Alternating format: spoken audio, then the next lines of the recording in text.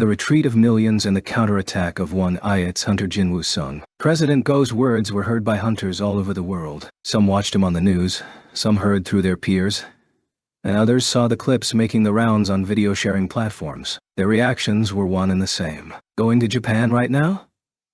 What in the world is he thinking?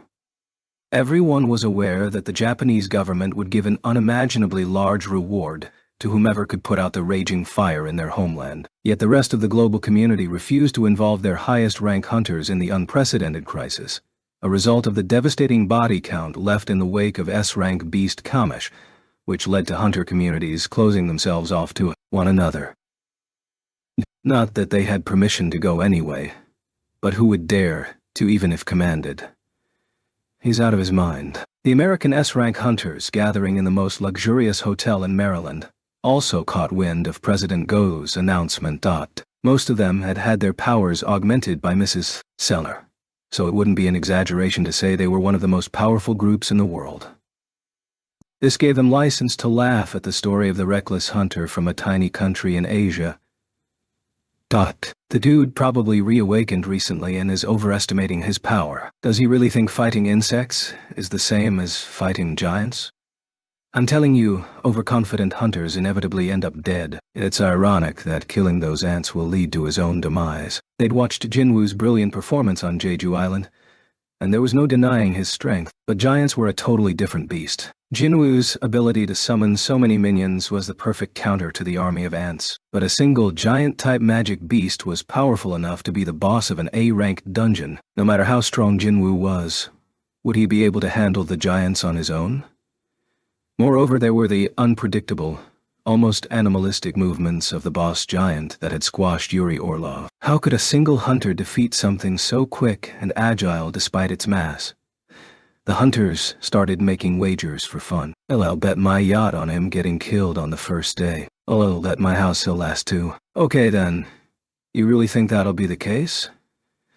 National-level hunter Thomas Andre, who had been quietly eating his meal in a corner, set his cutlery down on the table. Many powerful hunters had emerged following the subjugation of Kamish, but none of them exceeded those who had survived the greatest crisis in history. Everyone clammed up as Thomas smirked. I'll bet the Scavenger Guild headquarters that he survives. His eyes scanned the betting hunters from behind a pair of sunglasses before he took his leave of the dining hall. An uncomfortable silence fell on the room behind him. One of the hunters frowned and broke the silence. That guy sure knows how to kill the mood. Are you surprised? He's always like this. Never mind him. Yeah? Don't care how strong that Korean hunter is. There's no way he can stop a bunch of S-rank giants on his own. A hunter who had been quietly listening from the side spoke up. Hang on. I heard he's taking one more person with him. His colleagues nodded. They knew it. Even the craziest man wouldn't head into hell by himself. Which idiotic S-rank agreed to tag along? It's not an S-rank. The three hunters exchanged looks. He was bringing in a hunter lower than S-rank to deal with S-rank giants? Probably an A-rank healer? No. A D-rank tank named Jinho Yu. Rendered speechless, the trio's mouths snapped shut. Jinwoo Sung really had lost every single marble, huh?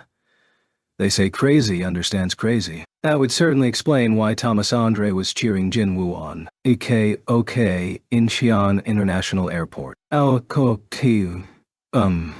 Excuse us. Please make way.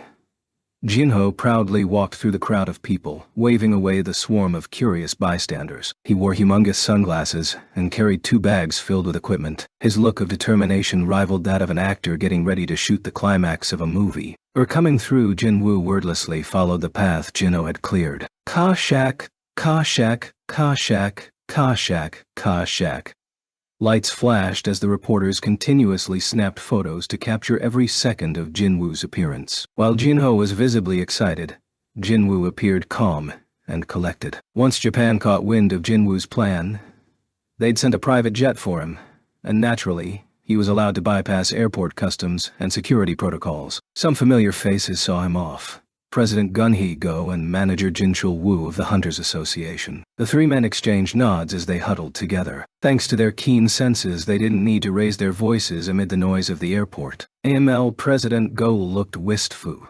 You. I must admit I'd still like to dissuade Jinwoo was the strongest hunter in Korean history. So President Go was wary of letting him run off willy-nilly. Not to jinx things, but what if something happened in Korea while Jinwoo was away?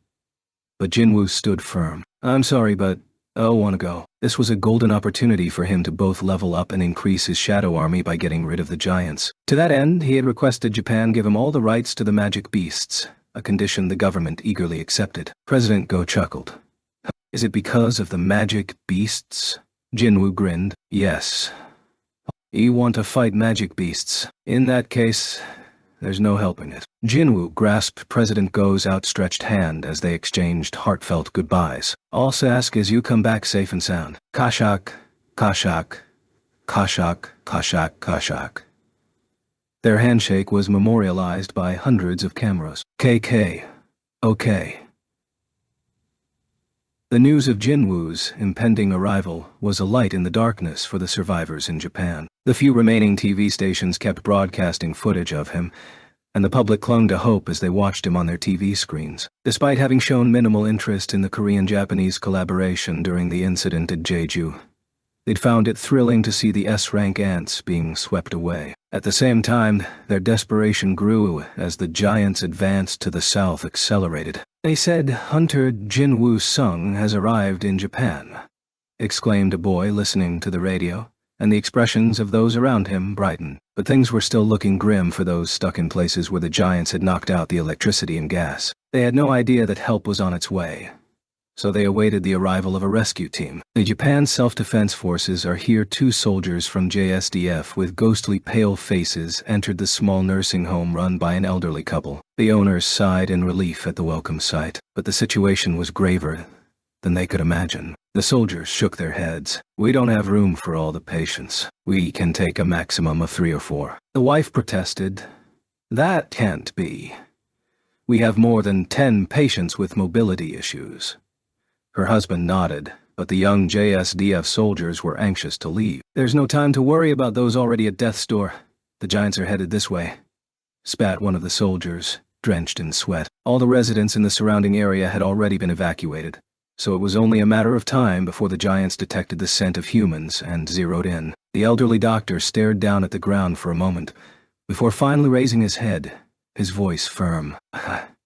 I cannot abandon my patients. My wife and Yo promised we would stay by their side to the end. The 2 young men glared at him, but left with no other choice. They picked up their communicator and spoke loudly to make sure the couple could hear every word. Look, the civilians here have refused to evacuate. We will retreat without them. The soldiers then ran out the door, and the couple soon heard the ignition of a car's engine. They patted each other on the back and let out long sighs. Suddenly, one of the soldiers rushed back inside, armed with a rifle. What are you doing? The elders clutched each other's hands. The soldier bellowed.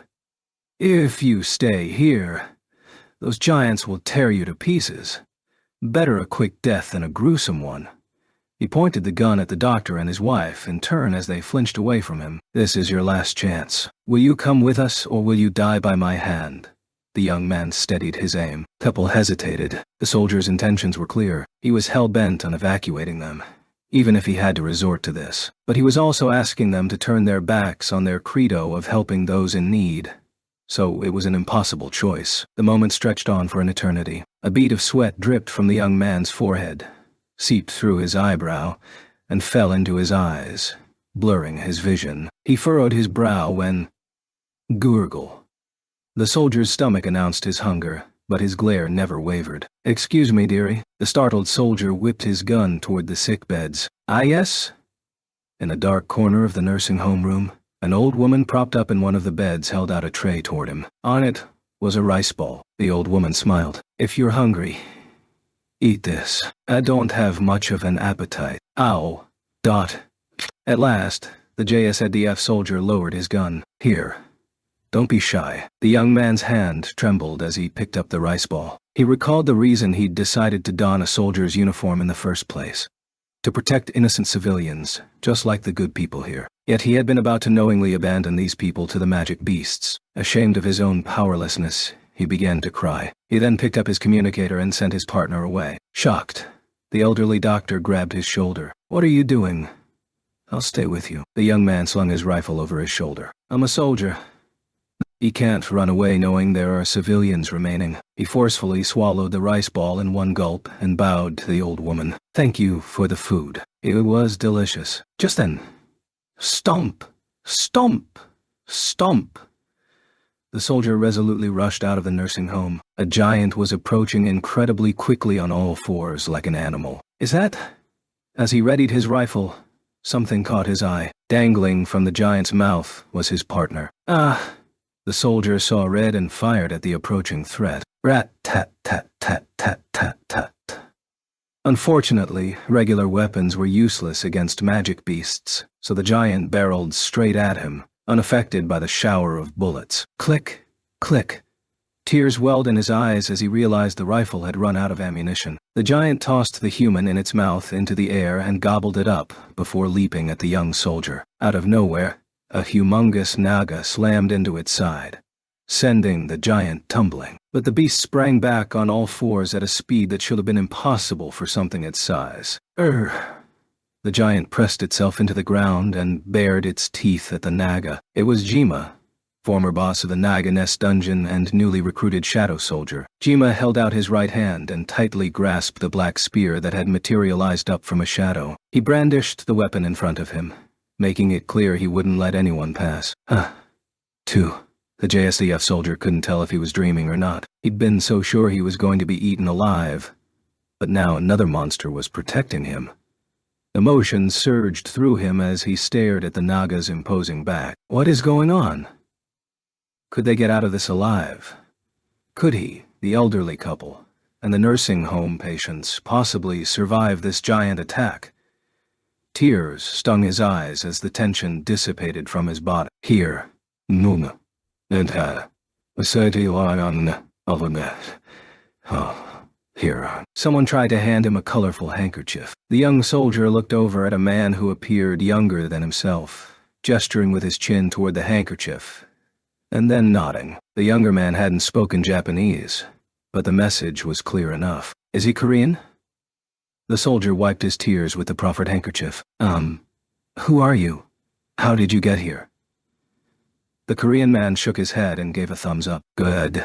Pardon? Very good. Thank you. As the soldier thanked the younger newcomer. For what exactly, he wasn't sure. He noticed another man who appeared to be his unexpected acquaintance's colleague, covered in blood. The Japanese soldier knew little about hunters, but even he could tell this new arrival was strong. It's too risky. Jinwoo had already finished scoping out the nursing home. He pointed over his shoulder and told his companion, I need to take this elsewhere. This is too close. Having already witnessed Jinwoo fight giants several times, Jino knew exactly what he was getting at. I'll wait for you here, boss. Got it. Jinwoo spotted the frightened young soldier and walked by, gently patted him on the shoulder as a sign that the kid had done well. The average person didn't have the balls to face a large magic beast on their own with only a rifle. Having raided many dungeons as a mere E rank, he knew how much courage it took. As the JSDF soldier gazed at Jinwoo's back, he couldn't help but softly let out. Oh, the weight and warmth of the hand on his shoulder. It felt like his touch had washed away the sheer terror from before and filled him with a huge sense of relief. It was at that moment he remembered the story of the two Korean men who were supposedly running around Japan killing the giants. One was the hunter who was said to have killed S-rank magic beasts almost single-handedly in the past. His name was Jinwoo Sung. Hunter Jinwoo Sung. There was no doubt. It had to be him. Ah, dump! The soldier's heart raced at the realization that he had met a living legend. He hurriedly turned to the other Korean man. Is that really him? The S-rank Korean hunter? Jinho nodded again. Good. Jinwoo approached the two entangled beasts with a frown. Ah! The giant was biting down hard on Jima's shoulder. Although the Naga had the added distraction of protecting the humans behind him, he was a former boss of an A-rank dungeon, and his strength far surpassed the average shadow soldier. That the giant was able to overwhelm him, despite not being the boss, demonstrated just how much of a threat the giants were. Jinwoo scowled at the sight of his soldier getting thrashed, and he bent at the knees, focusing power into his legs. Crick! Crack! The asphalt beneath his feet buckled. Boom! Jinwoo shot up toward the giant's face, but his target spotted his split-second approach. Jinwoo had an epiphany. They really are of a different caliber. Jinwoo's fist slammed into the giant's forehead. Dash! He didn't expect his punch to do much damage as he watched the giant pull its head back to minimize the impact. A towering frame and swift movements. No wonder regular hunters felt helpless against them. But Jinwoo wasn't some run-of-the-mill hunter. He summoned a demon monarch's dagger in midair and held out his empty hand toward the giant's face. Ruler's authority! An invisible hand seemed to forcefully pull the magic beast's face forward, quickly closing the gap. Ruh? The giant panicked, not having expected its opponent to counter while airborne like this, and struggled to break free, but it was all in vain. Once in front of his target, Jinwoo activated a skill. Mutilation! Jinwoo slashed at the giant's face so quickly he left afterimages. Food.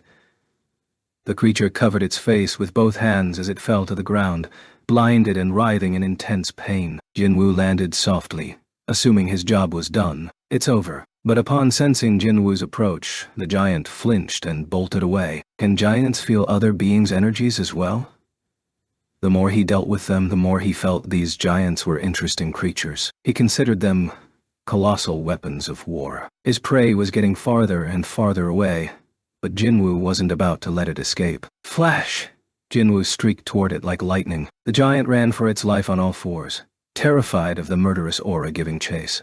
But the distance between it and the hunter shrank. Belatedly realizing it couldn't lose him, it hastily screeched to a halt and turned to tackle Jinwoo straight on, but only to reappear right behind it. Though blind, the giant reflexively turned to look back, making things easier for Jinwoo. The hunter had leaped straight into the air and now drove in his weapon at full force. Sheeing! The demon monarch's dagger contained so much magic power from the black heart that it split the giant's head in half. Shunk! Goo! The creature couldn't even get out one last stream before it toppled backward like a felled tree. What?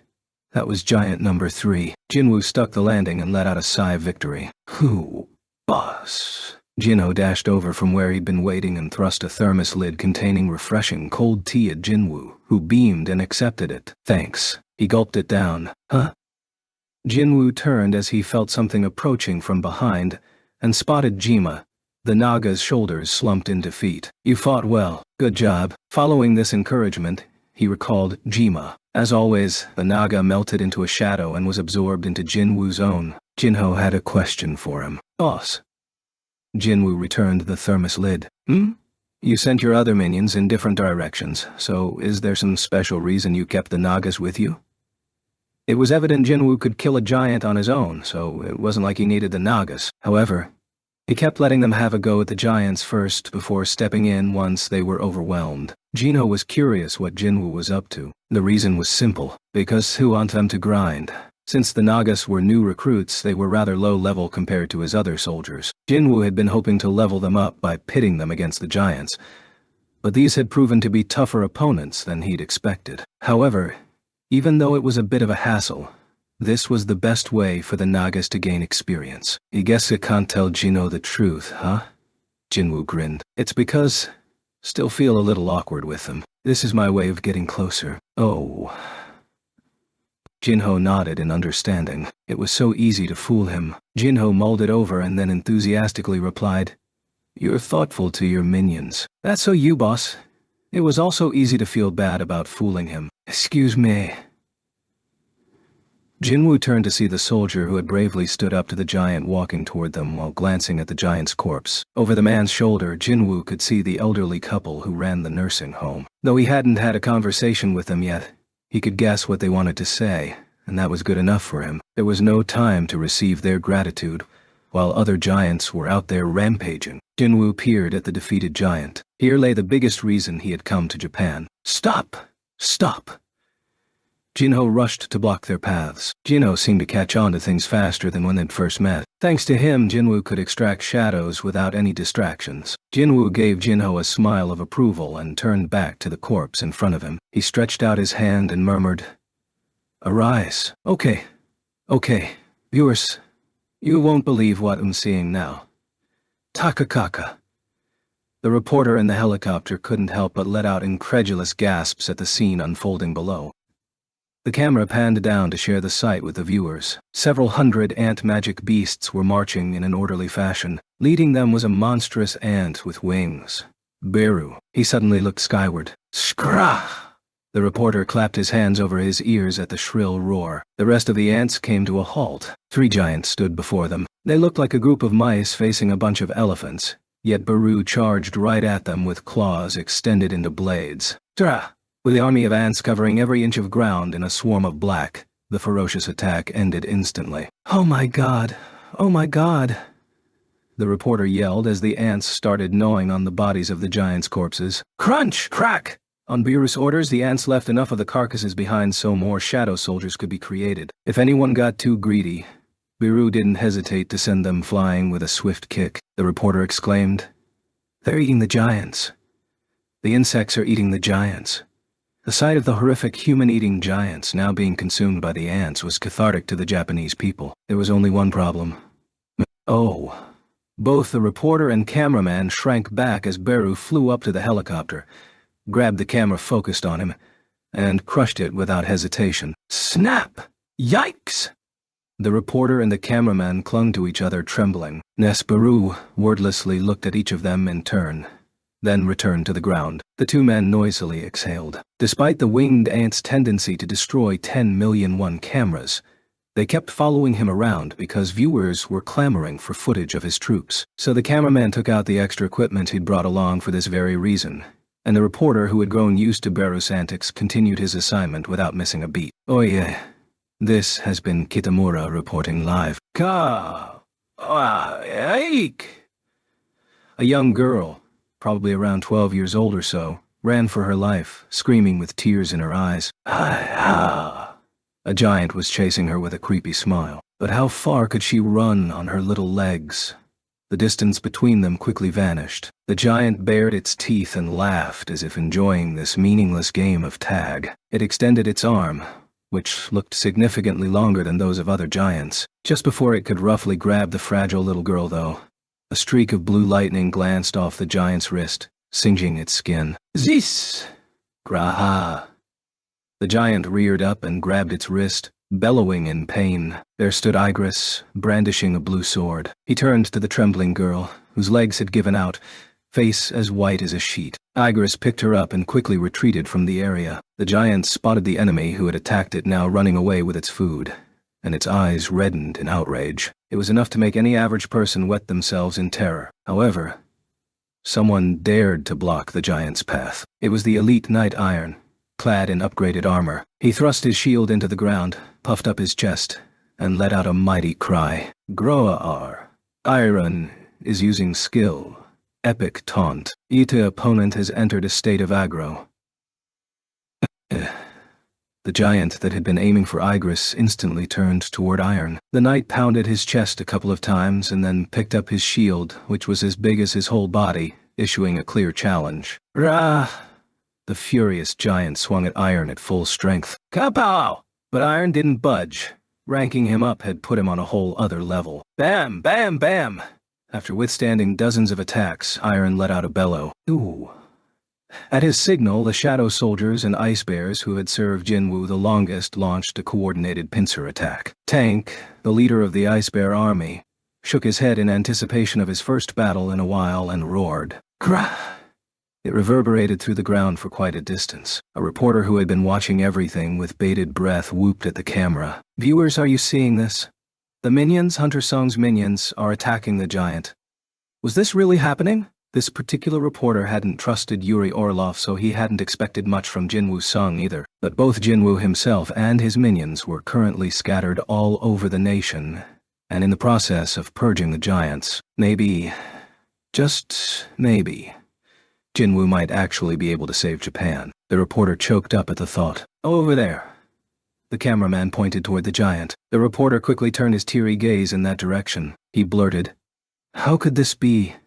The giant was already teetering as lightning from Igris's sword struck it again and again. It was such a beautiful sight that everyone witnessing it was rendered speechless. The Hunters Association of Japan headquarters were located at the center of Tokyo, which could be considered the heart of the country. At least, it used to be before the giants had come pouring out of the gate. After his life had been saved by the sacrifices of various hunters and military soldiers during the S-rank gate dungeon break in Shinjuku, President Shigeo Matsumoto had moved the association headquarters to Osaka. While it wasn't the southernmost city, President Matsumoto had decided that all hope would be lost for Japan if they weren't able to defend Osaka and its 26 million civilians. It was their last line of defense, their Maginot Line, so to speak. Upon hearing that the giants had reached the nearby city of Nagoya, Matsumoto had fallen into despair. Japan was at death's door. Plus, it was futile to plead to the international community for help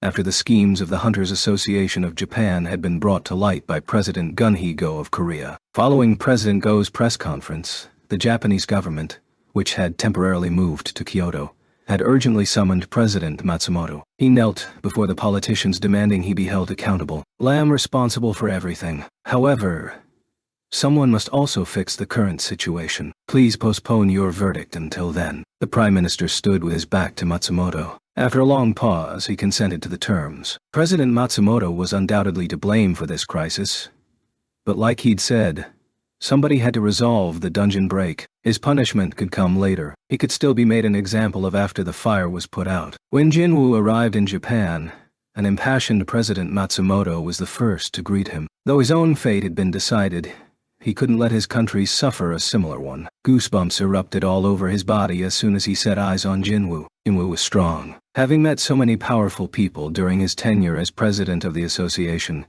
he could tell immediately. And although he'd been in the presence of countless strong hunters, very few had made the hair on the back of his neck stand up like this. In fact, this was a first. Had he met Jinwoo prior to the Jeju Island raid, he would have cancelled the plan to betray the Korean hunters. Ryuji Goto's assessment of him had been correct. The man before him had a threatening presence. However, his opponents were giant-type magic beasts that had escaped from the S-rank gate. There was no way Jinwoo was strong enough to deal with them on his own. He pleaded, "Please focus on defending Osaka." He needed Jinwoo to buy him some time for the association to negotiate with the United States or Russia. However, the hunter's reply shattered his plans. "No, thank you." Jinwoo rejected the request. President Matsumoto and the other representatives fell into a panic. Had Jinwoo changed his mind after coming all this way? President Matsumoto cautiously asked. "Then what are you planning to do?" In lieu of an answer, Jinwoo divided his minions into 3 groups and mobilized them in different directions before heading off on his own course. The sheer number of minions was mind-blowing, but President Matsumoto swallowed hard for another reason. Is he really planning to confront giants by himself? Was Jinwoo going to attempt something all the other hunters in the world had claimed was impossible? President Matsumoto was left with questions, but no answers. All he could do was leave the fate of the country to Providence and wait. President Matsumoto returned to the Hunters Association headquarters to assess the current situation. His question was answered sooner than he expected. "The city of Nagoya has been retaken." "What?" The president sprang up from his chair. Barely any time had passed, so how could Hunter Sung already have defeated one of the giants? And the reports kept pouring in. "A giant's corpse has been discovered in the city of Nakatsugawa. The city of Shizuoka has been recovered. Takayama and Nagano as well." Jinwoo and his minions were advancing toward Tokyo at an astounding rate. Chills ran up President Matsumoto's spine as the Korean hunter turned the impossible into reality. He could not calm his pounding heart until finally, Kofu. Hunter Sung has arrived in the city of Kofu. President Matsumoto plopped down in his chair at the news that Jinwoo and his minions had reached Kofu, a city a mere 130 kilometers from Tokyo. "Sir." President Matsumoto. He couldn't find the strength to stand on his shaking legs. Hunter Sung really had been planning to kill the giants by himself. A thought occurred to him. Hunter Sung is doing what Don had planned to do to Korea.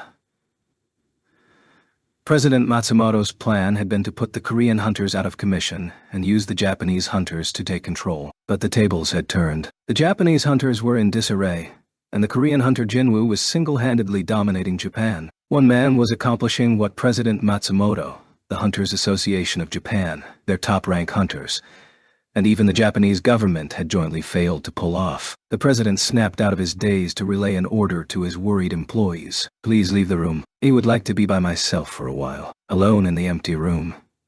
He hung his head. He had never before experienced this feeling of profound loss that now overwhelmed him. President Matsumoto had been utterly, completely defeated. However, his mind settled after some brief reflection, and his heart filled with endless gratitude. Quietly, he shed a few tears. That day, Jinwoo and his minions headed east from Osaka, defeating all the giants they encountered, and finally arrived in Tokyo. KKOK Food. 2 dead giants fell to the ground. You have leveled up. Jinwoo pumped his fist. He couldn't remember the last time he had leveled up this easily. He clenched his fists. He was heading in a straight line from Osaka to Tokyo, the origin of the dungeon break, and so far, he'd killed 13 giants and leveled up 6 times. Since 1 giant was equal to a boss of any other dungeon, Jinwoo received a huge amount of experience points from every kill. Not to mention, his soldiers were busy killing giants as well, which also contributed to his total. He couldn't help but pump his fist with each notification. And speaking of, you have leveled up. There it is.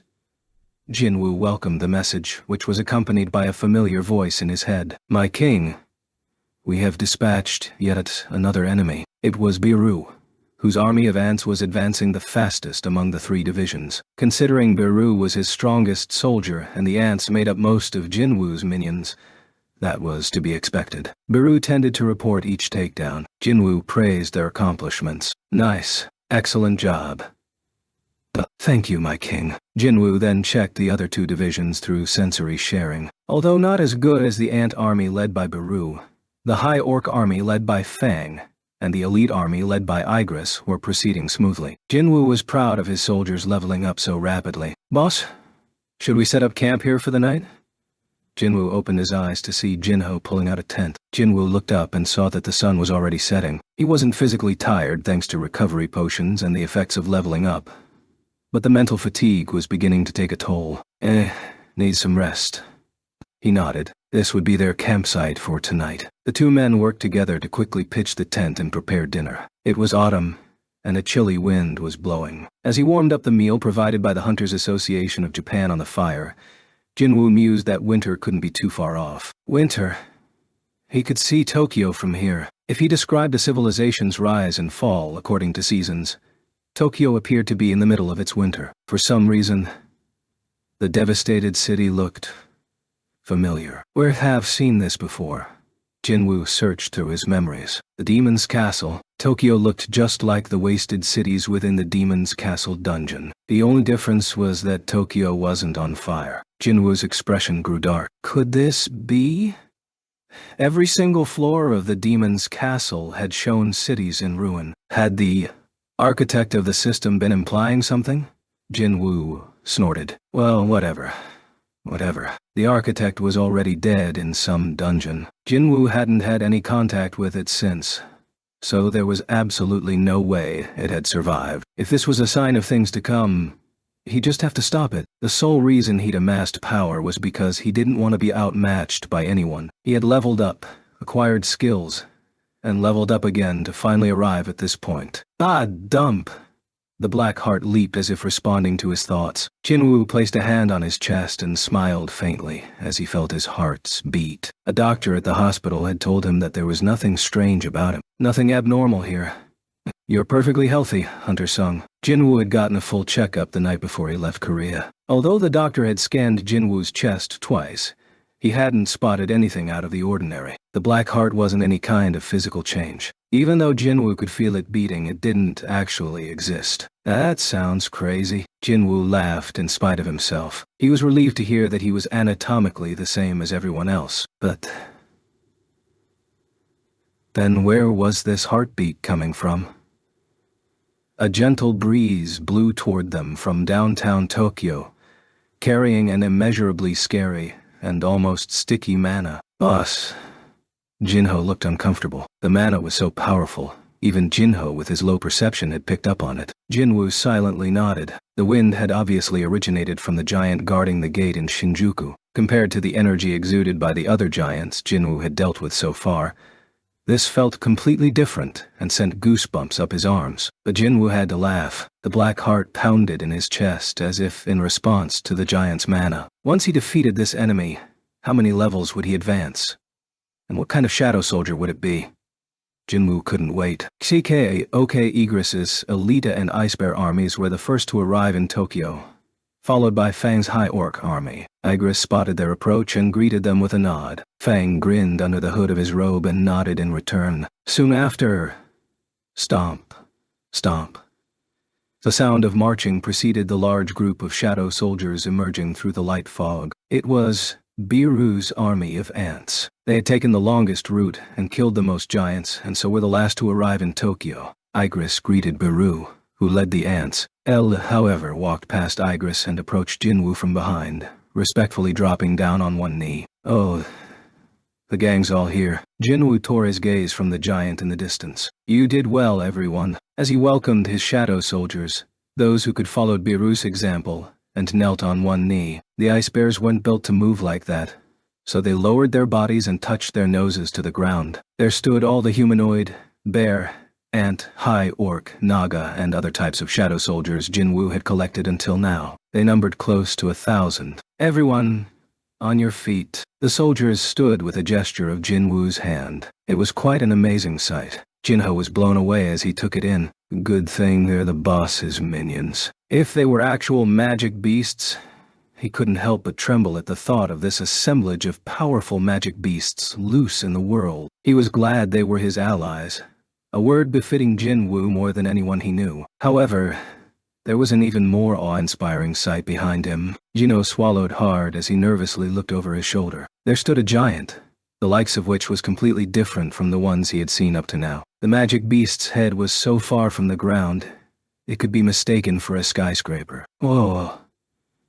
Jinho couldn't help but gasp. There was a huge difference between seeing it in a video versus in real life. His mouth hung open in shock. Jinwoo patted the top of Jinho's head with a laugh. Careful, your jaw's about to fall off. Boss. Jinho snapped out of it and scratched the back of his head in embarrassment. Jinwoo inspected the giant. How could such a thing exist? It was an impossibly big creature. Jinwoo felt an urge to flee as quickly as possible, because of the terrifying energy emanating from it. He was getting an ominous feeling about this. There were usually two ways to shake this kind of foreboding: run away and hide from the source, or eliminate it. His choice had been made from the moment he'd left Korea. No, from the moment he'd reawakened. Ba-dump, ba-dump. He briefly closed his eyes and enjoyed the sound of his heartbeat, then addressed Jinho. Stay far. Roger that. Jinho resolutely nodded and hurried away, past the ranks of the shadow soldiers. Okay then. Jinwoo waited until Jinho was far enough before summoning the newest members of his family. Come forth. Though not as big as the boss giant, the shadow soldiers that emerged were still hulking figures. Jinwoo named them No-Ba, 1 through 13 in order of extraction. With them comprising the front line, his army seemed all the more infallible. That should do it. His preparations complete, Jinwoo raised his hand high toward the sky, and the shadow soldiers prepared to attack. My soldiers. His minions were either clad in black armor or covered in black smoke. Jinwoo looked at each in turn, then faced the giant in the distance. It gazed down at him indifferently, as if disinterested in anyone not within swatting distance. Definitely don't like this. Jinwoo didn't appreciate being looked down upon. A feral grin spread across his face, and he pointed his hand toward the giant. Advance! Baru flung his head back and screeched. Skra-ah! The army charged forward as one. Rumble! The ground shook with the sound of rolling thunder, and dust flew into the air. Finally, Jinwoo's soldiers entered the giant's domain. As soon as they did, the space around them changed. What the... Jinwoo couldn't help but yell. The giant vanished for a split second, and upon its reappearance, half of Jinwoo's soldiers had been eliminated. Sliding? The giant had slid across the space with his legs outstretched in an incredibly destructive move. He had halved the single mass of soldiers, but they wouldn't let the giant off that easily. The enlarged Fang got right in its face before the dust had settled. Fang inhaled deeply and spat out a pillar of fire. Phoom! This would have melted any magic beasts vulnerable to flame, but the giant managed to block the fiery blast with the palm of his hand. Jinwoo could feel Fang's shock. The giant grabbed a soldier by the ankle. Ordinarily the size of a building, the minion looked like a child in the giant's grip. It threw the soldier at Fang before he could attack again, sending the two crashing hard into each other. Jinwoo's eyes narrowed as Fang vanished in a puff of black smoke. 1,000 versus 1 battle between Jinwoo's army and the giant had officially begun, but it was more aptly described as a one-sided display of violence. Ki-yay! The soldiers were getting pummeled by the giant. With each move of its fists, palms, elbows, knees, heels, and feet, it wiped out dozens of soldiers. Bam! Bam! Bam! The giant moved faster than the most agile hunter ever could. Scrah! Upon seeing the giant crushing ants underfoot, Baru started dashing toward it, only to be stopped by Jinwoo. Not yet. Baru took a step back. He and Igris flanked Jinwoo, awaiting his command, but it was obvious that both were itching to join the fray. It's not time yet. Jinwoo pursed his lips. Despite the enormous boost from the Black Heart, his mana was rapidly consumed as his soldiers continuously regenerated. However, Jinwoo stood fast and calmly observed the giant. His plan was to try and figure out his opponent's weakness, using his immortal army as bait. Wham! The giant crushed shadow soldiers under its knee and pounded the ground with its fist. Boom! The streets shook like an earthquake, dissipating countless soldiers into black smoke. With the giant's perfect defense and vicious attacks, the battle was like something straight out of a nightmare. But it wasn't a complete loss. In the middle of the desolate metropolis, Jinwoo's eyes glinted as he concentrated. He knew it. The giant's hard skin was encased by a thin armor-like layer of mana that deflected any damage, so the giant was recklessly attacking without even trying to protect itself. However, there had been one instance where it acted in self-defense. When Fang had used Fire Dragon's breath, the giant had shielded its face with its hands. What if that wasn't a reflex? Kaizel! Jinwoo summoned the flying dragon. Kaizel burst out of Jinwoo's shadow and spread his large wings. Afwap! Kree!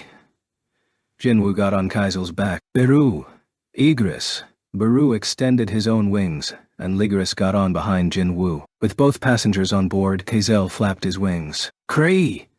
They rose into the air. Let's go.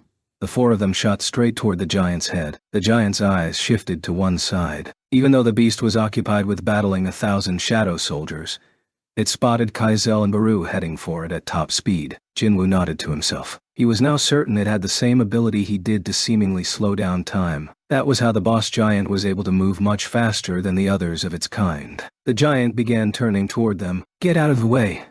Jinwoo and Elgris leaped off Kaizel's back just as the giant's fist struck. How? Jinwoo's eye twitched as Kaizel disintegrated. It wasn't fun watching his soldiers being destroyed, but the silver lining was that his target was now within reach. Igris attacked first. He swung the demon monarch's sword downward in midair. Zeet! Blue lightning streaked from the blade toward the giant's forehead. The beast tilted its head back to avoid the blast. Again, the magic beast dodged a second lightning strike to its face. Certain that the giant's weakness was its face, Jinwoo drew himself toward it using ruler's authority. Baru followed close behind. Demon monarch's daggers. Jinwoo tightly gripped the weapons that appeared in both hands, and Baru extended his claws. Together, they launched a joint attack. The ground soldiers finished regenerating and went after the giant's ankles. Kablam! Boom! Flames shot out of the hands of the mage soldiers and exploded on contact with their target. Lightning struck. Pillars of fire scorched. Soldiers bit and clawed at its body. Jinho intently watched the unbelievable battle unfold, not missing a beat. TL. Sati was rendered speechless. This was no longer a fight between a hunter and a magic beast. It was a battle of monster versus monster. A magic beast as tall as a skyscraper versus a hunter commanding 1,000 minions. It was hard to decide which was more monstrous. Jinho felt it was a waste that he was the only one around to witness the clash between these two titans. He tried to calm himself while keeping his attention glued to Jinwoo. Just then, Jinwoo's dagger stabbed the giant in the eye. Shh! The giant reeled, flailing its head in pain, but Jinwoo wouldn't let go. It's working. He held on tightly to the dagger lodged in the giant's eye and activated a skill. Mutilation! Shh-tush, tush, tush, tush. His other dagger shredded the giant's eyeball. The magic beast's torso writhed violently, but Jinwoo hung on. The hunter looked over his shoulder as he dangled from the giant's eye. "Biru, as you wish, sire." On command, Biru flew straight into the opening his master had created. With Jinwoo on the outside and Biru on the inside, the two began tearing the giant's face apart. The giant opened its mouth wide in a silent scream. Ants began attacking its immobile feet. Whump! The giant dropped to its knees as one of the tendons on its ankles was severed. Thud! The ground shook at the sudden dispersion of weight. Despite it all, Jinwoo and Biru continued their attack. Mutilation. Shkash, shkash, shkash, shkash, shkash.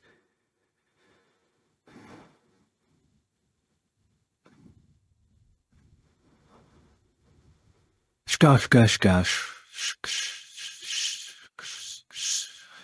Mutilation.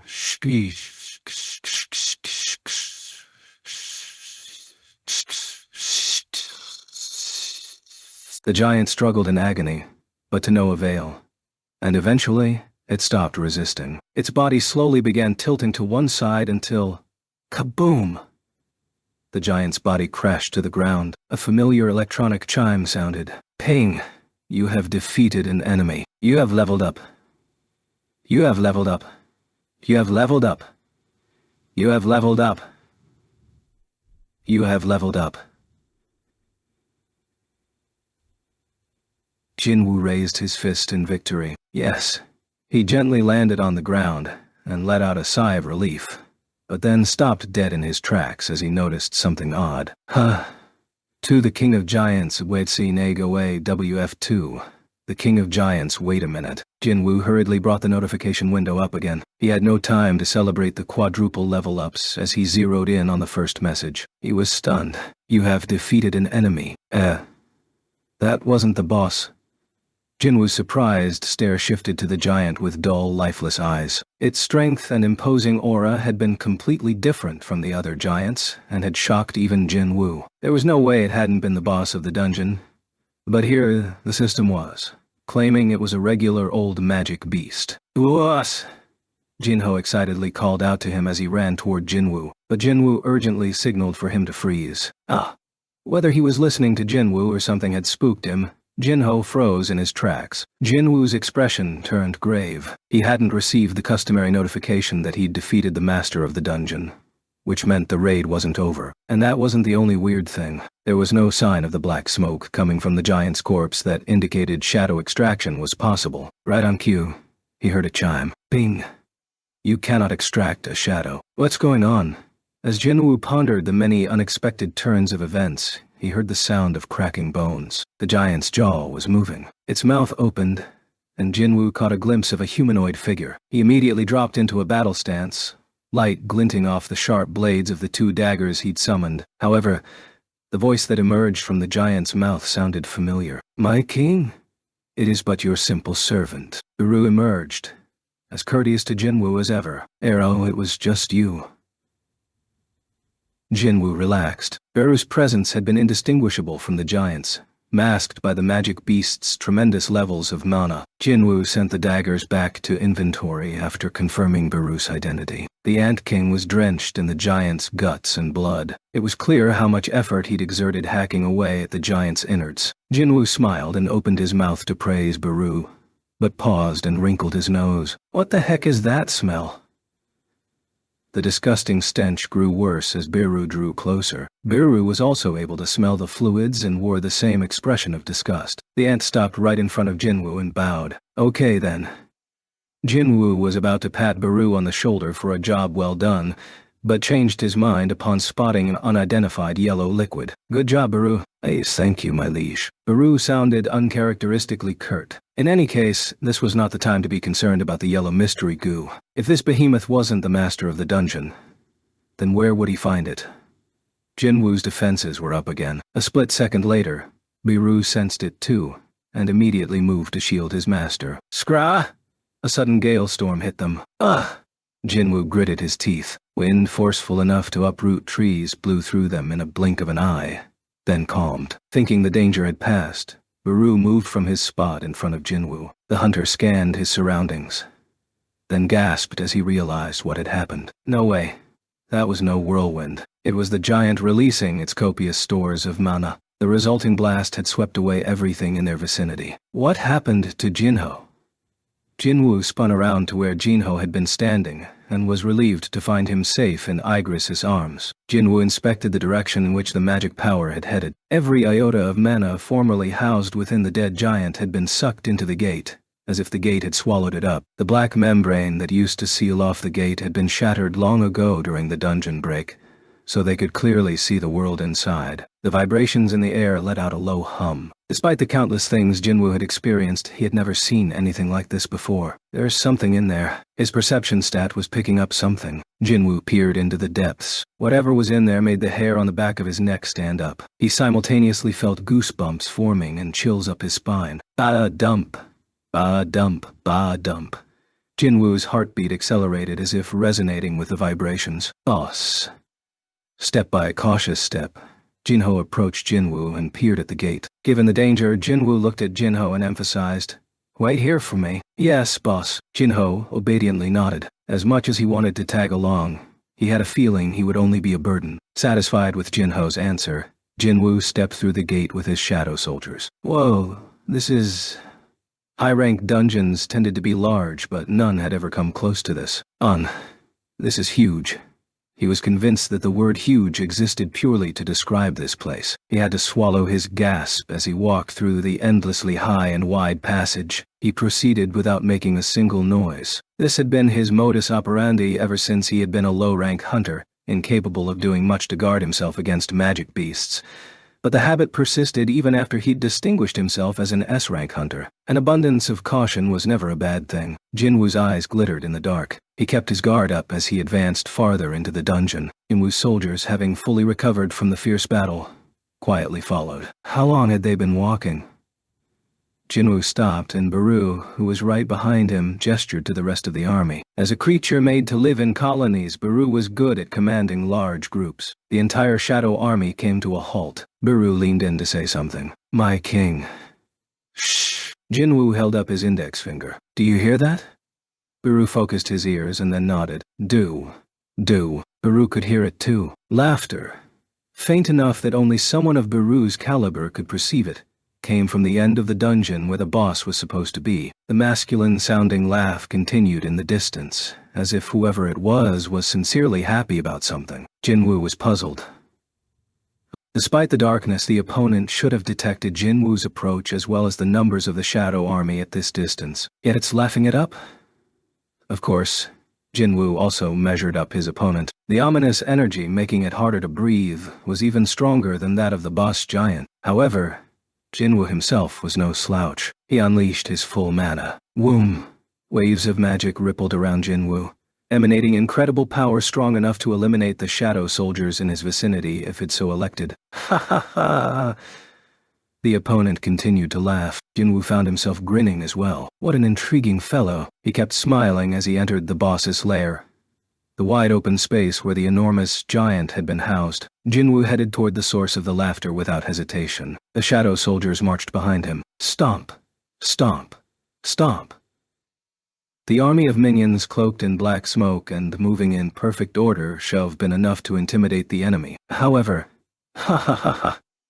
That wasn't the case for the man draped in chains from the neck down. He wasn't just bound by the black chains tethered to the wall of the dungeon. Some of them pierced the man's body. One had to wonder what heinous crime this wretched soul had committed to be punished so horribly. Jinwoo frowned, but the fellow beamed at him as if greeting a dear friend. "It's completely, utterly ridiculous.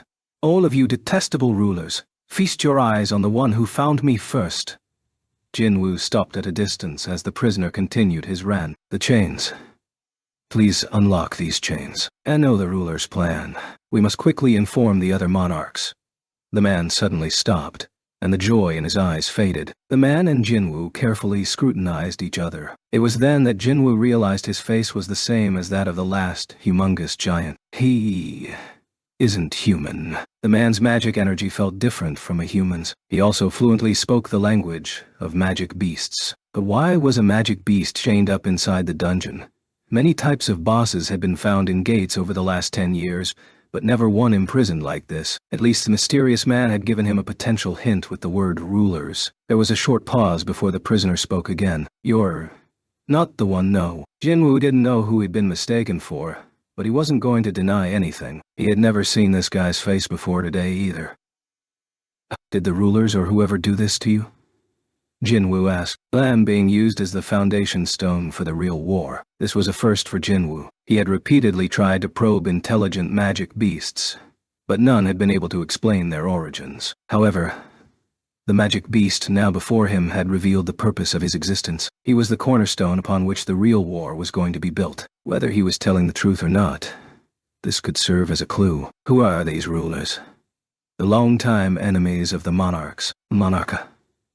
Jinwoo remembered something the angel statue had mentioned when cornered. Something about the other monarchs not sitting by and letting things happen. Wherever the other monarchs were, Jinwoo had a feeling one was currently in front of him. "So those rulers chained you up like this because—" "Yes," the man replied sorrowfully. "I'm one of the monarchs," he continued desperately. "It's likely both the monarchs and rulers are after you. You don't have enough power to deal with both sides as you are. You'll need more influence." Jinwoo had a hard time keeping up with him, but one word caught his attention. "Influence?" The man nodded. "Release me, and I shall help you." Jinwoo couldn't believe what he was hearing. Who was helping whom now? A magic beast wanted to help a human. Jinwoo was so taken aback he couldn't stop himself from asking, "Why should I believe you?" The man was resolute. "I will make you believe me." He chanted a spell, his lips moving like a recording sped up 100 times. As he did, the dormant magic power within the lair began swirling around him, and Jinwoo instantly summoned his daggers in reply. Had there been any hostility behind the magic, Jinwoo would have stuck a dagger straight in the man's forehead, but he remained patient. The amount of mana the prisoner was manipulating was extremely small compared to what either he or Jinwoo wielded, and the hunter sensed no hostility. Jinwoo waited, prepared to use dagger barrage if necessary. The tension in the air pricked his skin like a needle. Finally, the man finished chanting in the strange language, and a chime signaled an incoming notification. "Reja, the king of giants and monarch of the beginning, has activated the Oath of Sincerity. Negotiation. Once the Oath of Sincerity, negotiation, is accepted, both the caster and the recipient cannot lie. Would you like to accept the Oath of Sincerity? Negotiation." Again, Jinwoo's eyes were drawn to the man's title. The King of Giants. Jinwoo recalled all the giants he had felled. That also explained why the one guarding the gate had worn the same face. The man wordlessly awaited Jinwoo's decision. What should do? Jinwoo stared at the blinking yes and no buttons as he debated. Considering he had received a message from the system about it, this would affect him for sure. But it was clear which of them would be at a greater disadvantage. It's definitely his loss. Jinwoo had the upper hand. As cold-hearted as it sounded, he could always just kill the guy if he asked a question Jinwoo couldn't answer. Besides, it was his idea to begin with, and Jinwoo wasn't a newbie who would feel guilty killing a magic beast. Yes. Ping.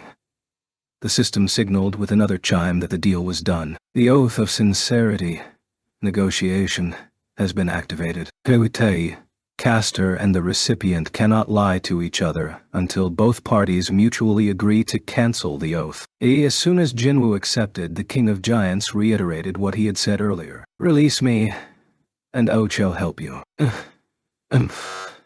Jinwoo was bewildered. It was as if his throat had been sealed. The King of Giants burst into laughter. "Yes, that is the Oath of Sincerity. You really had been affected. Jinwoo had been testing it by trying to say, 'Trust you completely. I'll unchain you right away.' The Oath of Sincerity, huh?" His heart raced after experiencing it firsthand. He couldn't trust the monarch completely yet, since there was still the method of withholding information. Rather, Jinwoo was more cautious than before the oath had been struck. Why can you talk freely but not other magic beasts? Magic beasts? Creatures that emerge from gates. Oh, you mean denizens of chaos? The King of Giants laughed derisively. "Let me ask you in return. Why do you think the denizens of chaos and the monarchs who rule them are one and the same?" He wore a solemn expression befitting a king. "The denizens of chaos exiting from these gates are all defeated troops. They were captured by the armies of the rulers and broken after living in captivity for an eternity. But A king. Yeah, I'm different from them. I have been patiently waiting to escape the ruler's grasp.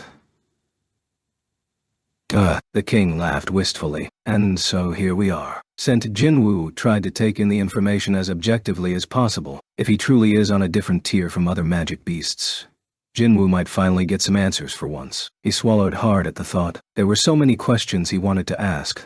But first, there was one thing Jinwoo needed to confirm. By any chance, the ruler's armies? Do they have wings and wear silver armor?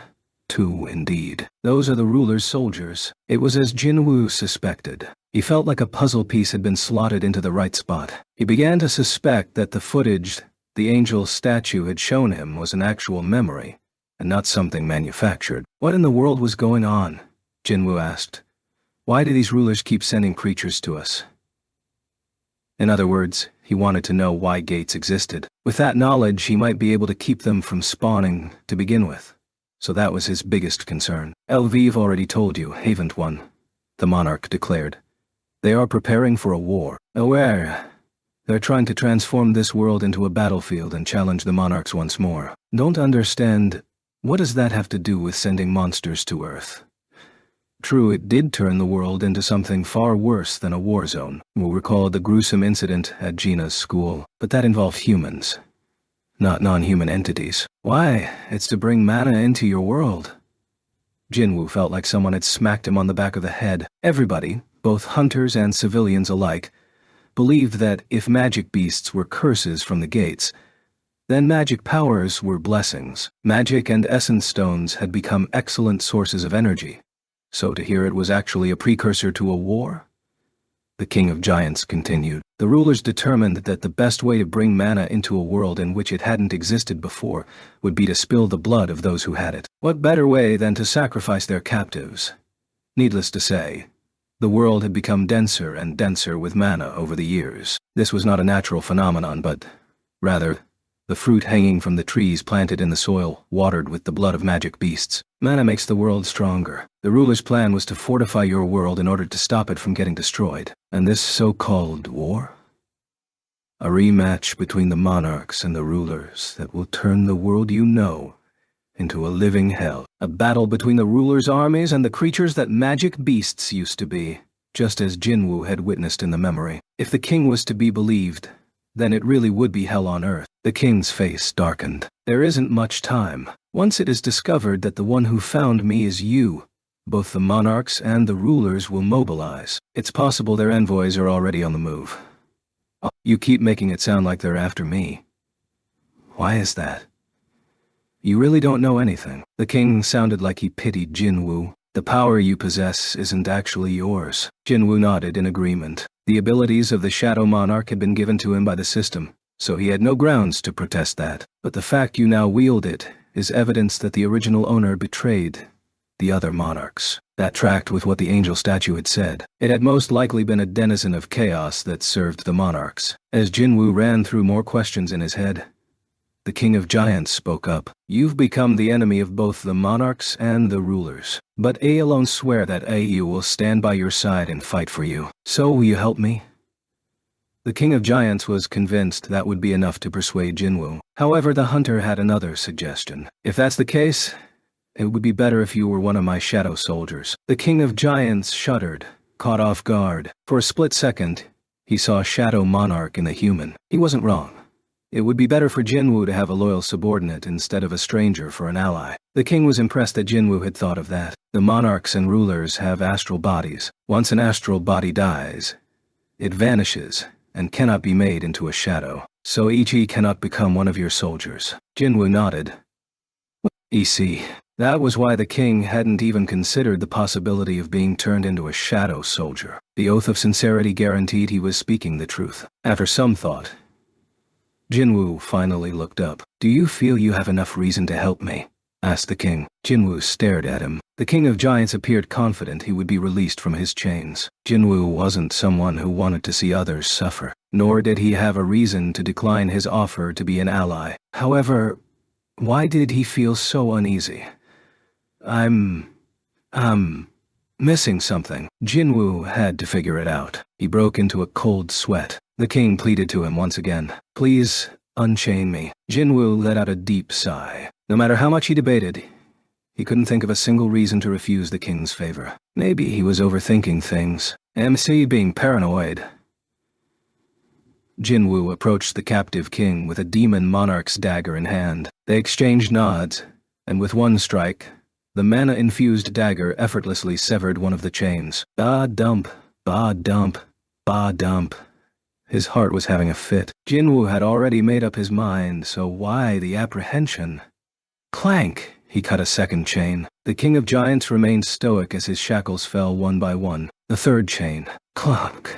Jinwoo leaned in to cut the chain rooted in the king's back. Bah! Dump. His heart sank. But why? What had he missed? Thoughts raced through his mind like a raging river crashing onto rocks. Jinwoo stopped working on the chains and looked at the king. You said you'd be on my side, right? Of course. If you help me, I'll help you. This is a legal and binding agreement between monarchs. Jinwoo had heard this response several times already, but there was one other thing he wanted to confirm. In that case, are you on the side of humans? Igs. The king was silent. The oath of sincerity prevented the king of giants from responding. Jinwoo looked at the back of the king's neck, and the black essence stone stuck there, cold and shiny. For as long as the essence stone was a part of him, the king would have to obey the rulers just like any other magic beasts, including their order to kill humans. Murderous intent flowed from the king as he aimed for Jinwoo's temple with his freed right hand, but the chains kept Jinwoo just out of reach. Jinwoo in turn ducked and plunged his dagger into the king's chest. Shunk! Despite being draped in chains, Jinwoo's dagger went in deep. The king of giants coughed out blood, but that wouldn't be good enough. It was too dangerous to let him live. This magic beast might become another curse to the planet. With that final decision, Jinwoo repeatedly stabbed the king in the chest while avoiding his attacks. Shunk, shunk, shunk, shunk. The king finally stopped moving after the sixth strike. It was over. Jinwoo retrieved his dagger. The king of giants looked him straight in the eyes and smiled. It's too bad, but it seems this is the end. Tick. Jinwoo took a step back and shook the blood from his dagger. The king continued. As the conflict between the citizens of your world and the denizens of chaos grows more intense, it will become more and more of a battlefield. Cough. The king coughed up blood again and smiled one last time. May all that you wish to protect burn to ashes. That won't happen. Jinwoo cut off the king's sentence, as well as his head. Shh! You have defeated the master of the dungeon. With his last breath, the king of giants released a tidal wave of magic power out into the human realm. The transformation of the world had begun. A few days prior to the king's death, a helicopter belonging to the Hunter Command Center landed on the grounds of a luxurious mansion. Takakaka. The owner of the mansion had been enjoying a late lunch, but he stopped cutting his steak. No one told me we were expecting visitors. I'll go see who it is, sir. His manservant bowed and hurried away. Upon spotting the two people who emerged from the helicopter, the owner frowned. Well, that's troubling. The housekeeper clearing the dishes raised an eyebrow at his words. The dignified gentleman sitting at the table was Christopher Chris Reed, one of the 5 greatest hunters in the world. He was a man better known as the national-level hunter than by his actual name. Who could possibly trouble him? His manservant rushed back into the room. Mr. Reed. No. Chris cut him off and quietly rose to welcome the middle-aged man who next entered the room. Long time no see, Mr. Connor. ... And Chris's gaze turned to the lady standing behind the assistant director. Mrs. Eller. ... It was already unusual for Michael Connor, the assistant director of the Hunter Command Center, to pay him a surprise visit, but things had to be dire for Mrs. Sellner to accompany him. The assistant director rubbed his chin as he anxiously looked around. I have something important to talk to you about. Could you please have everyone else leave the room? Chris's hunch had been spot on. Had the assistant director come alone, Chris would have punished him for disrupting his pleasant morning and made him wait a few hours before seeing him. However, he could not be rude to Mrs. Sellner. After a pregnant pause as Chris took a swig of wine, he gestured for his manservant to approach and murmured, Make sure no one comes near this room until they leave. Yes, sir. The manservant nodded and sent everyone, including the housekeeper, out of the room. He was the last to leave, bowing again and quietly closing the door at Chris's nod. Only Chris, Michael, and Mrs. Sellner remained in the spacious chamber. The master of the house scanned the two uninvited guests and smirked. Here, the second in command of the top organization in America, was the lowest person present. Chris was a national-level hunter, and Mrs. Sellner and her augmenting abilities were priceless. Oh my, where are my manners? Christopher couldn't let these honored guests stand. He quickly pulled out 2 chairs. Please, have a seat. Michael and Mrs. Sellner sat next to each other, and Chris took a seat across from them. So, the national-level hunter looked back and forth between them with a smile. What brings you two out here? Mrs. Sellner glanced at the assistant director, who nodded. Before she could speak, though, Chris raised his hand. Let me just say... His expression made his displeasure clear. If you've come here because of the S-rank gate on the East Coast, I'm not interested. His tone made it clear there was no room for argument. As you both know, the U.S. government has granted me national-level status. Therefore, I have the right to reject any of their requests, and I've already informed them of my decision not to participate in the raid. A national-level hunter wasn't just an ordinary citizen of a country. They were living nations unto themselves and treated as such, which meant civic duty wasn't in their vocabulary. Of course, they would cooperate when the occasion called for it.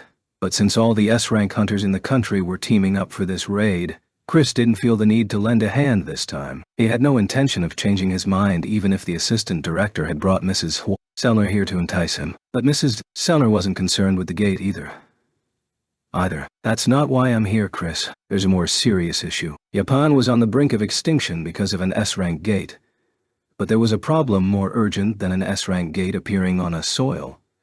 Chris leaned in. What is this so-called issue? She hesitated, then spoke with difficulty. Chris, someone is going to kill you in the near future. The room fell silent. No wonder the assistant director couldn't stop fidgeting and dabbing the sweat from his brow. Mrs. Sellner. Chris spoke in a low voice. I haven't forgotten the favor you did for me. Thanks to her ability, he had become much more powerful, surpassing a limit he never thought he could exceed. But that didn't mean she could look down on him. Exactly who would be murdering whom? Who would dare harm a national-level hunter? Cats don't pick fights with lions. Only another lion could kill a lion. But Chris was confident that a lion like him could beat other lions regardless. This was another reason why he didn't want to participate in the raid. Why would a lion join a bunch of cats? Only a second-class lion like Thomas Andre would bother with such trivialities. Although she could see the anger rising in Chris, Mrs. Sellner continued her explanation. I had a dream about you not too long ago. A dream. Yes, she nodded. Chris was dumbfounded. In the dream, you were surrounded by some men, and... Mrs. Sellner. Chris couldn't stand it anymore. Did you really come all the way here to bother me with nonsense? It's not nonsense. I'm aware of what kind of work you did before you awakened. Some individuals believe that Mrs. Sellner's unique power came from her being a psychic. But in Chris's opinion, her previous employment was no excuse for this drivel. His face contorted. I'm a national-level hunter. No one can kill me. But in the dream... That damn dream... Chris sighed deeply and nodded. Fine. Let's assume to believe what you're saying, and there are enemies out there who can kill me. Now what? Who should ask for help if this is all true? Should he call the police or ask a hunter command center for protection against an enemy who could potentially eliminate a national-level hunter? Ridiculous, Chris sneered. Ultimately, there's nothing you can do, is there? After some thought, Mrs. Sellner replied. There may be one person who can help you. And who would that be? Hunter Jinwoo Sung. He may be able to protect you. Jinwoo Sung. Chris had been ready to reject any suggestions, but the familiar name gave him pause. Where had he heard it before? It had been recently. Is it that... Chris frowned. Do you mean that Asian hunter who went to handle the dungeon break in Japan? Yes, that's Hunter Jinwoo Sung. Mrs. Sellner had seen the nearly unlimited power dormant within Hunter Sung. A power that might even surpass that of the national-level hunters. She was sharing all this with Chris because she was sincerely worried about him. But the proud hunter took it as an insult. Damn! He inadvertently slammed his fist down on the table, causing it to sink into the floor. "Leave, Selner! Now!" He sprang to his feet and jabbed his finger at the door. Wait, Dottie. I need to tell." Michael tried to assuage Chris' fury but balked. "We should go." Michael escorted out a reluctant Mrs. Selner. Shut. The waiting manservant ran in after seeing the broken table. "What happened, Mr. Reed?" "Oh, nothing." The master of the house shook his head. Things would have ended very differently had the other party not been mirrors. Selner, the woman to whom he owed a huge debt. He took a deep breath to calm himself. "Me? Ask some no-name Asian hunter for help? How dare she look down on Christopher Reed?" Chris turned to address his startled manservant, who quickly regained his composure. "Is there something you need, sir?" "That hunter, Jinwoo Sung. When did they say he's going to start the raid?" The news about Japan had made headlines all over the world, including in the US. Jinwoo's name had become as synonymous with the dungeon break in Japan as the giants running rampant. The manservant looked at his watch and calculated the time difference. "I believe he is set to arrive in Japan in an hour." "An hour?" Chris consoled himself with the thought that he at least had something to amuse himself with as he glared at the helicopter carrying Michael and Mrs. Selner away. Okay, you have defeated the master of the dungeon." Wood. Duh. The king of giants lost his head. Jinwoo jumped back to avoid the blood gushing from his neck. "Ping!" Jinwoo assumed it was the usual notification from the system, but the contents turned out to be rather unusual. "You have defeated one of the 9 monarchs. Regia, monarch of the beginning. Your experience points are being calculated. This may take a moment given the large amount of experience points received." What? This had never happened before, but there was no need to worry. Ping! Ping! Ping! Ping! The electronic chime rang non-stop as a slew of system notifications appeared. "You have leveled up! You have leveled up! You have leveled up! You have leveled up! And you have leveled up! You have leveled up!" And Jinwoo's eyes shot open at the grand total of 8 messages. Stat window. A level 122. Whoa. Jinwoo gasped at his new level. He had reached level 100 after defeating the ants, but it had taken the longest time for him to level up again afterward, probably due to the difference in strength between him and the magic beasts. He had barely reached level 103 after receiving permission by some of the guilds to clear a few high-ranked dungeons. But thanks to the giants and their kind, he now surpassed level 120. Awesome. Jinwoo nodded. Killing the king had been the correct decision. It was no coincidence that his level had gone up by 8. Despite being restrained by special chains, the monarch still had enough mana to steal the hunter's breath away. Jinwoo shuddered to think of such a creature loose in the world. Good thing he'd realized the beast's true colors before then. The king's corpse suddenly cracked like dry earth, turned to sand, and disintegrated into dust. Jinwoo recalled his explanation. Once an astral body dies, it vanishes, and cannot be made into a shadow. So, cannot become one of your soldiers. Jinwoo had witnessed the death of an astral body for the first time. The king had been telling the truth. No black smoke or message regarding shadow extraction emerged from the sand. Jinwoo dug out the black essence stone and dusted it off. It sucks that I can't make a new shadow soldier, but at least get to take this. His face was reflected in the clear mirror-like surface of the essence stone. As he stared at it, the powerful energy stored inside made his fingers tingle. So, the rulers are the ones who keep sending these here. Curiously, whenever he had heard the word rulers, a certain scene of 4 angels descending from the heavens would play in his head. Even though it wasn't real, the sight of them still gave him chills, and it felt like his heart dropped into his stomach. Maybe those guys were the rulers. Jinwoo wouldn't be able to stand against those creatures if they turned up now. He clenched the essence stone in his hand. He need to get even stronger. In that sense, Jinwoo was lucky enough to have acquired the power of the Shadow Monarch. He had unimaginable power, and the potential to gain more. He wondered what would have happened if he'd been deemed unworthy due to a lack of points during the job change quest. Jinwoo quietly spoke to the status window open before him. Hey, say something already. There was no response. Having a conversation with the system was definitely on his bucket list. Jinwoo stood and his foot hit something as he turned. Clink. Noing. Huh? He looked down to see the chains that had bound the king of giants.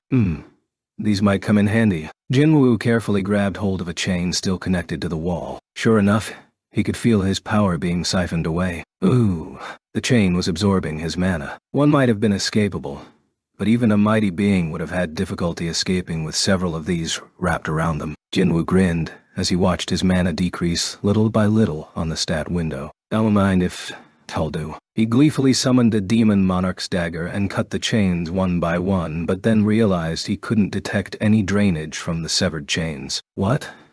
The same thing was happening to all of them. What's going on? Jinwoo looked at the wall, then grabbed a chain connected to it again, confirming that it was siphoning mana as intended. He had an idea what was happening. So it's like that, huh?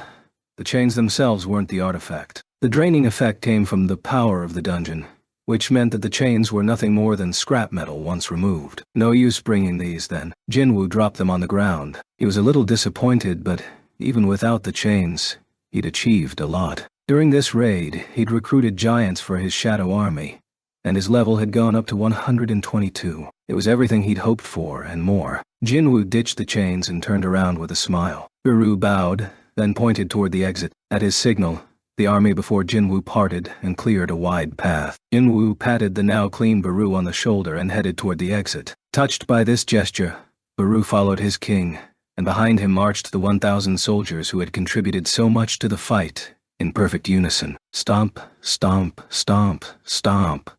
The soldiers' heavy footsteps echoed through the dungeon. Jinwoo smiled as he spotted the sunlight streaming in from the exit. It signaled the end of the long battle against the giants. A deafening silence had settled in the operation room of the Hunters Association of Japan. All those present seemed to have forgotten how to breathe. Their attention focused on the huge monitor mounted at the front. Every so often, the sound of someone swallowing nervously broke the quiet. The screen displayed a satellite feed of Shinjuku, as seen through a mana-detecting camera. Magic power appeared as blips of light on the map, and the stronger the magic power, the bigger the light. Everyone in the room knew what the huge light in the middle of Tokyo represented, but they were all shocked to see the 1,000 or so smaller lights gathered in front of it. Are all of those Hunter Sung's minions? Dear Lord, there are easily more than 500, no? President Matsumoto quietly leaned toward the analyst sitting next to him. How many minions are there? We don't have an exact count, because many of the dots overlap, but our estimate is well over 800. Well over 800 meant 800 at the very least. That was more than double the number of minions Jinwoo had utilized on Jeju Island. President Matsumoto was gobsmacked. He doubled their number in that short a time? Heck, being able to increase one's minions at all was unheard of in and of itself. He slid a trembling hand down his face. If Jinwoo had been the enemy, it would have been a lost cause, so it was a relief to call him an ally. President Matsumoto was thankful for the mercy the hunter had shown Japan. Barely over the shock, he returned his attention to the screen. The smaller points of light converged on the bigger one. The battle between Jinwoo's minions and the giant guarding the gate was about to go down. With sweaty palms, everyone nervously watched the lights continuously tangling with one another until the large blip of light dimmed and disappeared. Yeah. They erupted in cheers loud enough to shake the whole room. People laughed and cried as they exchanged hugs. The Japanese archipelago was free from the terror of the giants. And then the person to thank was a hunter from Korea. President Matsumoto stared at the screen in silence, and then nodded. When Jinwoo had ruined his plans, he'd resented the heavens for giving this great hunter to Korea instead of Japan. But now he was thankful. Jinwoo had been on the Korean side of events. If it wasn't for him, Japan would be... He shuddered at the thought, then picked up his phone to perform one of his final acts as the president of the association. The call went through immediately. How did it go? The Prime Minister's nervous voice came from the other end. President Matsumoto was a little choked up but able to relay the news in an official tone. Japan is safe. Loud cheers could be heard over the phone. The Prime Minister managed to subdue himself to continue their conversation. Good work, President Matsumoto. However, Do not expect this to lessen the things you must answer for. Of course not, sir. President Matsumoto was already prepared for this. A general who failed to kill the enemy's general was expected to offer his own neck. And if the same enemy's general saved their country? President Matsumoto had no excuse in the face of a complete defeat. He spoke quietly. I shall take any punishment. That is, the last thing I must do as president. Okay. The news that the giants had been eliminated instantly spread around the world, from the neighboring country of Korea to Brazil, the nation located on the opposite side of the planet. The whole world heard about Jinwoo's achievement. A single hunter saves a whole nation. Social media was abuzz about the possibility of a new national-level hunter. Koreans had been the only ones who cared about Jeju Island, but this time, the whole world had their eyes on him. In Maryland, USA, the American hunters had safely completed the S-Rank Gate raid and were on their way to attend a party hosted by the government, but a TV monitor in the hotel lobby caught their attention. The hunters stopped to watch the coverage from Japan, and their jaws dropped. What? But that doesn't make sense. It defied logic. Yuri Orlov, the most famous support-type hunter in the world, had been killed in the blink of an eye. The boss giant's movements had been captured on camera during that incident. Monster was barely an apt word for something of that speed and size. But a lone S-rank hunter had gotten rid of that fearsome creature? Rie hunter Jinwoo Sung and his companion, D-rank hunter Jinho Yu, arrived in Japan earlier that same day, and actually, it would have been better if Jinwoo had gone in alone. But he got the job done with a D-rank hunter to protect. It was hard to believe, but the footage of teary Japanese people expressing their delight showed that it had to be true to some extent. The news then switched over to coverage of a massive giant lying lifeless on the ground. Ack! The three S-rank hunters simultaneously exclaimed. The reality finally started to hit them. There you guys are. The three hunters turned toward the voice, and their eyes went wide. Thomas Andre grinned and waved a piece of paper at them. What's that? A contract stating that you accept the results. What? Thomas ignored their confusion and began jotting down the list of items they'd carelessly bet. You bet your yacht, and you bet your house, and you... He stared at the third hunter and scratched his head with the end of the pen. What did you bet again? The man swallowed hard and quickly clarified. I didn't bet anything. Hey, that's a pretty nice tie. But they didn't... The tie. No, said. Thomas pushed down the sunglasses he was wearing and gave the third hunter a look that rendered him speechless. Having just witnessed another S-rank take down a Goliath of a magic beast on his own, the third hunter didn't want to offend a man who went around casually raiding S-rank dungeons. My necktie. With tears in his eyes, the man removed his tie. A little later, Thomas hummed as he walked into the dining hall. He stopped when he spotted Laura, the manager of the top-rank hunters in Scavenger Guild. Thomas showed off the tie as she approached. How's my tie? It looks expensive, but it doesn't go with your Hawaiian shirt. Really? Thomas took it off and stuffed it in a nearby garbage can. Yeah, didn't think so either. Laura was used to Thomas's eccentricities, so she jumped into the issue at hand without missing a beat. We have a problem. A problem? Thomas looked up. Based on his experience, if Laura deigned to make a personal appearance rather than discuss the matter over the phone, it was a big deal. What problem?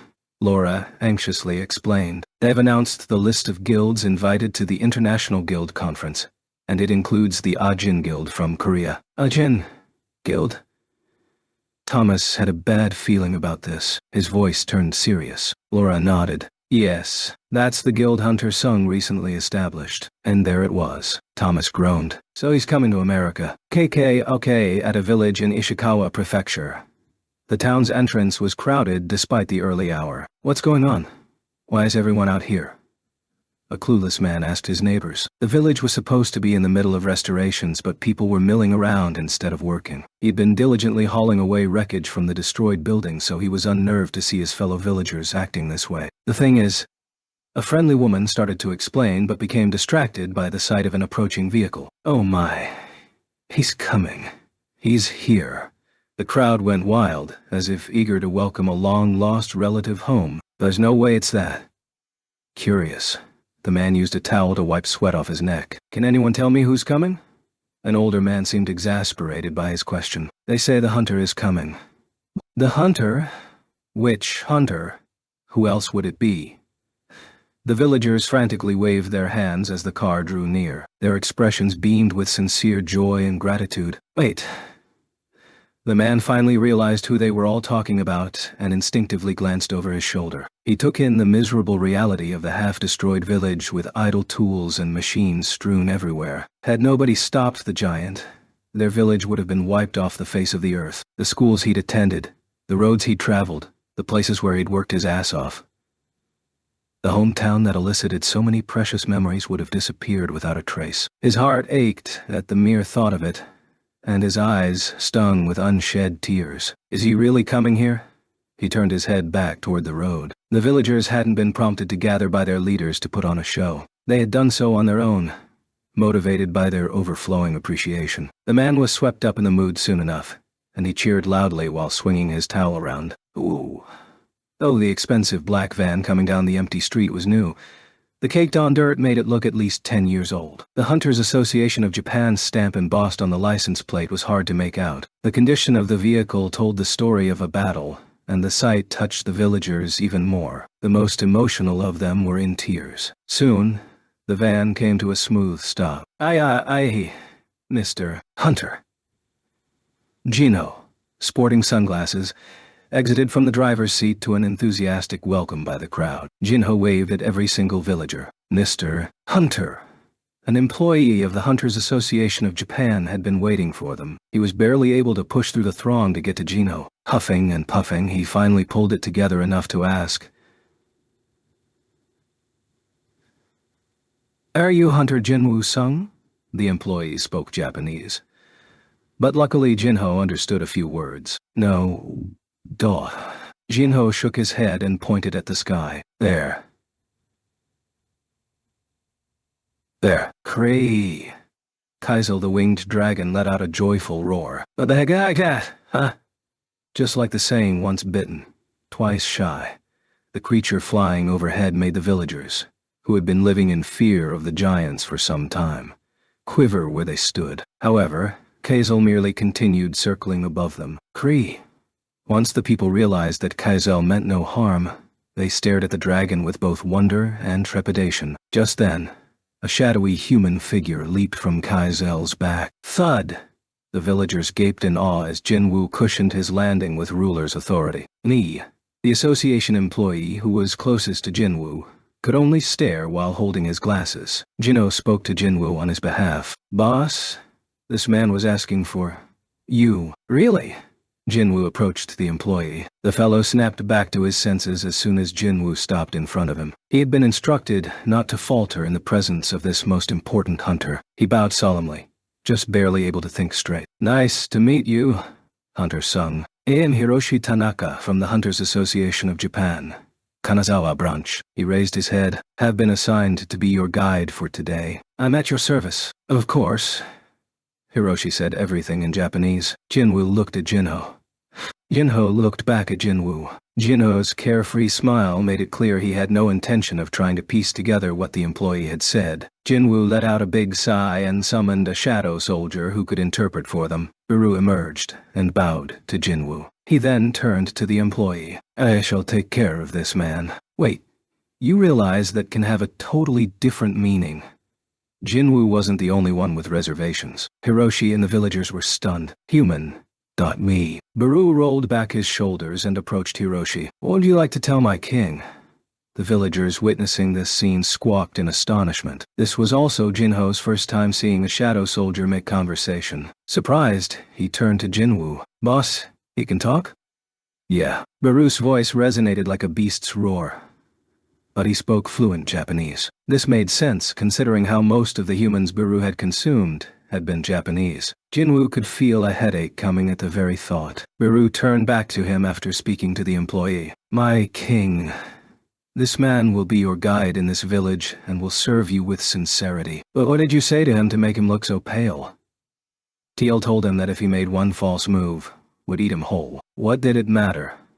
as long as they understood each other. Hiroshi was clearly painfully conscious of the ant who had taken his position behind Jinwoo. "Please come this way." Jinwoo nodded, feeling sorry for him. The man looked like he'd seen a ghost. "Okay." Hiroshi led their group to a deserted storage unit located deeper within the village. One of the walls had been destroyed, and a dead giant lay inside on its back. "It's right here." Hiroshi gestured to the corpse and stepped aside. Jinwoo walked up to the remains. Traces of a fierce battle remained on the magic beast's dead body, including bite marks and bits of torn flesh. "You guys ate this, didn't you?" Jinwoo's eyes narrowed as he turned to interrogate Biru. The ant was already bent at the waist in a deep, apologetic bow. The pair reminded Jinho of a company manager bowing to a department head. Jinwoo looked back at the giant. He would have no problem extracting a shadow as long as enough of the carcass remained. It just doesn't feel right. Jinwoo was currently on a quest across Japan to extract the shadows of the giants his shadow army had eliminated. He found that he was able to tell which of his units had battled which giant based on the state of the remains. Others left by the ant army had all been in a similar state.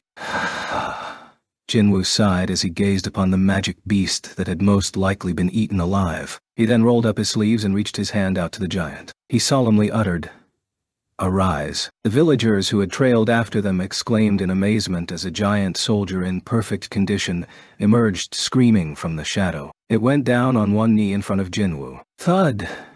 Jinwoo easily succeeded in extracting his 27th shadow. "That leaves 2 more. Jinwoo smiled as he gazed up at the imposing giant. Meanwhile in South Korea, President Go was flipping through TV channels in his office at the headquarters of the Hunters Association of Korea, remote in hand. Every station featured Jinwoo's performance in Japan, both Korean and worldwide. The name Jinwoo Sung had been imprinted on everyone's brain across the planet. Oh ho. President Go couldn't stop smiling, as if he were the hunter about whom they were speaking. Thank goodness he hadn't prevented Jinwoo from going. That would have been the biggest mistake of his long life. Jinwoo, stepping forward to deal with the crisis, boosted the reputation of the Korean hunters in the international community. There was even talk of Korea as a new global superpower. Hence President Go's extreme pride and appreciation of Jinwoo's contribution. There was one thing that made him uneasy, however. President Go, as if on cue, Jinchul-woo, the youngest ever department head in the history of the association, knocked on the door before entering. He gave a small bow before issuing his report. "The magic beast has changed direction and is headed to China." "Really?" This was rather unexpected. While Jinwoo was busy taking care of the giants in Japan, one had jumped into the East Ocean. At first, the beast appeared to be heading toward the Pacific, but it had apparently changed course toward China in a strange turn of events. "How is China handling it?" "Zhigang Liu will personally deal with the threat." President Go leaned back on the couch. "There shouldn't be a problem then. If Zhigang, one of the 5 strongest hunters in the world, responded to the situation, the giant would be torn apart before setting foot on Chinese soil." It was a relief to hear it wasn't heading toward Korea during Jinwoo's absence. Jinchul smiled, seeing the relief on President Go's face, but something on the TV screen caught his eye. It was a montage of clips showing the destruction in Japan, the people suffering and screaming, and the rescue and restoration work being done. What a tragedy. Jinchul pursed his lips. Indeed, President Go agreed. They had experienced the same pain with Jeju Island 4 years ago, wounds too deep to be forgotten, especially with the reconstruction work still ongoing. But one person's pain could become another person's hope. "Pardon me, sir? Do you know how Japan became the 2nd richest country after losing World War II and becoming financially ruined? Because of the Korean War, right?" "That's right. It was an economic benefit of a war. A similar thing is about to happen in Korea." With a bitter look on his face, President Go put his hand on top of a pile of documents. These are quotes from Korean companies that want to help rebuild and restore Japan. Korean companies had been quick to make their moves. Some had submitted their bids as soon as Jinwoo flew to Japan, and most others were already primed to jump into action. Someone's pain can be someone else's hope.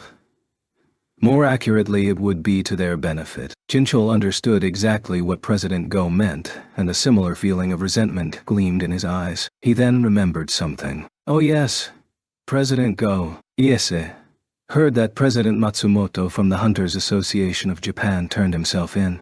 "He did. Why would such a shameless man have a change of heart?" Before President Go could ask for details, his phone rang.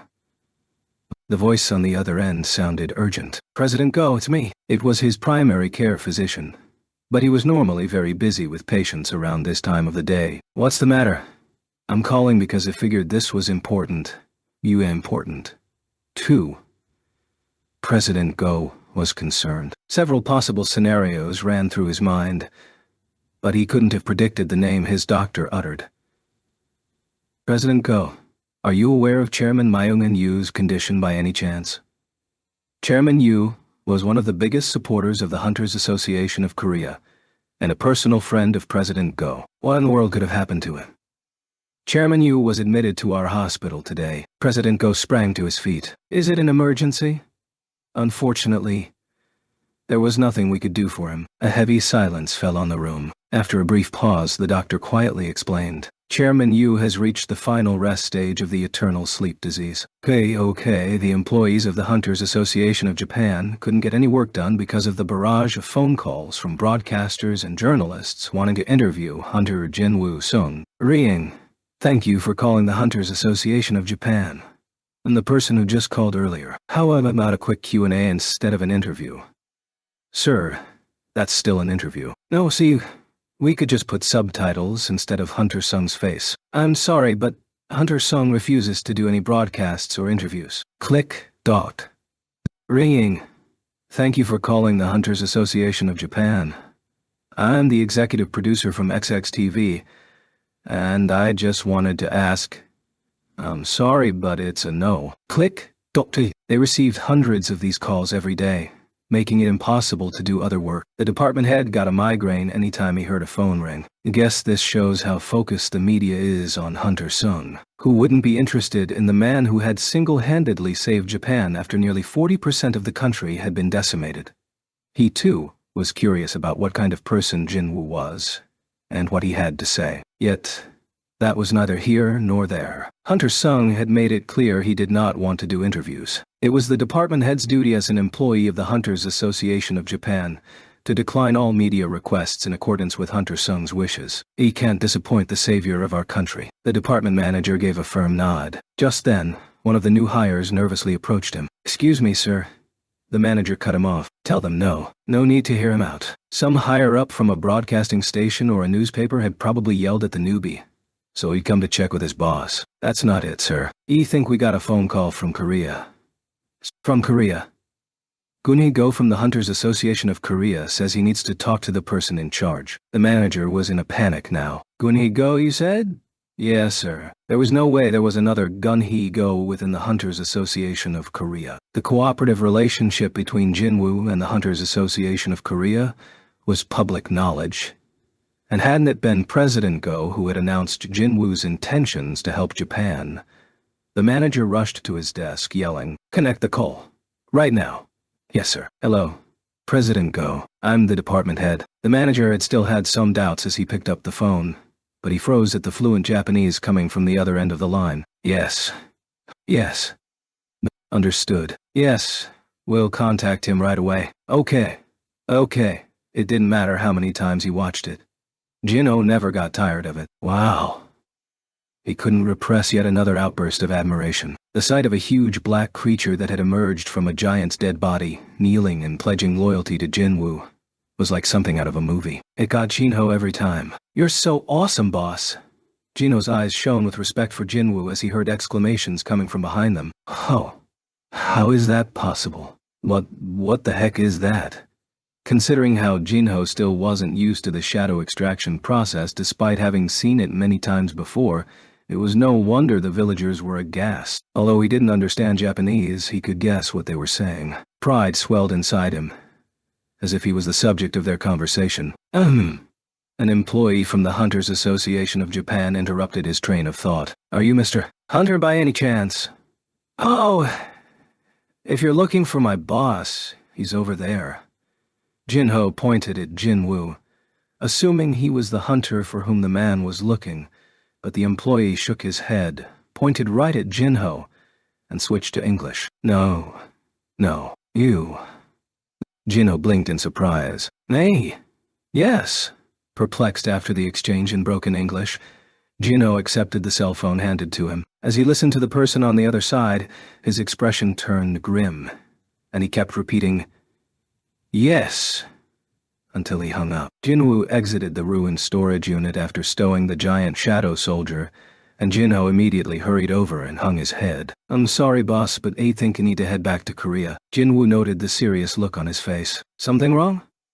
"I'm not sure. He was just told to return to Korea for a family matter." Jinwoo kept his mouth shut, but he had an inkling. Chairman Yu's disease, if that was the reason. Jinwoo understood why the person calling hadn't gone into detail over the phone. How do you explain to a child currently in a different country that his father has fallen into a coma? Jinwoo didn't ask any further questions. "I'll understand. Thanks for your help." No. It was nothing. "I'm sorry. Can't stay with you until the end." Jinho apologized one more time before he got in the car sent by the Hunters Association of Japan and headed to the airport. Wordlessly, Jinwoo watched the car drive away. Jinho had tried to appear calm in front of Jinwoo, but he was unable to hide his anxiety. This was the first time he had ever heard his mother's normally gentle and warm voice shaking. "What's going on?" Jinho's heart raced. Was his father angry he had followed Jinwoo to Japan without his permission? What parent would approve of their child walking into the jaws of death? In a daze, he looked out the window of the moving car, then shook his head to try and snap out of it. No, don't think about it now. He would only give himself a headache worrying about maybes. It could all turn out to be nothing. Jinho clung to that thought until his plane landed at Incheon Airport. Jinho. Mr. Kim. Chairman Yu's secretary was there to pick him up. Seeing the older man's red eyes, Jinho knew at once something big had happened. "The car is waiting for you. Please come with me." "What's going on?" Jinho was dying to ask but couldn't bring himself to for fear of the answer. "Let's hurry." Secretary Kim directed him toward the exit. Oh. But somehow, Jinho couldn't move his legs. Secretary Kim placed a hand on Jinho's shoulder as if he sympathized, his face betraying his mixed feelings. "Jinho, you must stay strong at a time like this. I'll explain everything on the way." Tears welled in Jinho's eyes, and as promised, Secretary Kim explained Chairman Yu's status while they drove. Jinho went into denial. There was no way Secretary Kim was telling the truth. However, he had no choice but to accept it once he saw his father asleep through the glass partition in the hospital. He had always envisioned his father as a strong man, and his heart broke at the sight of his frail body lying on the bed. "Father." The doctors blocked Jinho from bursting into the hospital room. His father's condition would get worse if a hunter who couldn't control magic got too close to him. His expression crumbled as he listened. "I see, as Asan Jinho had always been a disappointment to his father, but he never imagined he wouldn't even get to hold his hand in his final moments. Just one more way he'd let his father down. Looks like I'm a useless son until the end." Despondent, Jinho turned away from his father and found Secretary Kim standing there with a black leather portfolio. "What's this?" "Two." Jinho took it, and Secretary Kim explained. "It's something Chairman Yu was working on right before he collapsed. He was keeping it with me in case he asks for it when he wakes up. But Yo think you need it more, Jinho." "May?"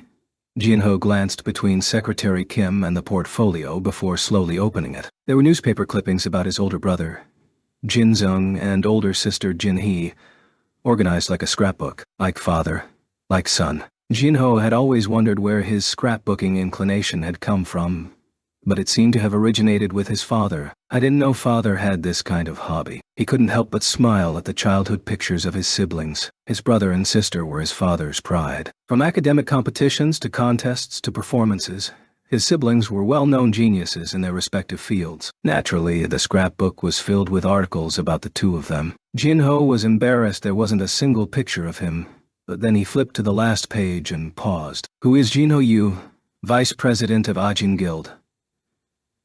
The two hunters heading to Japan, the D-rank hunters' decision. Brave or reckless? They were all articles about Jinho. Even gossip columns and small press articles had been clipped and neatly preserved. Oh. Jinho was speechless. Then, a newspaper clipping that wasn't completely cut out fluttered to the ground. Crying, Jinho quickly bent over and picked it up. The article featured a picture of Jinho smiling brightly for the cameras that had rushed to the scene after the fall of the boss giant in place of Jinwoo. who had refused to have his photo taken. The article bore today's date. Secretary Kim put his hand on Jinho's shoulder. It wasn't like Chairman Yu didn't love you, Jinho. It's just that his expectations for you were as big as his love. Jinho quietly sobbed for a long while. As soon as he was able to compose himself, he stood up. Is there any way to wake him up? Secretary Kim solemnly shook his head. No patient had ever awoken after entering the final rest stage. Except one. As soon as Secretary Kim recalled who, he hesitantly tried to bring it up. By any chance, Jinho, too. Yes, it's nothing. Never mind. He couldn't bring himself to ask. Sometimes it was crueler to give someone hope. So Secretary Kim swallowed the question he desperately wanted to ask the crying hunter. All the while, Jinho's shadow quietly eavesdropped on their conversation. A miracle 2 and a gay a Y3. A miracle. Let's go home for today. Jinho and Secretary Kim left Chairman Yu's hospital room. Neither of them noticed part of the shadow beneath Jinho's feet separating and flowing back into the room right before the door closed. Click. The lights automatically turned off. Time passed. And in the middle of the night, with no visitors around, the shadow crawled out from under Chairman Yu's bed. The shadow took the form of an ant shadow soldier. Its eyes lit up when they landed on Chairman Yu. Scree. As the ant soldier smacked its lips, it was suddenly sucked back into the shadows and replaced with Jinwoo, who had activated the shadow exchange skill. Despite concealing himself with stealth beforehand, he made sure to cautiously scan his surroundings. The room was pitch black, but thanks to his maxed-out perception stat, Jinwoo was able to see everything as clearly as if it was daytime. His eyes gleamed as he checked for a security camera. I don't see any. The only other humans around were the 4 bodyguards stationed outside the door. Short of Chairman Yu suddenly waking up and screaming at the sight of him, Jinwoo was in the clear. He turned off stealth. His invisible body materialized, gradually taking shape. Jinwoo was taking extra precautions to avoid accidentally revealing the existence of the elixir of life. Not too long ago, Chairman Yu had tried to entice Jinwoo with a blank check and an offer to grant any favor within the chairman's power. Had he done this out of the kindness of his heart?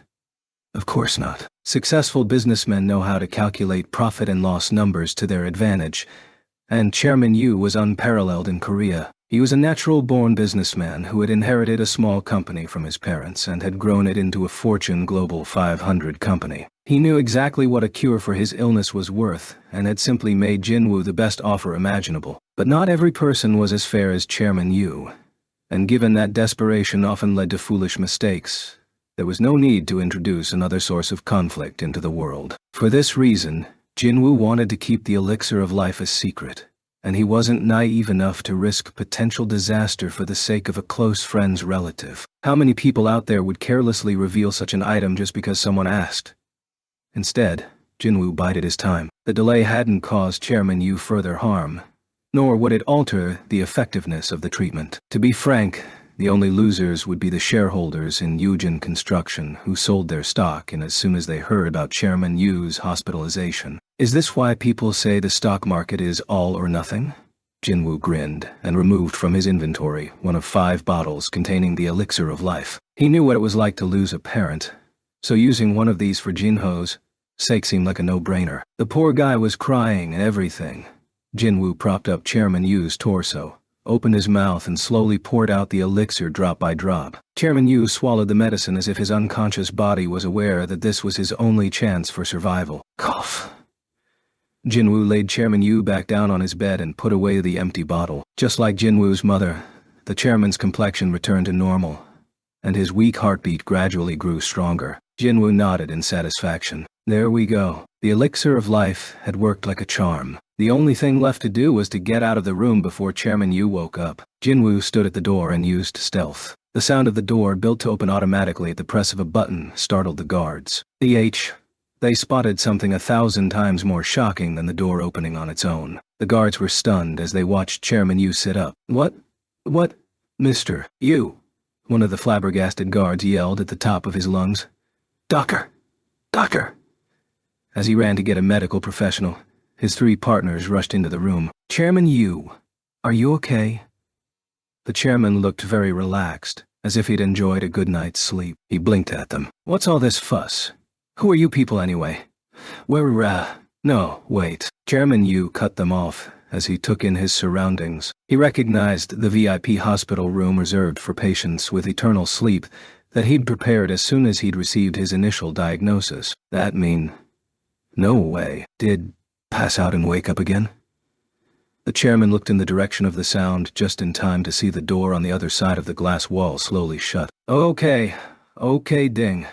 The elevator door slid open. Jinwoo saw a herd of doctors dashing toward Chairman Yu's room before he stepped inside the lift. Now that he thought about it, Jinho's birthday was this month. It's a little early, but happy birthday, Jinho. A cure for his father might be the best birthday gift of all. Satisfied, Jinwoo hit the button for the first floor. A man who had stepped in behind the hunter paused when he saw the button light up on its own. Well, that's freaky. Jinwoo had stealth activated, so it looked like the man was alone in the elevator. Unnerved, the man ran out, muttering, "Oh hell no. I'm sorry, sir."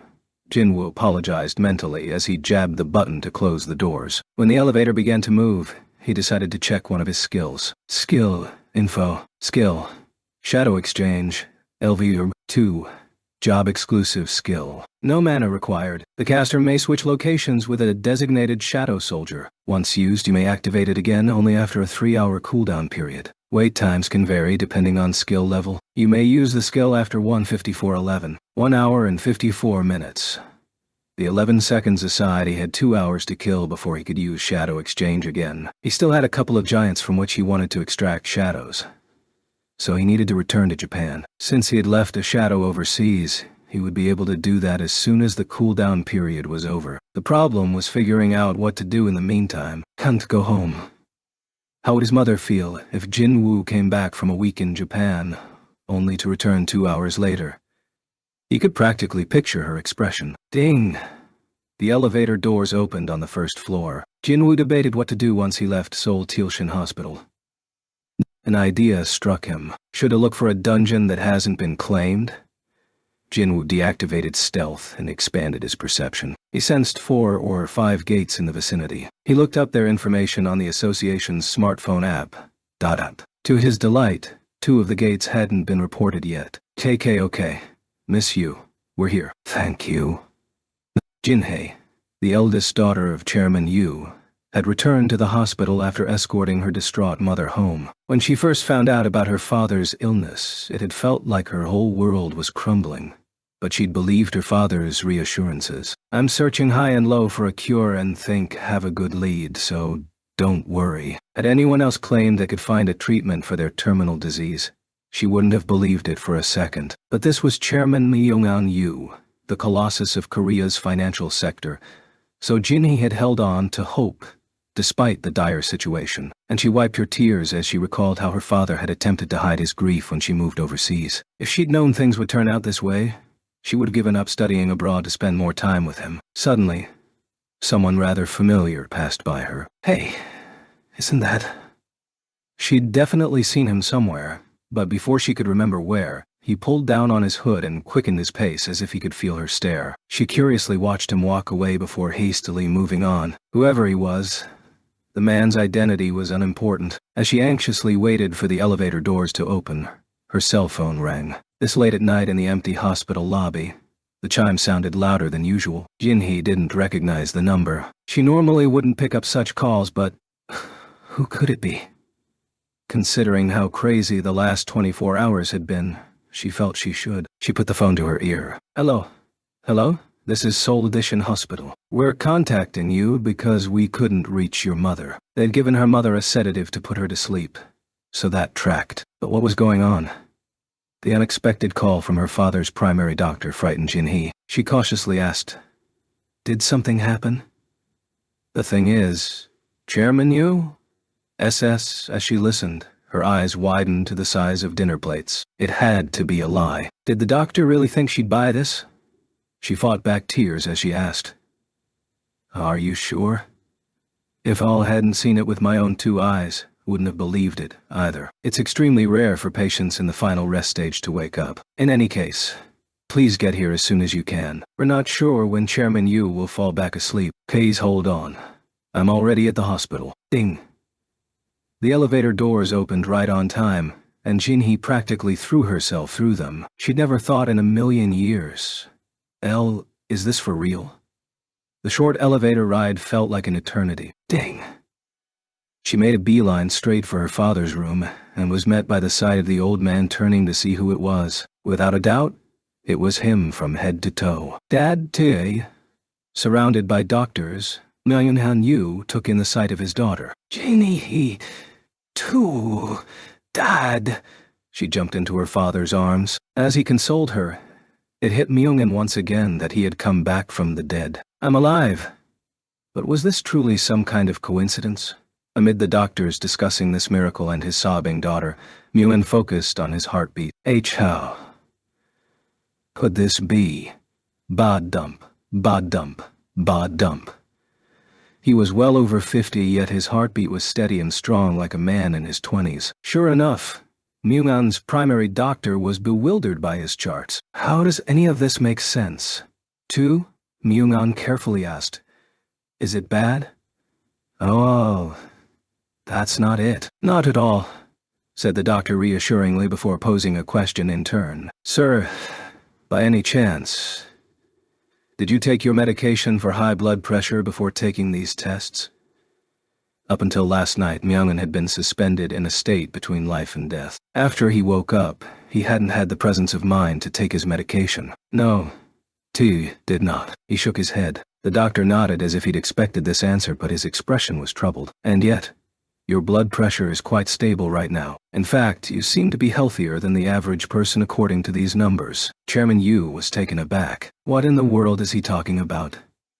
He'd expected to die once he entered the final rest stage, but instead, he'd awoken to find his high blood pressure cured. The doctor continued to pore over the file. In addition, all your organs are functioning properly. If O blanked out your age, people would think these were the vital signs of a 20-year-old. How was this possible? The doctor was more stunned than Myung-han himself, despite seeing the evidence with his own 2 eyes. The ink had barely dried on the test results from when Chairman Yu had first been admitted, but here were results with drastically different numbers. How could this be explained? Had Chairman Yu's body been transformed in recent weeks? But he had been dying of a terminal disease until just last night. He laid out his conclusion. I've been a doctor for 30 years, but this is the first time I've seen anything like this. This can only be explained as a miracle. A patient with the eternal sleep disease had woken up from the final rest stage, more physically fit than ever. What else could this be but a miracle? He happily announced his verdict. Congratulations, sir. Your eternal sleep disease has been cured. You could even run a full marathon this very minute if you wanted to. However, Myung-han didn't celebrate just yet. He thought long and hard before asking, by any chance, are there security cameras in my hospital room? Pardon me, why do you ask? There is something I want to check. Is there a camera in the room or out in the hall? There's no camera in the room, but there should be one outside. Perfect. Chairman Yu nodded. I chalk this up to coincidence. This was way beyond a mere happenstance. Someone with unimaginable power had interceded here, and Myung-han had an idea who it could be. What an enormous debt I now owe. Chairman Yu had never owed anyone anything, and he had no intention of starting now. But how to repay someone for saving your life? And before any of that, he wanted personally to confirm his savior's name. Please show me the security footage from last night. Okay, of course. Nothing had been caught on camera. The only odd thing was the door malfunctioning right here. One of the guards pointed it out on the screen. The windows had been locked from the inside, so the single entrance into the hospital room had been through the door. The testimonies from all 4 guards matched. They were professional security personnel, so they wouldn't have been slacking on the job. Not even an insect could have entered Chairman Yu's room. The possibility of Jinwoo possessing the stealth skill didn't cross Chairman Yu's mind, so his thoughts were a jumbled mess. Secretary Kim rushed into the monitoring room. Sir, I've looked into the matter you requested, and, well...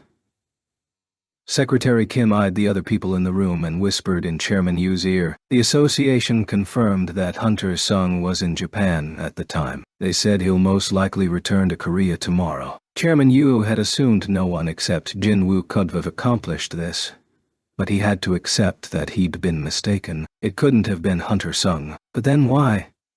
Despite the evidence to the contrary, He couldn't quite shake the niggling feeling that it had been Jinwoo. However, if Chairman Yu and Jinwoo had one thing in common, it was that they didn't dwell on things outside their control. Understood. He switched the subject. According to the doctor, Chow could run a marathon if all wanted. So I'll be back to work tomorrow. Make sure everything is ready, would you? The chairman was back to his old self. Secretary Kim swallowed a giddy laugh, then brought up another matter. By the way, Chairman Yu, do you know what the media is saying about you? The media must have had a field day with the story about the man coming back from the dead. The chairman didn't look bothered. What? They're saying you're immortal. Immortal? Chairman Yu wasn't one to grin, but he couldn't suppress his growing smile. Immortal. That was much better than when they called him King Midas or Poker Face. Ha! Chairman Yu repeated the word. Immortal. Immortal, huh? It was the perfect way to describe someone who never gave up under any circumstances, even to a terminal illness. Chairman Yu gratefully accepted his second chance and laughed contentedly. Quite like it. Okay. While Korea was abuzz with the news about Chairman Yu, Jinwoo made it back to Japan and succeeded in collecting all 29 giant shadow soldiers. At last, he became emotional as the giant shadow soldiers lined up in front of him in order of extraction. Tracking down the dead bodies of the giants and collecting their shadows made him feel like he was on a video game quest, but the reward at the end of it was so much more satisfying in real life. He felt invincible with 29 dignified giant shadow soldiers on his team. Too bad one is missing, though. A total of 30 giant-type magic beasts had escaped from the gate, not including the one that had remained to guard it, but one had escaped into the ocean. Still, he felt quite proud of collecting the other 29. With the giants all gathered there, the destroyed city around them felt almost crowded now, but he hadn't summoned the giant shadow soldiers as decoration. He posed a question to them. Who is the strongest among you? He needed a captain to lead the giants just as Beru, Igris, and Fang commanded their own troops. When the giant soldiers warily gazed at one another and no one came forward, Beru impatiently yelled at them. Skra! The giants shuddered as the powerful roar ripped through the air. Beru had killed several of them and was undeniably stronger than any of the giants, so they feared him. Skra! Following Beru's scolding, one of the giants slowly raised his hand. Beru turned to Jinwoo and bowed, receiving a thumbs up for his work. Thanks. And then something happened that neither Jinwoo nor Beru was expecting. A second giant shot his hand up after seeing his colleague do the same. Its expression made it clear that it firmly believed itself better than the other candidate. Ooh. Jinwoo realized the hesitation had been because the giants themselves had no idea who was strongest. This surprising turn of events made Jinwoo laugh as he called both giants forward. No. 22? And no, 6. Front and center. No. 6 had especially huge fists. And no. 22 looked strong overall. Jinwoo inspected them closely. Even with his excellent perception, it was hard to tell which was stronger. There was only one way to find out. Jinwoo smiled brightly. You two ready?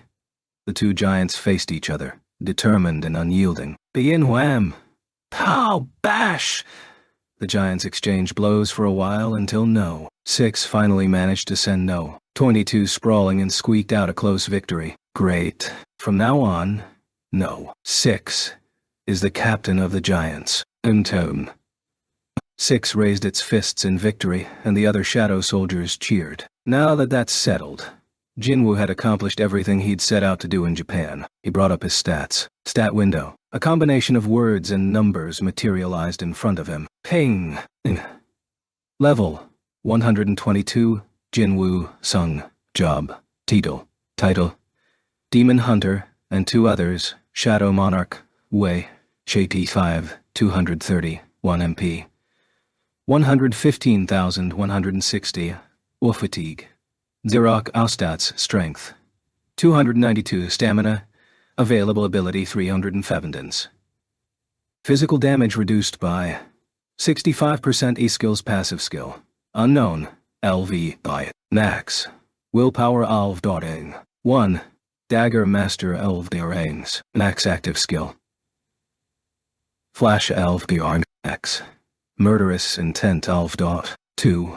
Mutilation Alvdot Max. Dagger Barrage Elvdotgus X. Stealth elf.ihars. 2. Rulers authority of the priest. Max. Job exclusive skills active skill. Shadow extraction. Elvot. 2. Shadow storage elv.b. 2.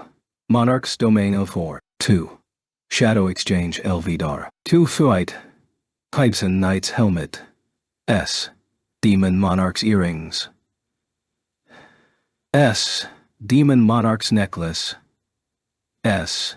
Demon Monarch's ring. S. Seeker's shirt. A. Seeker's gloves. A. Seeker's shoes. To Japan. Starting with the insane increase in his stats. Everything was pushing 300, and the intelligence stat, which he had invested in the most, had surpassed 300 a while back. This was a result of the rewards from the daily quests, which he had never missed, his increase in levels from hunting giants, and the super expensive defensive gear he had purchased from the systems shop. Seeker's defense gear set. Until recently, Jinwoo hadn't paid much attention to the items in the system shop. However, since he had no idea how strong these monarchs and rulers were, he needed to find a way to protect himself. If the King of Giants was that strong when weakened, the others could be extremely overpowered. Jinwoo recalled the angels with 6 wings he had seen in the memories of the Shadow Monarch. If he wanted to survive a fight with them, Jinwoo would need to get even stronger. His gaze shifted up from the list of items to his level. 122. His level had gone up 8 times after defeating a single monarch. Jinwoo couldn't even imagine how many levels he would go up once he fought the rest of them. Dump! His heart pounded with trepidation but also excitement. I'll level up. The power Jinwoo gained from leveling up was the weapon with which he protected everything he held dear. His heart leaped again. Dump, dump, dump. The pounding of his 2 hearts hurt his ears, but he didn't mind the pain. Alright then. Jinwoo sensed someone's approach and recalled his shadow soldiers. Taka-ka-ka-ka! A helicopter belonging to the Hunters Association of Japan was landing in the near distance, and Jinwoo happily climbed aboard. For now, it was time to go home. The Japanese government provided Jinwoo a suite in a 5-star hotel. He had originally planned to decline their hospitality because he could use shadow exchange instead of waiting for a plane. However, he relented after an earnest plea from them. Please stay. You'd be helping us avoid being scorned for not treating the savior of our country accordingly. This was his first time setting foot inside a hotel that cost 4 million won a night. His initial impression of his suite was amazement at having the huge room all to himself. The furniture looked brand new, as if it had been purchased only yesterday. He then walked to the window and looked out over the cities, the downtown area. A good view always seemed to increase the property value, and he agreed that this one justified the expensive room rate. I can't believe magic beasts almost decimated this beautiful city. Jinwoo sucked his teeth as he recalled the ruins of Tokyo. But he was glad he'd at least arrived in Japan when he had. SDA should go to bed now. After camping outside for days on end, a night in a hotel room was bliss. The next day, employees from the Hunters Association of Japan came to fetch Jinwoo for his flight. Good day, Hunter-san. His guide greeted him in perfect Korean. There's a car ready to take you to the airport. And not a moment too soon. Jinwoo was growing bored of waiting in the hotel room anyway. He picked up the bag he had tossed in a corner. Let's get going. Oh. The guide looked flustered as Jinwoo made to leave. Hunter-san, do you not have a change of clothes? Jinwoo understood the reaction. His battle-worn outfit was stained with blood and perspiration. Tried to be careful, but it had been impossible to avoid all the blood gushing from the giants' bodies. Jinwoo could only shrug as all the clothes he'd brought with him were in a similar state. The guide smiled and asked, "Then would it be okay to arrange an outfit for you to wear today?"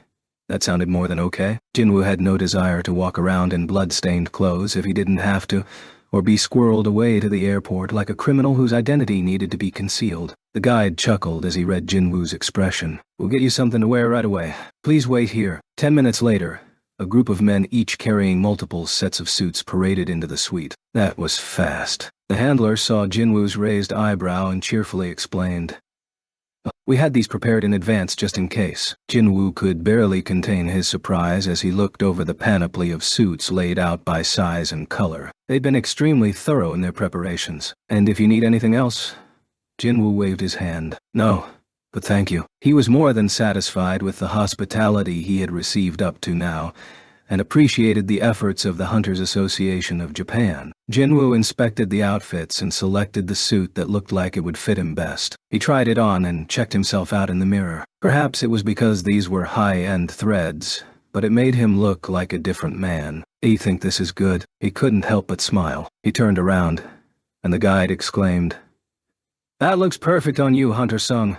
We should get going." "Understood. Our staff will take care of your bags." On cue, 2 men entered and picked up Jinwoo's belongings. The Hunters Association of Japan seemed determined to make sure their savior didn't lift a finger. Jinwoo left the 5-star hotel appreciating the hospitality, got in a black sedan, and headed to the airport. Okay as the car neared the airport, Jinwoo suddenly realized why the Hunters Association of Japan was so concerned about his appearance. Through the window, he saw throngs and throngs of people. Jinwoo was rendered speechless at the sight. His guide excitedly told him, "They're all here to see you, Hunter-sung. There were way too many people for this to be a crowd gathered by the association for show. Do you know how many there are? We're estimating more than 100,000. That many." The car transporting Jinwoo made its way down the barricaded road without incident. The vehicle turned a corner to reveal an even bigger crowd waiting to welcome Jinwoo. "You're the hero who saved Japan, Hunter-sung." From Jinwoo's point of view, he'd simply done what he could. The thing was, nobody else could have accomplished what he had. The citizens of Japan had fallen into despair after witnessing the giants through social media, on TV channels, and in person. Instead of extending a hand, the international community had collectively agreed that it was over for Japan. But that was when President Gun-hee-go of the Hunters Association of their neighboring country Korea, someone more well-known than the Korean president, had made an announcement. There is one such hunter who wishes to take on the giants. The many Japanese people watching the live press conference had glued their eyes to the screen with bated breath. Just who is this hunter?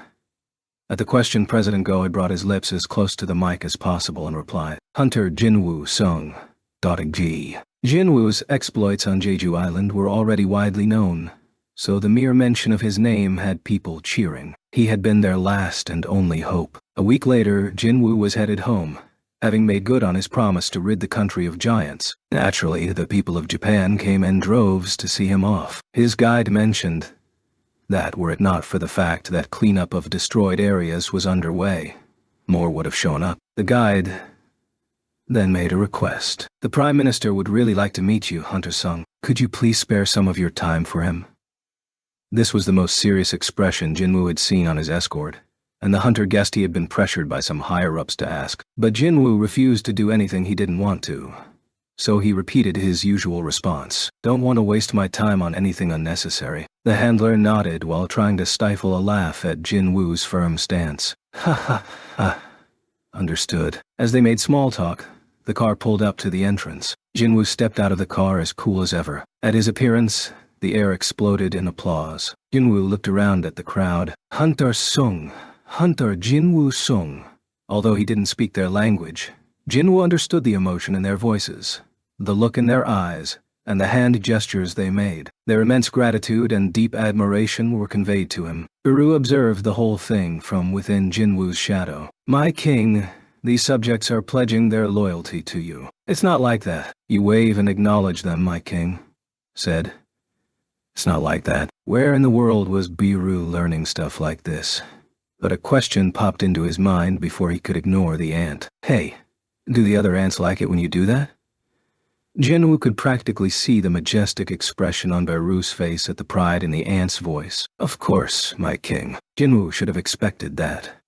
Biru had the ability to boost the ant soldier's morale with a single roar. Jinwoo nodded to himself. If an ant could do it, then the least he could do was greet the people who had traveled to see him. Jinwoo turned toward the crowd, hesitantly raised his hand, and waved it back and forth. The applause and cheering grew louder. As he did, he noticed that even his guide was enthusiastically clapping with teary eyes. "Thank you. Thank you. Hunter-sung. Thank you so much." The guide wiped his eyes with his sleeve and beckoned to Jinwoo.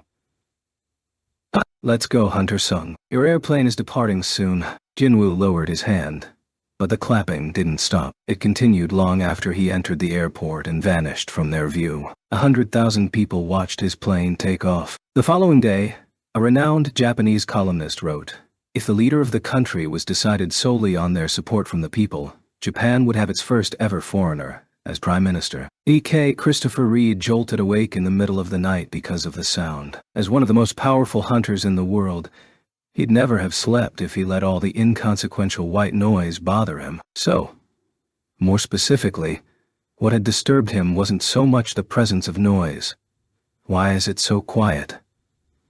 No matter how hard he concentrated, he couldn't hear a sound. He threw off his blanket and opened his bedroom door. Chris couldn't sense any of the household staff, and the creepy atmosphere made it feel like the mansion had been abandoned. Chris stared down the empty hallway, then grabbed a wine glass from the table, returned to the door, and threw it down the hall. The wine glass left his hand, drawing an arc in the air, before it hit the floor and shattered into tiny pieces. Soundlessly, something impossible had occurred. He shuddered, keen senses warning him of a danger he had never experienced before. He instinctively moved to his bedside table to grab his cell phone and the crumpled note inside the drawer. "If you ever need help, call this number. President Gun Hee-go of the Hunters Association of Korea will connect you to him." The assistant director had slipped this note to one of the Hunters' staff before leaving the mansion. Chris found out after the fact and had been about to angrily throw it away, but he'd stopped when Mears. Sellner's face unexpectedly popped into his head. And did Mrs. Sellner foresee this? He didn't know the answer to that, but he'd have to survive this ordeal in order to get one. Chris flipped over the paper. President Go's phone number was written on the other side. He knew President Go could speak English fluently, so he wouldn't have a problem communicating. If he contacted President Go, he'd be able to receive Jinwoo's help. Chris had assumed Jinwoo was biting off far more than he could chew, and had expected him to perish in Japan. But he changed his mind after watching Jinwoo's performance with his shadow soldiers. Jinwoo's abilities were legitimate. Plus, Mrs. Sellner had already told him, "Hunter Jinwoo Sung. He may be able to protect you." Mrs. Sellner might have been onto something. Chris moved to enter the numbers, but paused when he felt a presence behind him. It was too late to request help or notify someone about his situation. Chris placed his phone and the note back down on the nightstand, straightened, and slowly turned to see a man with blonde hair beaming at him. He had one hand in his pocket, and seemed very relaxed for someone who had infiltrated the home of a world-class S-rank hunter. "Who are you guys?" asked Chris. There was one in front of him, and two more on the other side of the wall behind him. So 3 in total. He wasn't sure if he could handle just the one in front of him, but to have to deal with 2 more after that.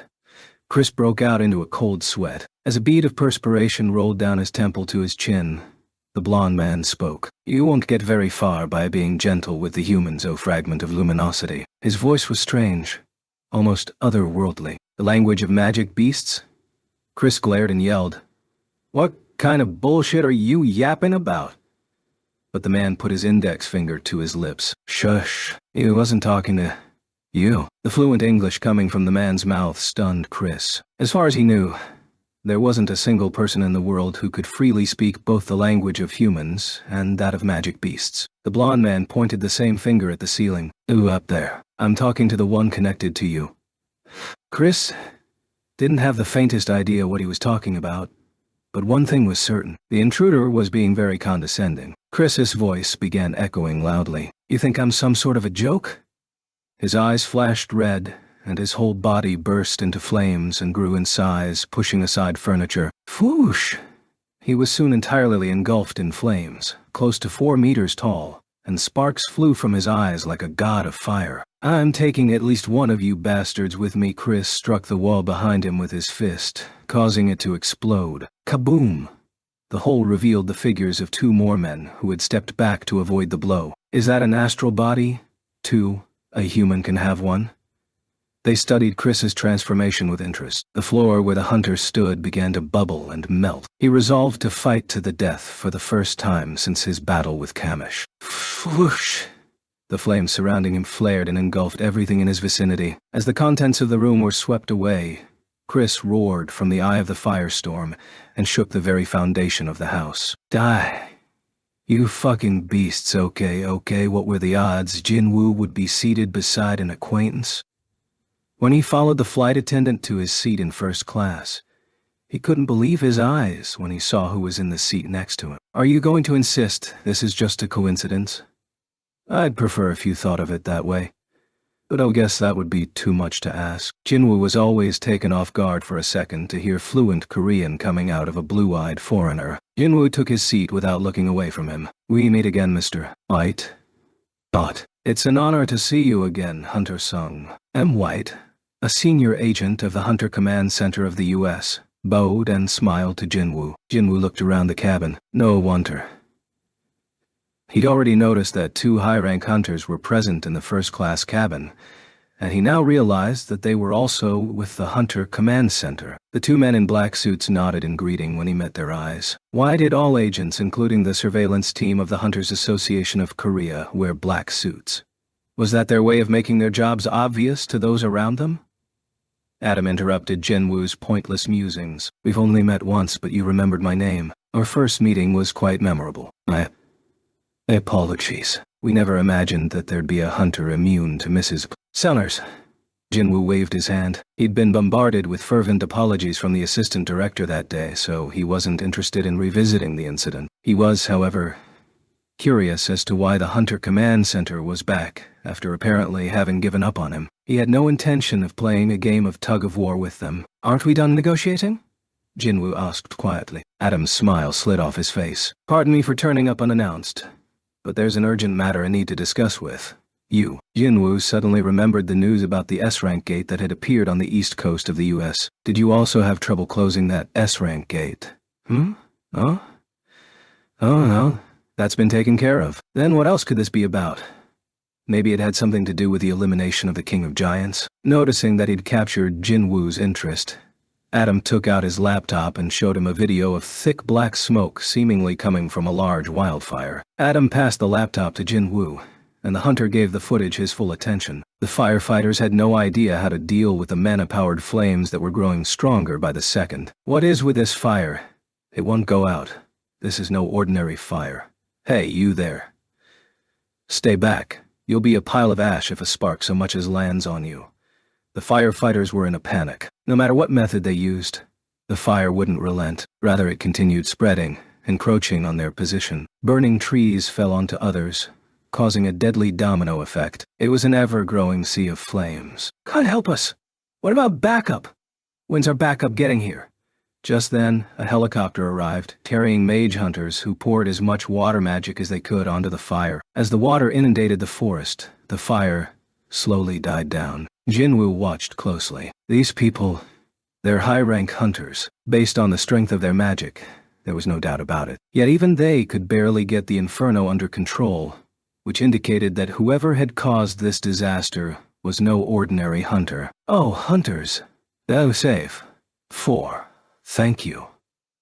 The firefighters offered their profuse gratitude, then went to work taking care of the remaining stray flames. Had the hunters arrived a moment later, many of the first responders would have lost their lives. Move in. The fire is dying.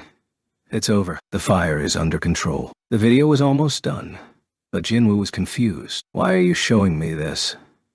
As fascinating as the footage was, there was no reason for Adam to go out of his way to show it to him. Adam reached over and forwarded to the very end.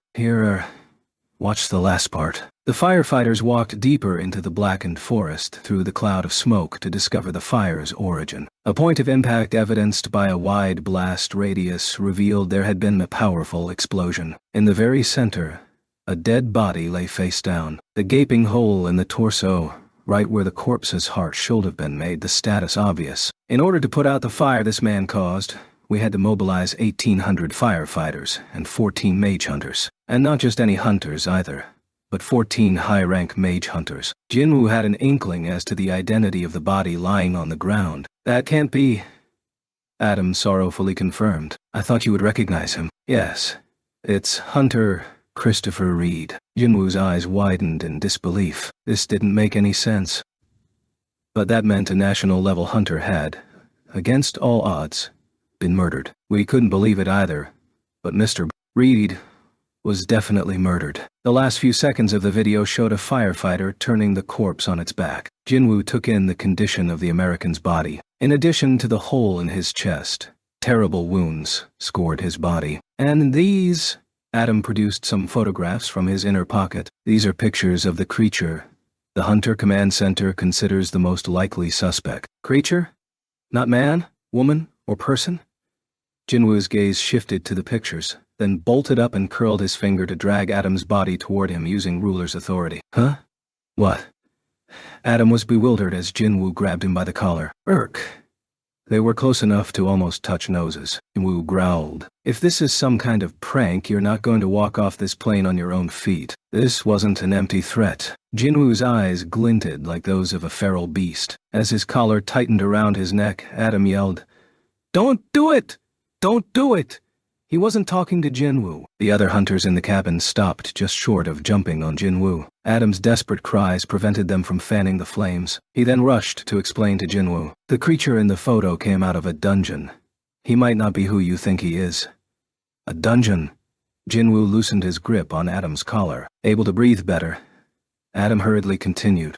His mana signature is the same as that of a magic beast, and he attacked one of our S-rank hunters unprovoked. Jinwoo looked down at the photos Adam had dropped. The person in the screenshots taken from a security camera was Jinwoo's father. My father came out of a dungeon and attacked hunters? Adam provided more information for the perplexed Jinwoo. Do you remember the accidental explosion at the Hunter Command Center? How could Jinwoo forget? That incident had put the whole world on edge. People had theorized it had been the result of an underground experiment, that a high-rank hunter had gone crazy, or that a fight had broken out between two S-rank hunters. Are you saying my father caused that? Adam nodded. He knocked out one of our hunters and then vanished. The Hunter Command Center secretly gave chase, but we never found even a trace of him, as if he had evaporated into thin air. Sohae Jinwoo listened in silence. Understand how you must feel, Hunter Sung, but all the evidence points to him. That man was strong enough to overpower an S-rank, had already attacked a hunter, and had vanished without a trace. It made sense for the Hunter Command Center to suspect the creature passing himself off as Iwan Sung. But even if everything Adam had said was completely true, that still left one question. Jinwoo's eyes narrowed. Why did you go to the trouble of showing me these photos? Because of the International Guild Conference. The upper management of the Hunter Command Center is planning to distribute a wanted poster of this man at the International Guild Conference, where all the notable hunters of the world will be present, so they no longer plan to keep the investigation under wraps. The US government was furious about losing an invaluable resource and wanted to capture the man responsible by any means necessary. The Guild Conference was their best chance of accomplishing this, and once the Hunter Command Center revealed the assassination of a national-level hunter, no hunter would be able to ignore the matter. The Hunter Command Center wants to maintain the amicable relationship we have, Hunter Sung. And that's why you came to inform me about this guy before it went public. Adam nodded as best he could with his neck still restrained. Since you were also invited to the conference, it would have put you in a tough spot. Whether or not it was really his father, it would still cause him trouble. They deigned to give Jinwoo a heads up about Chris's death and Iwan Sung's reappearance and warrant to stay in his good graces. No one wanted him as an enemy. Jinwoo was lost in thought. He could tell Adam was being completely truthful by his desperate eyes and voice. He bore no ill will toward Jinwoo. Had he sensed even just a hint of hostility from Adam, Jinwoo would have hesitated to act. However, here was photographic evidence of the creature with his father's appearance stepping on the neck of Korean-born U.S. citizen Hunter Dongzu Hwang. Jinwoo understood why the Hunter Command Center had concluded they weren't dealing with a human being. We hope you understand that we had no choice. Finally, Jinwoo let go of Adam's collar. The American's face was as red as a tomato as he coughed and gasped for air. Jinwoo picked up the photos. There was no denying they were pictures of his father. His heart raced at the sight of him. At that very moment, an announcement was made. We will be landing shortly. During the commotion, the airplane had arrived safely at Incheon Airport. Using stealth, Jinwoo avoided the reporters staking out the airport and called Jinho. Boss, are you back in Korea? Jinho's voice sounded much lighter, likely because of his father's recovery. But Jinwoo couldn't bring himself to smile. I have to go to the US next week. You mean for the International Guild Conference? Thought you said you weren't going. Things have changed. Jinwoo needed more information. He needed irrefutable proof whether that creature was his father or not. In order to get that, he had no choice but to attend the conference. Could you book me a plane ticket? Jinho didn't miss a beat. I'll book 2 round-trip tickets, boss. Okay. Some time passed after Jinwoo left before Adam could stand. The 2 hunters grew worried as they saw him struggling to rise from the floor. Are you okay, sir? I'm fine, just a little tired, Adam assured them as they helped him up. As someone who had gone to school for criminal psychology, he'd had a lot of experience interrogating criminals, but none of them had ever scared him like this. Jinwoo's gaze might be calm, but it was also cold and suffocating. And although he knew Jinwoo wasn't going to come back to hurt him, he came close to soiling his pants just thinking about those eyes. The photos had flipped a switch in the hunter. He didn't know one person could wig out like that. But there was something even more surprising. Adam turned to the 2 hunters. Want to make sure, because it happened so fast. Did Hunter Sung move me without touching me? The 2 high-rank hunters had excellent eyesight, and they nodded in confirmation. He knew it. Adam was astounded. He was certain Jinwoo had telekinetic power. Telekinesis was a skill only national-level hunters could obtain, but Jinwoo had used it so casually. Adam got goosebumps. This was the first person outside of the 5 established national-level hunters to showcase that ability. Gotta act quickly. He raised his cell phone with a shaky hand. It took a few rings before the assistant director answered the phone. Adam tried to calm his trembling voice before speaking. Mr. Connor? I think I found the 6th. KK. Okay, the Hunter Command Center announced the roster of invited guilds. Sicario Guild. Arondias, Mexico. Ajin Guild. Jinwoo, Sung, South Korea. E Era et Vitae Guild. Fabio Garco, Italy. The International Guild Conference was an important event in which representative guilds from various countries were invited to discuss the trends and prospects of the hunters community. Ajin Guild was chosen to represent Korea, and its attendance was a hot topic not only in Korea but across the globe. The only top-tier hunter in their roster was their guild master, so by inviting them, the Hunter Command Center was publicly acknowledging that Jinwoo alone was as good as any of the well-established guilds on their roster. No one objected to this. What was there to object to?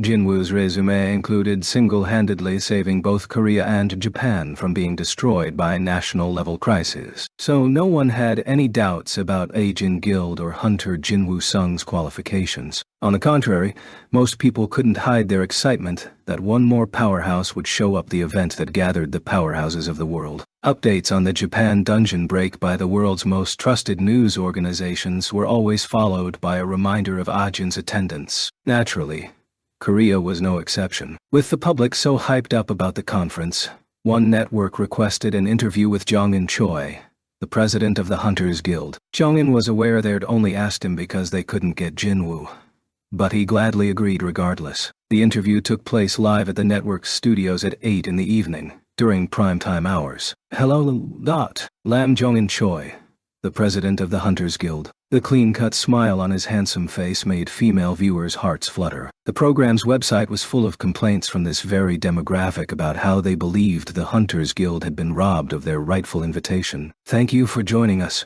President Choi. The female host politely bowed before asking the question on the teleprompter. Many people are interested in news regarding Ajin Guild these days. How do you feel about that, President Choi? Jong-in easily answered. I think the Hunter Command Center made the right choice. Does that mean you support their decision? Do indeed. But it's no exaggeration to say that Ajin is a one-man guild, right? Yes. But that one man is Hunter Jinwoo Sung. Jong-in chuckled, and the host laughed with him. He continued without missing a beat. If we define guild members as anyone who can be mobilized to do battle, then Hunter Sung has hundreds of guild members. You're talking about Hunter Sung's minions, right? Exactly. Ajin Guild can stand their own against not just guilds in Korea, but those around the world. All because of Hunter Sung? Yes, because of him. Jong-in's unwavering support of Jinwoo caused a stir in the audience, but he stood behind what he said. Having seen the man in action, Jong-in firmly believed in the younger hunter. The memory of Jinwoo carving a path through the ant magic beasts made the hair on the back of his neck stand up, and goosebumps spread all over his body. Who would ever guess that he used to be an E-rank hunter? Things heated up as Jong-in acknowledged the power gap between Ajin Guild and his own. Still, as the previous Korean representative at the International Guild Conference, she can't imagine you're particularly happy about how things have gone. The host looked pleased with her question and awaited Jong-in's reaction. Of course, I'm jealous he gets to go overseas. I just renewed my passport and everything. The audience guffawed at his joke. However, I'm prouder of Hunter Sung than Gao am jealous of him. Jong-in's smile suddenly faded, and at his serious expression, the laughter from the audience died down, and the host's eyes gleamed. The audience could tell from the look on his face that this was the crux of the matter. Their eyes locked on his mouth. Jong-in had appeared on TV often enough to know how to play to the audience. He took a dramatic pause before continuing. Imagine this. You're up against a deadly magic beast you cannot hope to defeat. Just then, a hunter appears. One you would trust with your life to keep you safe. His sincere words had a weight to them that rendered the host and viewers speechless. Jong-in declared to a studio that was now dead silent. My guild members and I, along with many other members of different guilds, only live to see this day because of Hunter Sung. He scanned the audience. He hadn't meant to turn this into such a solemn occasion, so he smiled to lighten the mood. I'm truly proud that Hunter Jinwoo Sung has been chosen to represent Korea. He received thunderous applause. Take a. Okay. As Jong-in exited the studio after wrapping up the interview, he received a call. The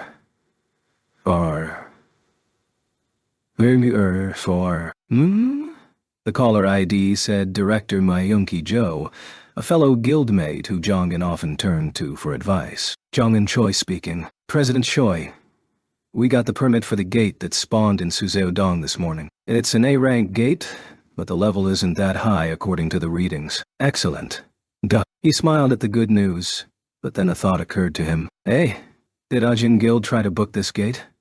No, sir. Like you said, they've been too quiet lately. It had been 4 days since Jinwoo returned from Japan. Since then, 4 high-rank gates had appeared near Seoul. The number of high-rank gates had increased rapidly, but there was no movement from Ajin Guild, aka Jinwoo. The other large guilds in the metropolitan area welcomed the silence from the so-called destroyer of gates and bringer of death to magic beasts. However, Jong-in found the lack of activity strange, and the continued silence made him uneasy. No better than Yoonho Baek of White Tiger or Taeju Lim of the Reapers. If one rejoiced over an apple falling from a tree, how were they any different from a monkey? While one person smacked their lips over a free apple, another pondered the laws of gravity. Jong-in wasn't foolish enough to get caught in a stroke of good fortune. Myung-ki chuckled. Either way, our profits are up 40% due to the lack of competition. Ah, another monkey. Excuse me. Never mind. Jong-in quickly changed the subject. Did the association say anything? They claim he's been at home resting, and he apparently hasn't been to the guild office recently. Don't overthink it, sir. He's probably getting ready for the International Guild Conference. Jong-in shook his head. That can't be it. He knew Jinwoo better than that. He cleared 3 to 4 low-rank gates per day before his re-evaluation, raided gates on other people's turf after becoming an S-rank, and then took care of an S-rank dungeon break in Japan all by himself. That's the kind of hunter Jinwoo Sung is. The more Myung-ki thought about it, the more he realized Jong-in might be right. The director was also curious as to why Ajin Guild had been so quiet lately. Where there were magic beasts, there was usually Jinwoo Sung. Jinwoo couldn't have been that tired after the giant fight either, so Jong-in's suspicions weren't unfounded. You're right. Wait.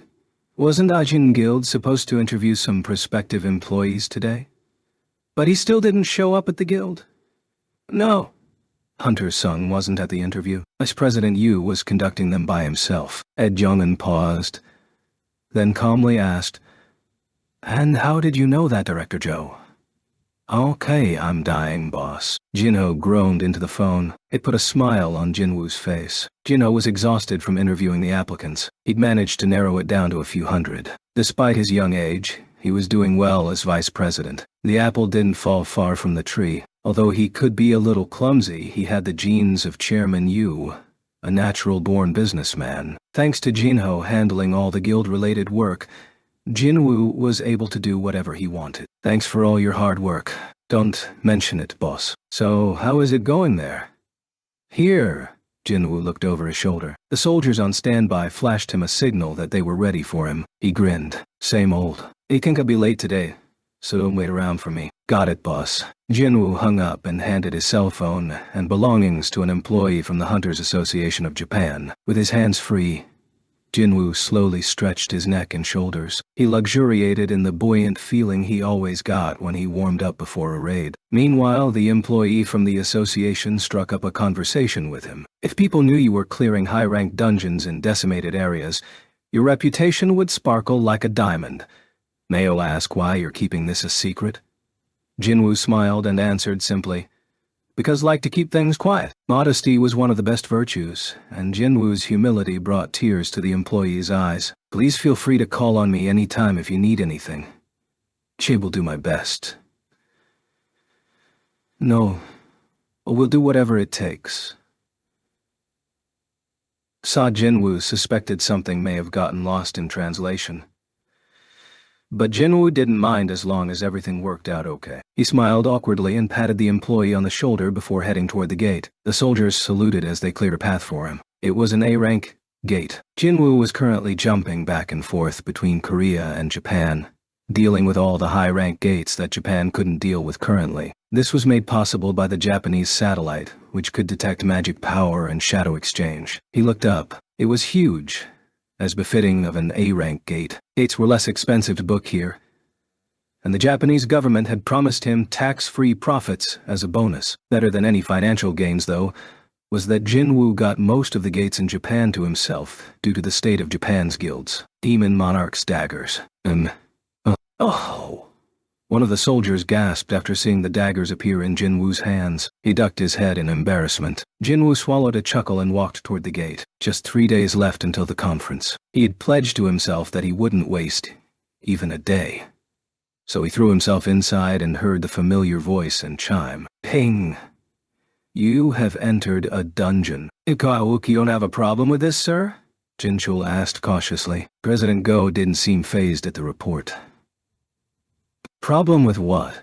Hunter Sung's continued visits to Japan. The Hunters Association of Korea was able to monitor their hunters using the tracking function of their hunter-exclusive phones. Under orders from President Go, Jinchul had fed false information to anybody asking about Jinwoo's whereabouts. What if Hunter Sung decides to stay in Japan? If that happened, Korea would lose their best hunter. That was Jinchul's main concern. However, President Go, who valued Jinwoo more highly than anyone else, remained strangely silent when it came to the young man's recent activities, which frustrated Jinchul to no end. President Go chuckled at how anxious Jinchul was. Don't worry about it. So he said something to you then? He came to see me before he went to Japan to defeat the giants. That much was obvious, as President Go had been the one to announce Jinwoo's intentions. Tried to stop him. Said that there was too much risk compared to the gains. He wasn't promised big money like Yuri, right? Jinchul nodded. Jinwoo's single request had been the right to decide what to do with the remains of the magic beasts. It was too small a fee for saving a whole country. Figured there was no time to negotiate with a country whose cities were falling by the day. It couldn't be helped. But it should have been a red flag for the president of the association, whose job was to protect the hunters of his country. It was rather strange that President Go had let Jinwoo go, but then he told me something. President Go recalled that moment and grinned. The suspense was killing Jinchul. What did he say? He told me that he wants to expand the territory of Ajin Guild to Japan. What?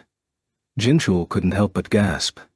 No. President Go's initial reaction had been the same. Japan's largest guilds were rendered powerless because of the damage from Jeju Island and the giants. Hunter Sung confidently told me that Ajin Guild would fill the void.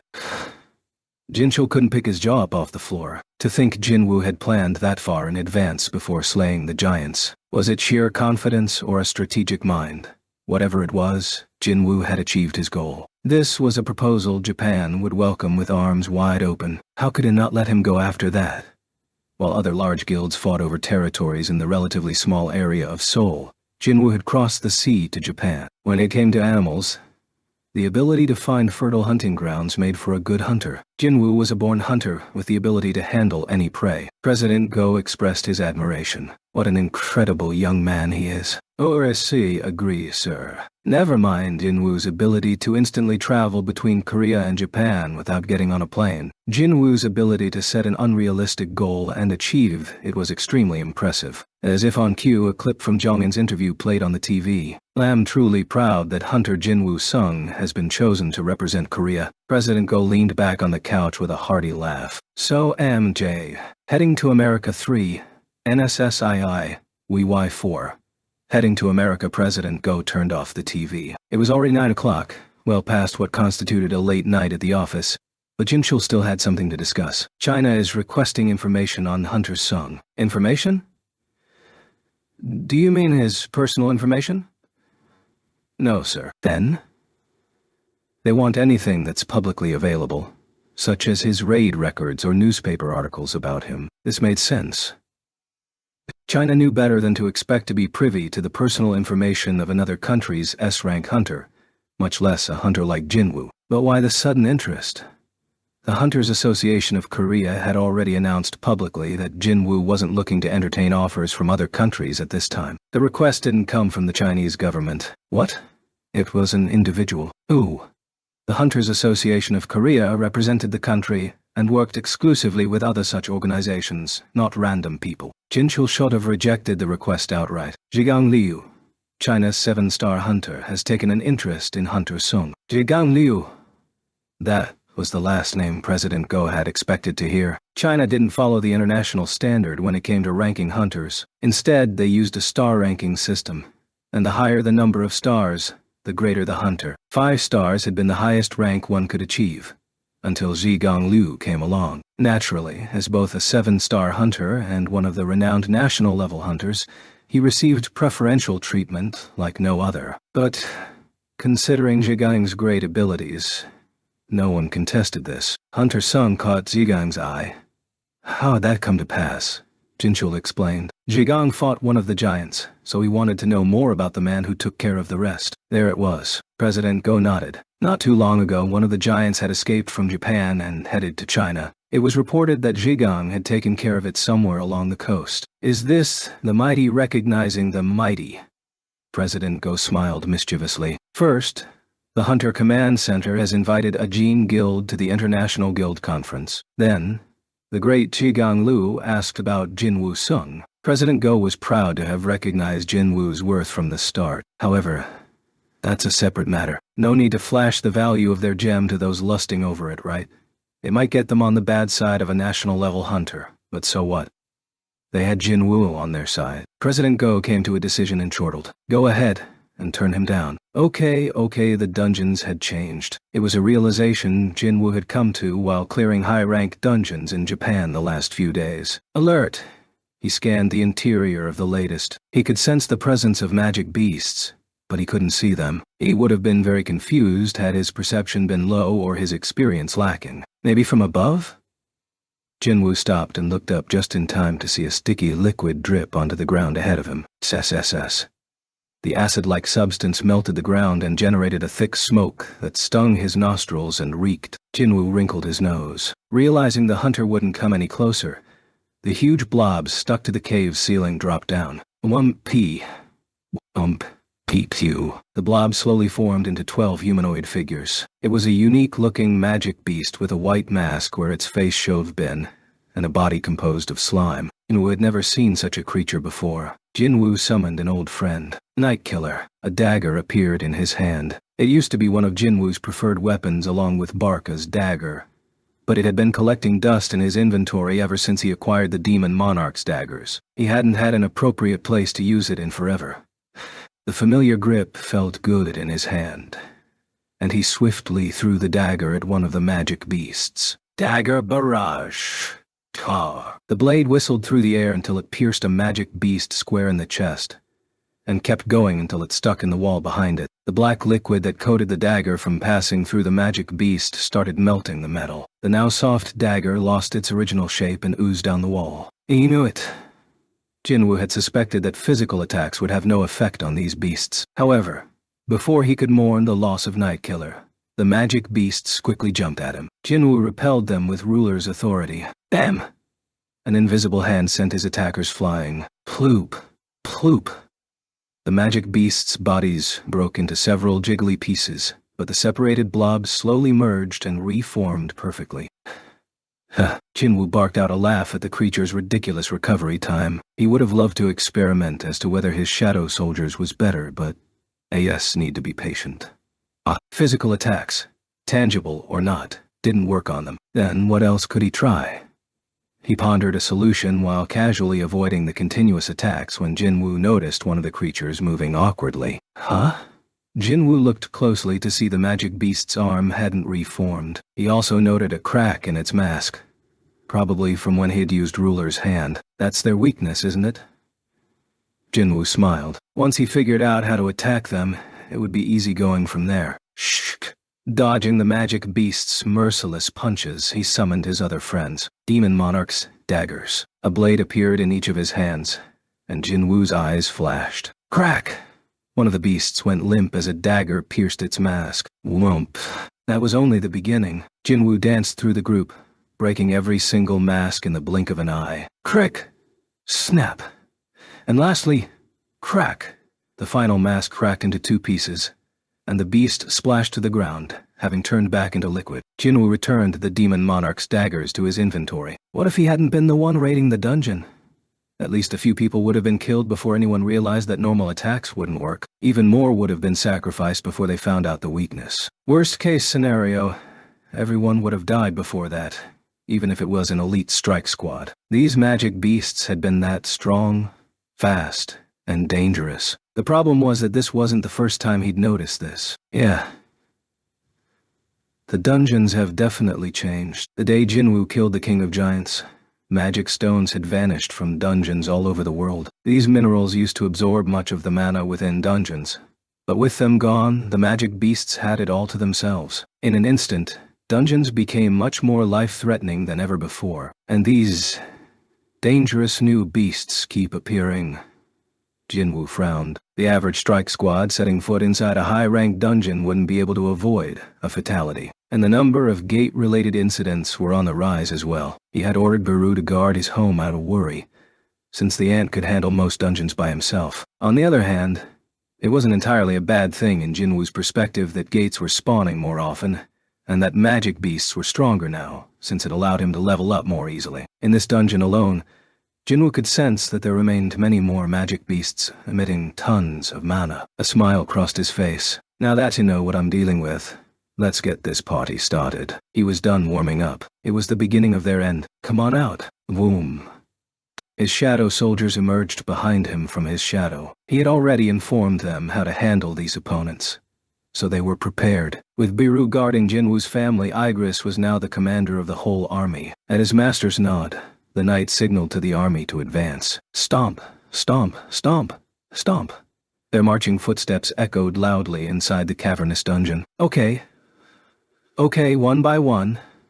The best hunters in the world arrived in the US for the International Guild Conference, the national-level hunters among them. However, Thomas Andre was concerned with only one person. Jinwoo Sung will arrive tomorrow. Thomas summoned Dong-Su to the president's office after verifying Jinwoo's schedule. You wanted to see me, sir? Dong-Su cautiously asked as he studied Thomas's expression. He'd been with the Scavenger Guild for a few years now, but he still found it difficult to talk to the guildmaster. Thomas was extremely powerful, had an unpredictable personality, and was very possessive. Despite being a fellow S-rank hunter, Dong-Su felt small in Thomas's presence. Mr. Wang. Thomas got straight to the point. Do not lay a finger on Jinwoo Sung. Dong-Su's eyes widened, unsure how Thomas knew. His eyes then shifted to Laura standing behind the guildmaster. She stared back at Dong-Su as if to indicate she had just been doing her job. Tsh. Dong-Su clicked his tongue. Thomas continued. I know what happened between your older brother and Hunter Sung. Understand that there were suspicious circumstances and that you want answers. Dong-Su's older brother, Dong-Suk, had gone into a dungeon with Jinwoo a while back. All 8 of Dong-Suk's regular squad members had perished in that dungeon alongside him, while 2 of the survivors went on to form a guild together. No wonder he had questions for Jinwoo. Dong-Su's discontent showed on his face, but Thomas wagged a finger at him, and a corner of his lips curved up. I don't remember saying you could speak, Mr. Wang. Just listen. T was a clear warning. Thomas was one of only a handful of hunters who could threaten S-rank hunters like that. Understanding the power dynamic between his guildmaster and himself, Dong-su kept his mouth shut. Thomas emphasized one more time, "Do not do anything to Jinwoo. Heck, why don't you take a vacation at the guild villa for the duration of the conference? Would you do that for me, Mr. Huang?" Dong-su reluctantly nodded. "Sure. Good. You may leave now." Dong-su hastily left the president's office with a storm cloud over his head. "Do you think that will do, sir?" Laura asked, seemingly unconvinced. Thomas shook his head, disgruntled. Not at all. Thomas had seen the hostility on Dong-su's face. He wasn't ready to let go of his brother's death. Laura. Yes, sir. Keep a close eye on Mr. Huang until Jinwoo leaves the U.S. Will he?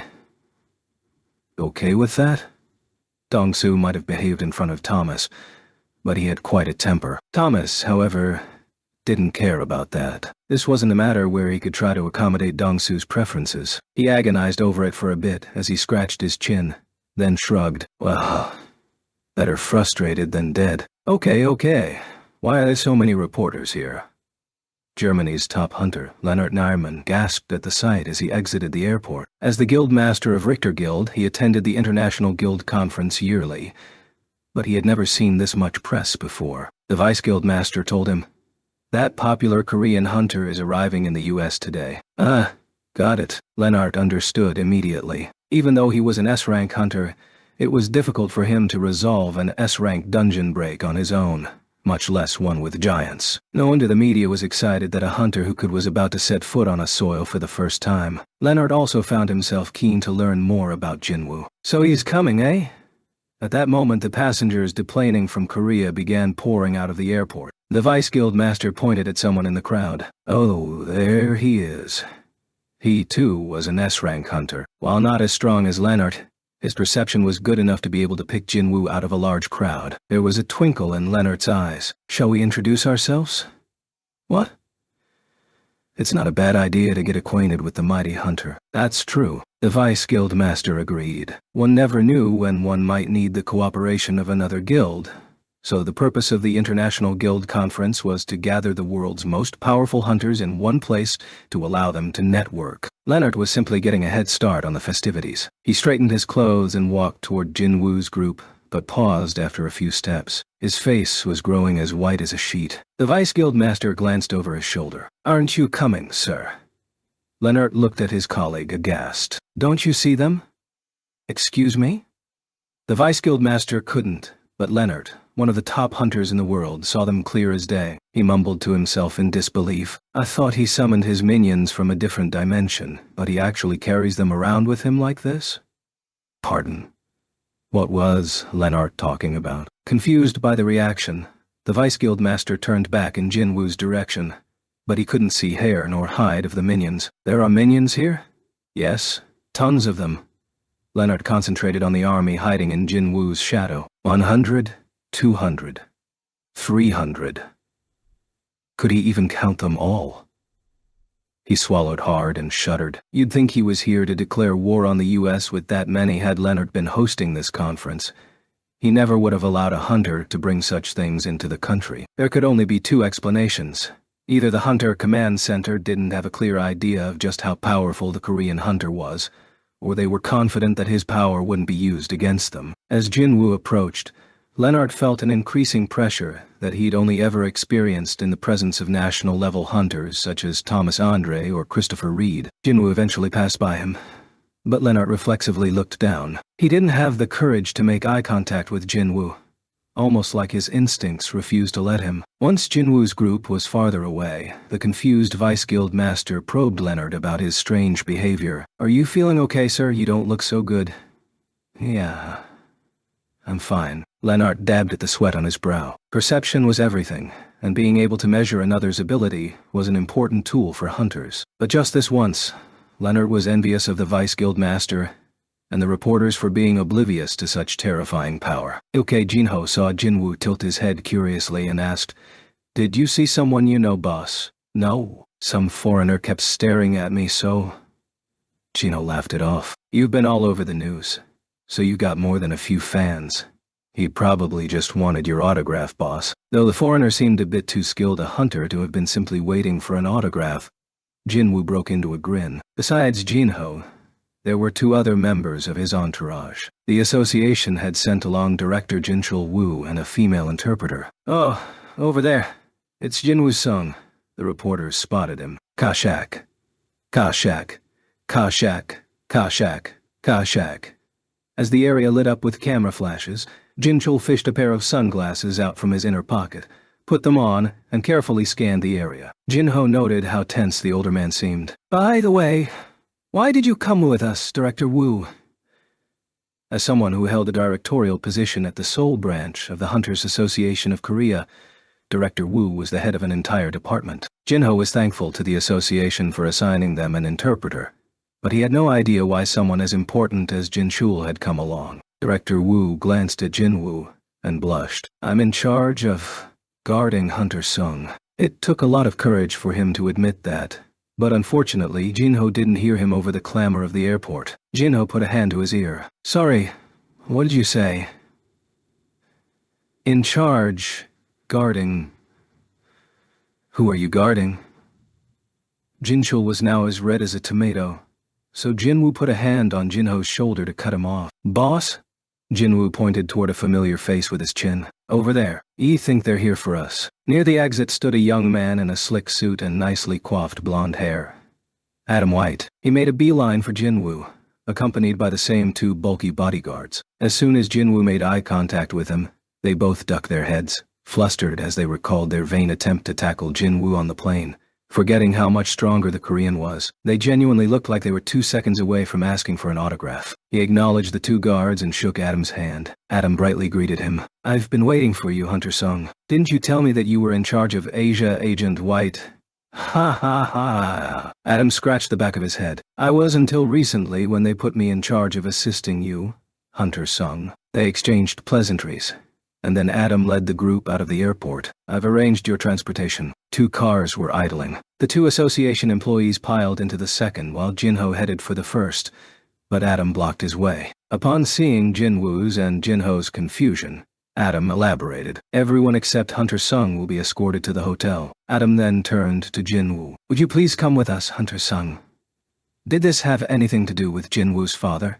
Jinwoo's expression shuddered and the temperature around them suddenly dropped. Adam quickly waved his hand. "I promise this is for your benefit, Hunter Sung. You're aware of what the Hunter Command Center thinks of you, right?" Adam had previously mentioned that the Hunter Command Center wanted to maintain friendly relations with Jinwoo. They wanted to be helpful to him, and Jinwoo didn't sense any hostility in Adam's words. Had there been any ill will, he would have picked up on it with his highly sharpened perception stat, just as he'd done with the King of Giants' offer to become an ally. "What's this about that you can't discuss it here?" Jinwoo asked calmly. Adam smiled awkwardly and glanced at Jinho. "Some of the information is classified." Jinho caught on and stepped back without a fuss. "I'll see you back at the hotel, boss." "Okay." Jinwoo watched Jinho get in the second car before following Adam into the first one, which sped away as soon as they closed the door. The 2 cars split off in different directions. Jinwoo had been patient enough. "So where are we going?" "The Hunter Command Center headquarters." "The Hunter Command Center?" The International Guild Conference was to be held in a rented space near the hotel he would be staying at, so this wasn't conference-related business. "Can't you tell me what this is about now?" Adam pressed a button as if he had been waiting for this moment. A transparent partition rose between the front and back of the car, and a hologram of the English word soundproof blinked on the fiberglass. Adam wondered why Jinwoo didn't seem to care about the hologram. "This is the latest technology. Don't you find it impressive, too? See something similar to it every day, so..." Adam seemed a little disappointed, but he quickly found his smile again. "Please excuse me for a second." Knock. Knock. Knock. He knocked on the partition to check the soundproofing before turning to Jinwoo. "To be frank, we're under a lot of pressure right now." The tragic death of Christopher Reed, one of 2 American national-level hunters, was much more painful of a loss than Jinwoo could have imagined. Hunter Reed was one of the pillars of America's fighting forces, and the Hunter Command Center is desperate to fill this vacuum of power. His death is currently confidential, so things are quiet right now. But we will soon do whatever it takes to recruit a hunter who can replace him. And A candidate? Adam nodded. Jinwoo appreciated his honesty, but he was growing impatient with being pestered with the same offer he had already rejected. Aren't we done talking about this? Yes, of course, but Adam looked like he was just getting started. He pulled out his cell phone and showed Jinwoo several pictures. There's a new offer on the table. The photos depicted the hunt for the first and only dragon magic beast to ever appear.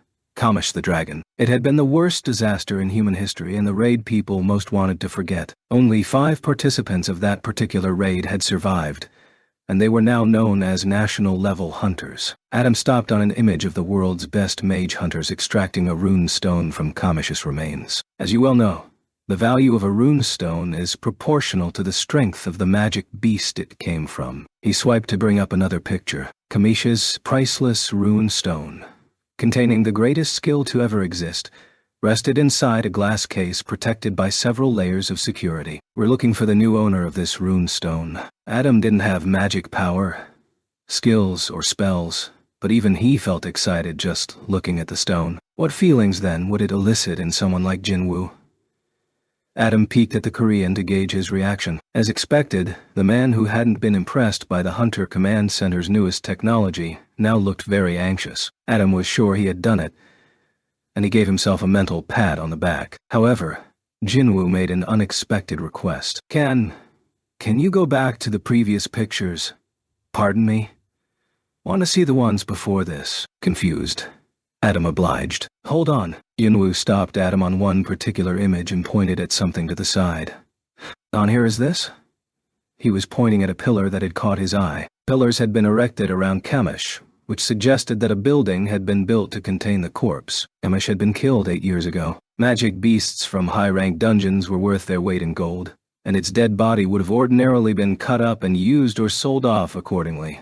So Jinwoo never would have expected Kamish's corpse to be intact. Countless nations, companies, and research labs would have lined up to buy the remains, but based on the photograph, Kamish's body looked untouched, save wounds sustained from the fierce battle. Jinwoo's heart leaped at the possibility that Kamish's remains might be within reach. Did the U.S. preserve Kamish's corpse?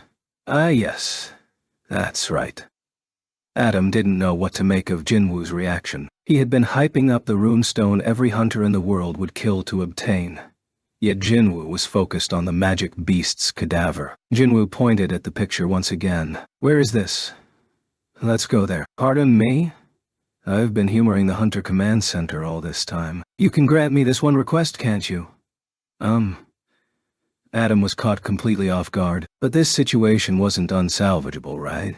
Between Jinwoo and the Hunter Command Center, whoever needed the other more would be at a disadvantage. So the Hunter Command Center's plan was to catch Jinwoo's attention. They'd first tried using Mrs. Selner's ability, and when that failed, they'd tried dangling Kamish's runestone in front of him. But the spark of interest had come from a surprising source. This cloud might have a silver lining for Adam after all. The higher-ups said by any means necessary, right? The director and assistant director had gathered the agents of the Hunter Command Center and instructed them to get on Hunter Jinwoo Sung's good side, no matter what it took. They were to increase the chances of him defecting to the U.S. If the Hunter Command Center had it, they were willing to give it to Jinwoo. Adam reminded himself of his mission and cleared his throat. I don't actually know where Kamish's remains are located, as I'm strictly on a need-to-know basis. Jinwoo's face fell as he nodded. That made sense. Adam seemed too young to be privy to any and all classified information. Adam confidently continued. However, I'm sure I can get the clearance if it's for you, Hunter Sung. I'll have to report the situation to my superior first. So would you mind waiting? Jinwoo brightened at the news. The chances of shadow extraction failing increased the more time passed since death. And in Kamish's case, it had been 8 whole years. The odds were against Jinwoo, and it could turn out to be a waste of both his and others' time to even try. But if there was a 1 in a million chance he could succeed, then he had to try. And if he pulled it off, he would command the shadow soldier born of the most powerful magic beast ever known to mankind. He felt giddy just imagining it. If he failed, the only loss would be a minute out of people's days. Considering the possible gain, it was worth the effort. Of course, Jinwoo wasn't sure the U.S. would allow it. Aren't we heading to the Hunter Command Center now? That's right. Then I'll just wait there. Oh. Adam wrinkled his brow. unsure whether he should be happy about Jinwoo's sudden extreme interest. Okay, the director of the Hunter Command Center of the U.S. made a similar face when he heard the news, as did Assistant Director Connor standing next to him. So, Hunter Sung is here? Now? Adam nodded. What about the rune stone? He didn't say anything about it. He'd made the decision to bequeath Kamish's rune stone to Jinwoo to persuade the Korean hunter to join America. After all, American hunters growing more powerful meant that America was in turn more powerful. However, no, sir. He barely said anything about the runestone on the way here. That's not good. The director rubbed his chin. Jinwoo reminded him of Thomas Andre. Both apex hunters were rather hard to predict. At this point, the director figured that when people reached the pinnacle as those two had, they simply thought differently than others. So he really just wants to see the beast's remains? Yes, sir. Adam nodded firmly. Overall, he couldn't complain about how things had turned out. Adam's original mission had been to bring Jinwoo to the bargaining table, and since Jinwoo had willingly come to the Hunter Command Center, Adam's mission could be considered complete. It was now up to management to negotiate. The director couldn't come to an easy decision. Need to discuss this with Mr. Connor. If you would... Yes, sir. Adam got up and left the director's office. The director was at a loss for what to do. Why do you think Hunter Sung wants to see Kamish's remains? I'm not sure, but he's definitely not here to play tourist. It's likely the beast's remains mean more to him than the rune stone. Skills were invaluable. The greatest hunters were willing to spend a fortune on ones they needed.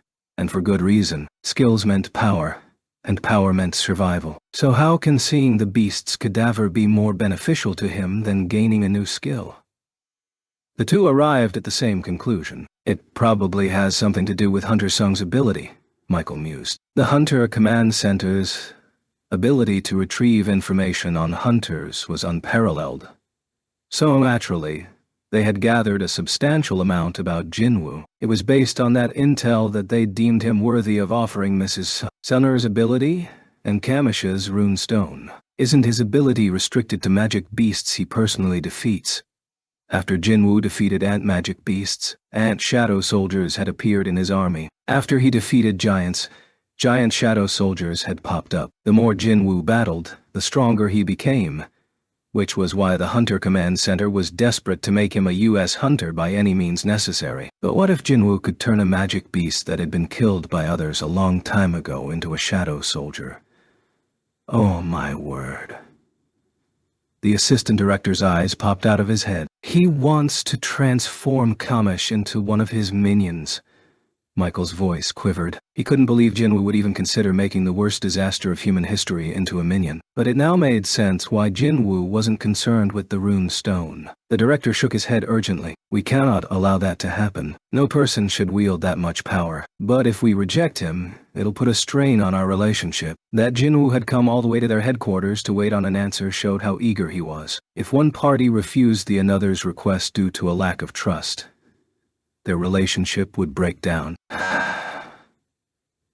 The director turned the matter over in his mind. If Jinwoo really could make Kamish into his minion and control it like they were speculating, no organization or country would be able to control him. Furthermore, his minions had the ability to quickly regenerate after being destroyed. The risk of Kamish attacking them once more, but with a similar unlimited regenerating ability, was too great for the sake of maintaining a good relationship with a hunter. The director wanted to know one thing before making his final decision. We still have Thomas Andre, a national-level hunter, and almost 50 other S-rank hunters scouted from all over the world. Is Hunter Sung really worth pursuing further?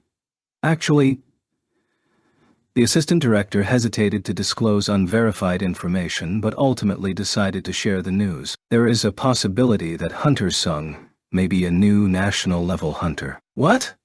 The director abruptly leaped from his chair. We received a report from Agent White a week ago that Hunter Sung could use telekinesis. Apart from a healer, the national-level hunters had the ability to move objects at will, and though many powerful hunters had come before and after them throughout history, they were the only ones ever recorded as having that skill. As the only ones in the world to have made this connection, the Hunter Command Center considered telekinesis a prerequisite to being classified as a national-level hunter. If Jinwoo indeed had this ability, he might be God's gift to the U.S. after losing the mighty Christopher Reed. God bless us, Everyone. This country was truly blessed. The director's expression changed. Do you think we can trust him? The evaluation of an individual ability was objective, but the evaluation of whether someone was trustworthy was not. The assistant director spoke of the Jinwoo he'd observed up until this point. What do you suppose would happen to anyone who aimed their guns at Thomas Andre or Zhigang Liu? It's terrifying to even think about it. Both Thomas and Zhigang were merciless. If one was lucky, they might lose an arm and not their lives. Hunter Sung doesn't operate like that. You can still talk things out with him, even in urgent situations. The director lowered his gaze and nodded. The assistant director continued. And look at what he's done in Japan. No one else came forward to deal with the dungeon break there, but he took care of it without making any demands. It was a sharp contrast to Yuri Orlov, who had asked for an insane 10 billion yen per day. Saiyan. The director didn't think on it much longer. He pressed his lips together and rose from his chair. I'll take him myself. This may be a good opportunity to witness his abilities. The assistant director brightened as he also stood. By the way, sir, where exactly are Kamish's remains? The director smiled. Haven't you ever wondered why this building has 20 underground levels? Shoukei Jinwoo was escorted onto the elevator by the director. Would have rather talked to you someplace quiet, but I thought you would prefer to make haste. Adam smoothly interpreted for him. Jinwoo nodded in agreement. The elevator carrying him, the director, the assistant director, and Adam quickly descended underground. I can't believe they built the headquarters of the Hunter Command Center on the spot where they killed Kamish. Only in America, he supposed. The director had explained that Kamish's remains were entombed beneath the Hunter Command Center to commemorate the sacrifice of the hunters who had stopped the worst disaster in human history. Ding. Die. The elevator door opened on the 24th underground floor. Staff members waiting by the elevator greeted the 4 passengers. Aye, sir. The staffers appeared to be military personnel by the way they saluted the director. The director nodded at them as he led the group past. Come this way. Jinwoo swallowed hard. A tightly secure door opened, and cold air stung his cheeks. Wait, this isn't just cold air. Although weak, there was mana in the wind. It was obvious whose it was. Ba dump. Ba dump. Ba dump. Jinwoo's heart raced as his odds of shadow extraction seemed to increase. If Kamish's body still had magic power left even after having been dead for 8 years, how much power would his shadow soldier possess? He tried to calm his racing heart as he followed closely behind the director. Here we are. His guide stopped in front of an incredibly huge, brightly lit lair, and there was the red dragon Kamish. It looked the same as it had since the national-level hunters stopped its final rampage. The dragon's imposing figure took Jinwoo's breath away. All the electricity used in our building comes from Kamish's essence stone, the director proudly explained. However, at this point, Jinwoo couldn't hear a thing. His eyes were fixed on the remains. The director noticed Jinwoo's sparkling gaze and realized it was time. Hunter Sung, are you satisfied now? Please step back. The staff began raising their concerns about Jinwoo's request. Mr. Brennan, what in the world is he trying to do? Kamish's remains are a national treasure. But the director raised his voice. He has my permission. Their objections immediately died down. Jinwoo and the director had already discussed the process, and Jinwoo had promised nothing would happen to Kamish's remains. Just like the assistant director, the director elected to trust Jinwoo. Everyone, let's observe what happens. They obediently retreated as per Jinwoo's instructions. Jinwoo then stretched his hand toward Kamish and whispered, Arise. A notification arrived. Shadow extraction has failed. You have 2 attempts remaining. Jinwoo calmly prepared for the next attempt. Arise. His desire to take control of the most powerful magic beast echoed through the room. Arise. The lights on the ceiling flickered, and a chilling wind blew from nowhere. Roar. It was impossible to tell where the dragon roar came from, but everyone slapped their hands over their ears. In this chaos, the only person who didn't lose their cool was Jinwoo. He spotted Kamish's shadow spreading across the floor. Do it? Jinwoo's eyes widened as something slowly rose from the shadow. Surrounded by black smoke, it was unquestionably shaped like a dragon. What is that? The staff shuddered and retreated farther. Although the director and assistant director knew about Jinwoo's ability, the sight of it in action stole their breath away. Ruar. The dragon paused upon spotting the human at its feet. Shadow Monarch. King of the dead, is it you who has summoned me? A 5 furious lion neg. We 5. The furious lion, only one being, had the ability to bring a soul back from the dark abyss. And that was the Shadow Monarch. The dragon recognized who Jinwoo was at once. The king of the dead, who had taken the form of a human, stood gazing upon Kamish. The power he wielded gave the dragon a great chill. However, before long Kamish's eyes shifted to the ones behind the Shadow Monarch, and spotted the faces of dumbfounded humans staring at it with their mouths agape. Human. Humans? The hatred for humans the dragon had held to its dying breath came rushing back. As it did, the dragon also remembered the pain it had felt at the humans' hands. Kill humans. Snap! Kamish lost its rationality and rose to its full height, eyes glowing red. All of you. We'll kill all of you. The air in the chamber began heating up. Oh my God. The director whispered in horror. The structure had been built around a sleeping dragon, but it now looked too small to contain the beast as its head reached the ceiling and split the concrete. What could that be? A red glow formed within the dragon's mouth. Both the director and assistant director had seen what that mass of red light could do via video footage on repeat. Adam anxiously yelled at the director and grabbed him by the shoulder. Mr. Brannon, we need to get out of here. How do you escape a dragon's breath? Once the red light was expelled, destruction of this lair and the entire headquarters of the Hunter Command Center would be assured. There was no escaping the dragon's attack. What? One of the staff members' knees buckled, his face pale. Two others desperately tried to enter the password to open the door. But both the director and assistant director knew it was all for naught, so they kept staring back and forth between Jinwoo and the revived dragon. FWWAgan. The red light transformed into a ball of fire. The dragon was ready to spit flames at the humans in front of it. Die! Just then, Jinwoo bellowed. Stop! The members of the association who had instinctively shielded their eyes from the bright light now cautiously lowered their hands. They'd thought themselves doomed, but that had been a hasty conclusion. How? 2. The fire that had been raging inside Kamish's mouth died down. In the past, the dragon had incinerated hundreds of hunters with its fiery breath, but it now took one hunter to stop it in its tracks. The director gawked at Jinwoo, and just when he thought he couldn't be more surprised, Jinwoo spoke to Kamish. The essence stone that was once inside your head was taken a long time ago. You don't have to listen to the rulers anymore. The assistant director shivered. Is he speaking the language of magic beasts? Yes, I don't know what to make of what I'm seeing right now. While everyone else was trying to work through their shock, Jinwoo let out a sigh of relief. He hadn't had much time to think, so it was a good thing his idea had worked. For a moment there, though, the dragon's aggression coming had caught him off guard. How can a shadow soldier be so bold? It looked like the king of giants had been right about powerful beings having bigger egos. The dragon itself was surprised at how compliant it was toward the new monarch. So, this is how it feels to be subordinate to the Shadow Monarch. Kamish lowered itself out of respect to Jinwoo. The humans flinched as the dragon moved but calmed down as nothing else happened. The dragon's nose touched the floor, and it spoke in a low voice. This former servant of the Dragon King bows down to its new master. Despite its guttural voice, a distinctive feature of magic beasts, Kamish spoke with the utmost respect. Jinwoo slowly approached the dragon and laid a hand on Kamish's snout.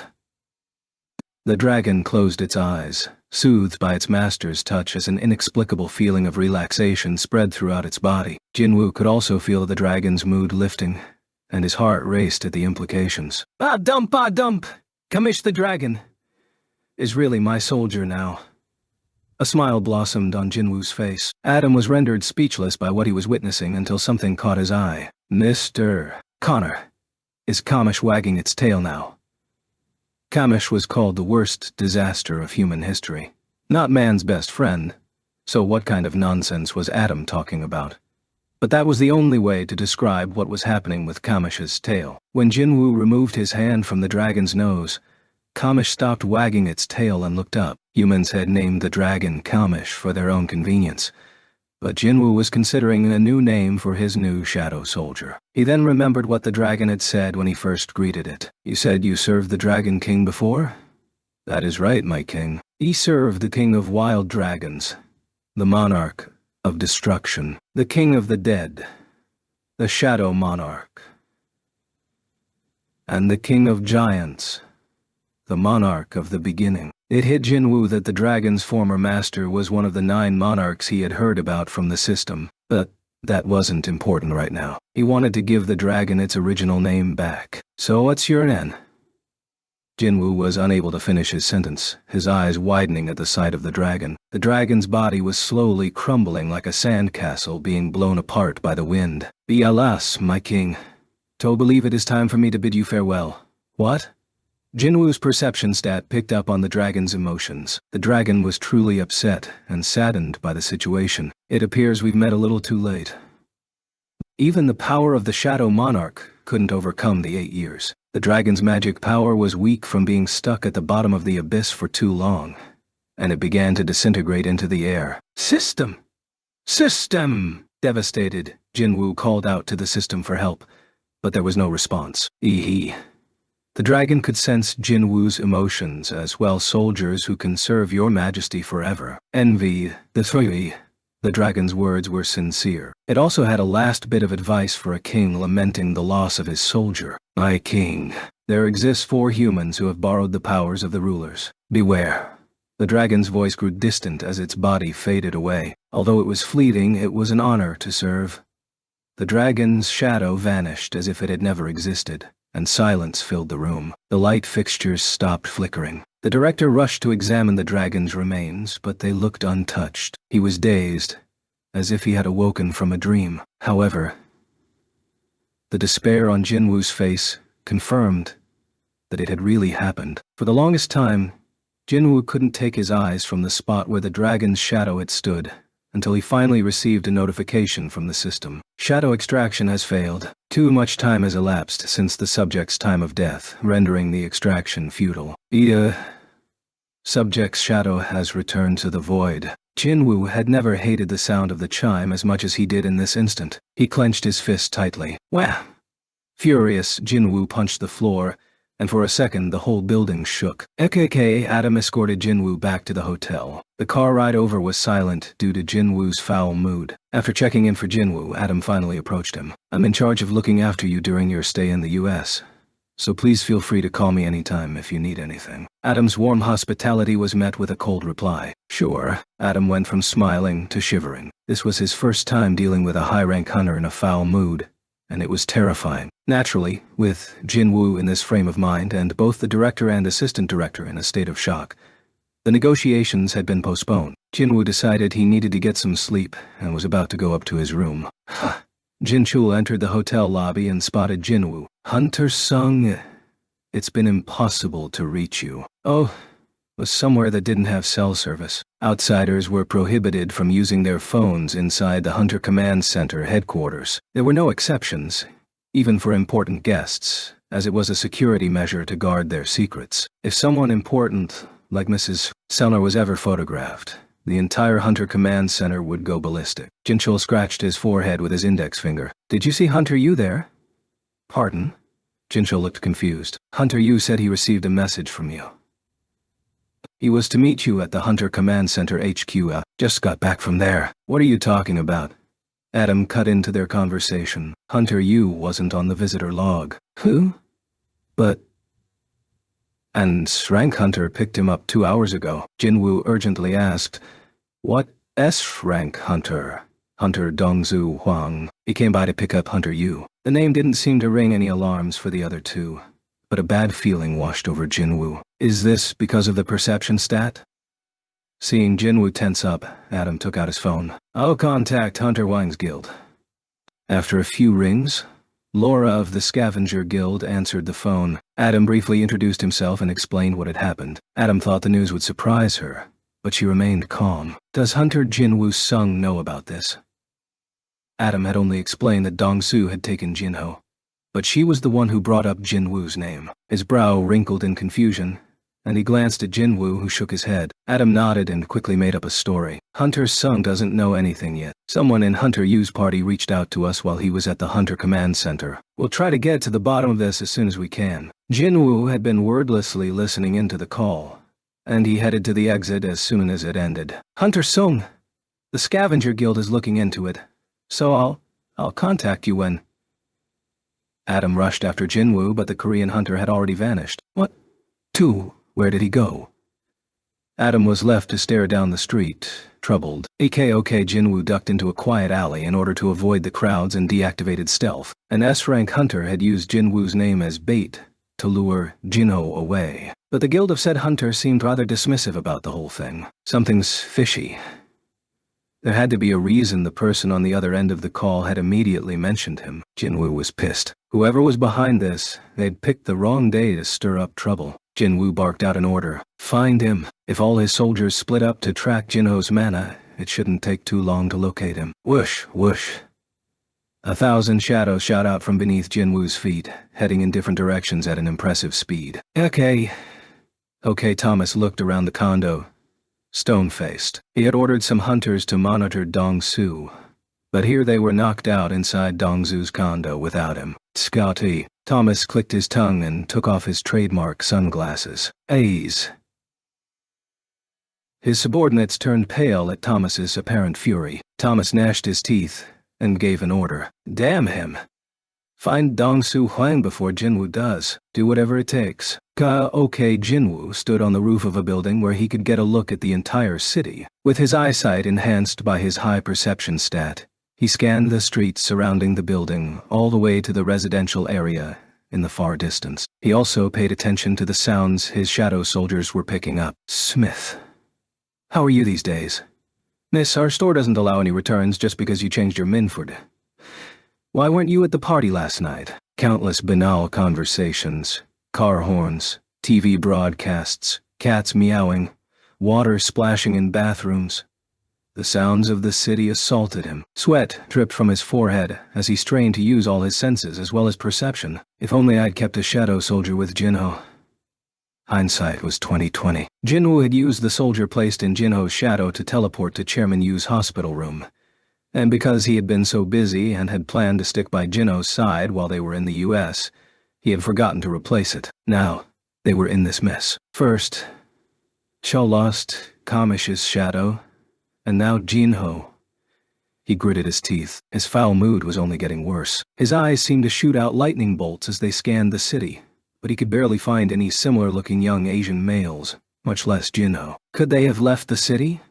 Jinho may have been his cute little brother, but he was still a D-rank brawler. The average person didn't stand a chance against him. Jinho would have sensed that something was wrong. He would have tried to escape once he realized the car was leaving the city instead of going to the Hunter Command Center. The only thing that would have stopped him was... the bastard who took him was an S-rank hunter. Jinwoo expanded the search perimeter of his shadow soldiers. Dong-Su Huang, huh? Jinwoo didn't know why Dong-Su had taken Jinho, but he'd poked the lion in doing so. And Jinwoo was more than ready to return the favor. And if something happened to Jinho... Jinwoo's eyes flashed at the mere thought. An endless stream of information poured in as the shadow soldiers continued their search. It was only a matter of time. Kuke, Dong-Su had finally done it this time. The Scavenger Guild was on high alert. The opponent was Jinwoo Sung. One wrong move, and Dong-Su was dead. Dong-Su was one of the main pillars of the Scavenger Guild's fighting forces, so Thomas couldn't afford to lose him. He anxiously waited in his office for updates. Any news? His subordinate shook his head, his expression grim. Not yet, sir. The wrinkles on Thomas's forehead got even deeper. Dong-Su's cell phone was off, so they couldn't track his location that way. Thomas had ordered his men to search the hunter's usual haunts, but unfortunately, that led nowhere. It appeared Dong-Su had made thorough preparations. Doesn't he value his life? No. As an S-rank hunter, Dong-Su was well aware of the power gap between Jinwoo and himself. He had pulled this reckless stunt because he assumed he would have help. Dong-Su's only doing this because he knows I have his back. Dong-Su was right. Whatever he did, he was still considered an asset to the Scavenger Guild until his contract was up. The guild had invested tons of money in him because they saw his abilities and potential. So he was doing this without thinking of the consequences, because he knew Thomas would never give up his assets. Have they been too soft on these hunters? Thomas would have to firmly discipline Dong-soo to avoid this kind of trouble in the future. His subordinate could barely bring himself to breathe in the tense atmosphere. Just then, the phone rang, and Thomas quickly picked up. "Think I've found where Mr. Wang might be?" It was Laura. Thomas shot up from his seat. "How?" Laura rushed to explain, asked the Hunter Command Center for their cooperation, and they checked Mr. Wang's pattern of movement in recent months. He broke from his normal routine to go to an unknown location 3 separate times. "Excellent." Thomas nodded in approval. Laura had located Dong-soo quicker than expected. "Send every single man there. I'll head over too." "Understood." He paused before hanging up. "By the way, how did you get those foggies at the Hunter Command Center to cooperate, Laura?" Like the Hunters Association of Korea, the Hunter Command Center also recorded their hunters' movements using the GPS on their hunter-issued phones. However, the organization wasn't known for sharing information freely. Despite being a request from the Scavenger Guild, it should have taken at least several hours to go through approvals. The speed at which they'd given up Dong-soo's information was unparalleled. So Thomas was curious how Laura had pulled it off. Her answer was much simpler than he thought. "One told them that if we didn't find Hunter Wang soon, you and Hunter Sung might come to blows." Okay. The guild members have started moving." Adam, who had been monitoring the Scavenger Guild, hurriedly reported to the assistant director. "All 100 of them? They canceled a planned raid just now. All hunters are mobilizing." "What the heck? What is going on?" TLL. Adam didn't know how to explain it. An S-rank hunter belonging to the Scavenger Guild had lied and taken one of Jinwoo's people. Both Jinwoo and the Scavenger Guild were now on the move. This wasn't normal. Guildmaster Thomas Andre had to have authorized this for the entirety of the guild to mobilize like this. Adam had bad feeling in his gut, and he broke out into a sweat. He froze when he saw Thomas emerge from his headquarters. Thomas scanned the area before getting in the car waiting for him. The car then sped off in the same direction the other hunters from the Scavenger Guild had gone. Adam tried to steady his shaky voice. "Mr. Connor Goliath. Thomas Andre is on the move. Are you sure this is okay?" a concerned man asked while staring down at Jinho lying unconscious on the floor. Dong-soo nodded. "I'm not out to end him. Only need to know one thing." Thomas had warned him that Jinwoo Sung was not to be harmed, but Dong-soo had no intention of doing that anyway. There was one other person from whom he could extract his answer. What had happened the day his older brother, Dong-suk, Jinwoo, and Jinho had entered that dungeon? Dong-soo had promised Jinho that he'd let him go if he told the truth, but even after quite a bit of roughing up, Jinho had refused to say anything. The tighter Jinho kept his mouth shut, the deeper Dong-soo's suspicions grew. He just wanted to hear one thing. Jinwoo killed your older brother. With that one sentence, his business with Jinho would be done. But how dare the tiny, naive-looking kid defy an S-rank hunter? Dong-soo admired Jinho's courage, but that doesn't let him off the hook. Dong-soo kicked the bruised man in the ribs. "Hey, wake up." This was the 3rd or 4th time that Jinho had drifted in and out of consciousness. Annoyed, Dong-soo kicked the stubborn young man even harder. "I said, wake up." "Bam! Gah!" Jinho coughed out the blood that had pooled in his mouth. His body curled into itself. The other guy chuckled at the sight. "This one's a tank, all right. Any other guy would be dead by now." Dong-soo's face was devoid of emotion as he yanked Jinho's head up by his hair. "Listen, I have no intention of killing you. The guy laughing right now? He's quite a talented healer. He'll bring you back from the brink of death every time." Jinho blearily looked up at the cackling man, who smiled and wagged his finger at him. Dong-soo shook Jinho's head around. "Ah." Jinho's head flopped to one side. The dusty interior of the building came into view. Dong-soo continued. "This factory has been closed for more than 5 years. Scream all you want. No one will hear you." Huh? Dong-soo held Jinho's head tightly as he leaned in closer to his face. The two men were soon eye to eye. "That means you'll suffer until you tell me what you want to hear."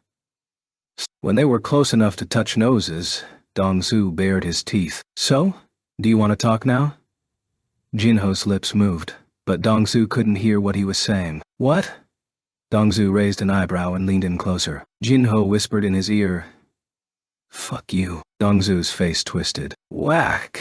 He slammed Jinho's head into the ground. "Oh, did you kill him?" Caught off guard, The healer rushed forward and checked Jinho's pulse. He breathed a sigh of relief after confirming Jinho was still alive. Had Dong-su applied a little more pressure, however, that wouldn't have been the case. Mr. Huang, please be a little more careful. You don't want to be an accessory to murder. Aha, noted. Dong-su relented, uneasy about this whole affair. Another man tried to dissuade Dong-su. Let's just go. Haven't you pushed him enough? What are you talking about? I'm just getting started. A sinister smile crept across Dong-su's face. He was just as cruel as his older brother had been. The man nervously glanced around the room. It was then that he noticed something on the other side of the factory. What was that? He squinted at the mass. What? Huh? Both Dong-su and the healer looked toward the man's panicked noises to find a high orc in black armor standing there. Tiaori an orc. Dong-su stood up. The healer, who had been checking on Jinho, rose as well. Was there a dungeon break nearby? Dong-su shook his head. If so, the whole area would have been in chaos. Just in case. Dong-su extended his perception to scan for any magic beasts nearby. But the high orc seemed to be alone. How strange. Even stranger was that the high orc was shaking in fear, its expression terror-stricken. And it was all it could do to keep from crying. It looks like that beast is afraid of you, Mr. Anga. Decided I don't have time for this. A white light surrounded Dong-su's fist. As he took long strides toward the orc with his fist raised and ready to rock, a man's deep voice resounded from out of nowhere. Exchange. Keika. OK news regarding more and more dungeon incidents was being reported on the TV. There hadn't been any major incidents, but the number of hunters getting killed during raids was increasing. Is my baby going to be okay? Kyung-hee Jinwoo's mother anxiously watched the news report. No matter how great a hunter they were, mothers would always worry over their children. Biru, who was hiding in the shadows and guarding her under Jinwoo's orders, heard her concerns. Oh, mother of my king. If anyone can survive a dungeon incident, it is your son. Frustrated, Biru was barely able to keep himself from saying this out loud. He didn't want to frighten Jinwoo's mother, but he was affronted that Kyung-hee was basically comparing his king to the lowly beasts on the screen. It took all his patience and restraint not to try and educate her. Next up, the Hunter Command Center in the U.S. is hosting. The anchors changed subjects to the International Guild Conference and showed footage of Jinwoo at the airport. Forgetting her concerns for him, Kyung-hee beamed proudly at the sight of her son swarmed by the paparazzi. Your brother is on TV, really? Gina abandoned her studies and skipped out of her room. Although this wasn't the first time, she still found it fascinating and cool to see Jinwoo on television. However, the two women were oblivious to another being cheering even more passionately for Jinwoo than they were. Oh my king. Biru gazed upon the screen with sparkling eyes. A sudden chill ran up Biru's spine, and his body began trembling. He had felt like this once before. When was that? Biru searched his memories until he recalled that moment when Jinwoo had gazed down at Biru with murderous intent in his eyes. The feeling of his inevitable end approaching and the smell of death in the air. This was the first time he'd felt his king's rage since becoming a shadow soldier, and his whole body was paralyzed. But Biru was the king's soldier now. He snapped back to reality. My king is furious. As terrified as he felt, Biru couldn't just ignore his king's rage. He attempted to communicate with the hunter. My king, please remain calm. I shall be right there. A reply came instantly. No. Stay there. The fury in Jinwoo's voice made Biru shiver. As you wish, sire. He had no choice but to follow Jinwoo's order. Biru wondered who could be foolish enough to infuriate his king like this. Who would do such a stupid thing? Biru retreated deeper inside the shadow to try and forget his terror. Okay, in the city of Busan. The Knights Guild was in the middle of preparations for a raid. Guildmaster Jong-soo Park lit a fire under them as he did a final check on his members. There have been a lot of reports of incidents within dungeons, so stay focused, everyone. Let's go home without a single person harmed. Yes, sir. The guild members, who had been humbled after having done a raid with Jinwoo's minions, gave a loud cheer. Yoon Tae-young, the vice president of the guild, was standing behind Jong-soo and nodding in support when something distracted him. Bai Jong-soo instantly turned to him. What? What's wrong? Yoon Tae looked back and forth between Jong-soo and Jong-soo's shadow and pointed at the floor. Boss. The shadow beneath your feet. It just moved. Yuntai's mouth snapped shut when Jongsu glared at him. How many times have told you not to drink before a raid? That's not it, boss. Jay haven't had a single drop today. I swear, your shadow really moved like it was alive. Jongsu let out a huge sigh and looked at Yuntai, disappointed. Okay, you need to sit out today. Boss, I'm telling you the truth. Let's move, everyone. We can do this. Nights. But, boss... Yuntai's frustrated voice echoed through the air. Incredulous reports about moving shadows came from every location Jinwoo had placed his soldiers, but the shadow soldiers didn't care about eyewitnesses. They were agitated by their king's rage. AK exchange. Jinwoo appeared in the High Orc's place. Dongzu and his men froze like mice, encountering a snake at the sudden arrival of the unexpected guest. Recognizing Jinwoo, Dongsu's heart sank, but Jinwoo strode past him and made a beeline straight for Jinho. The two men standing on either side of Jinho scrambled aside. Jinwoo took a healing potion from his inventory and slowly poured it in Jinho's mouth. Healing potions cannot recover HP when it dips below 10% of your total HP. God. Crack. The empty healing potion bottle shattered in Jinwoo's hand. What else could he use? The elixir of life treated illness, so it wouldn't help his injuries any more than healing magic could cure diseases. He need healing magic.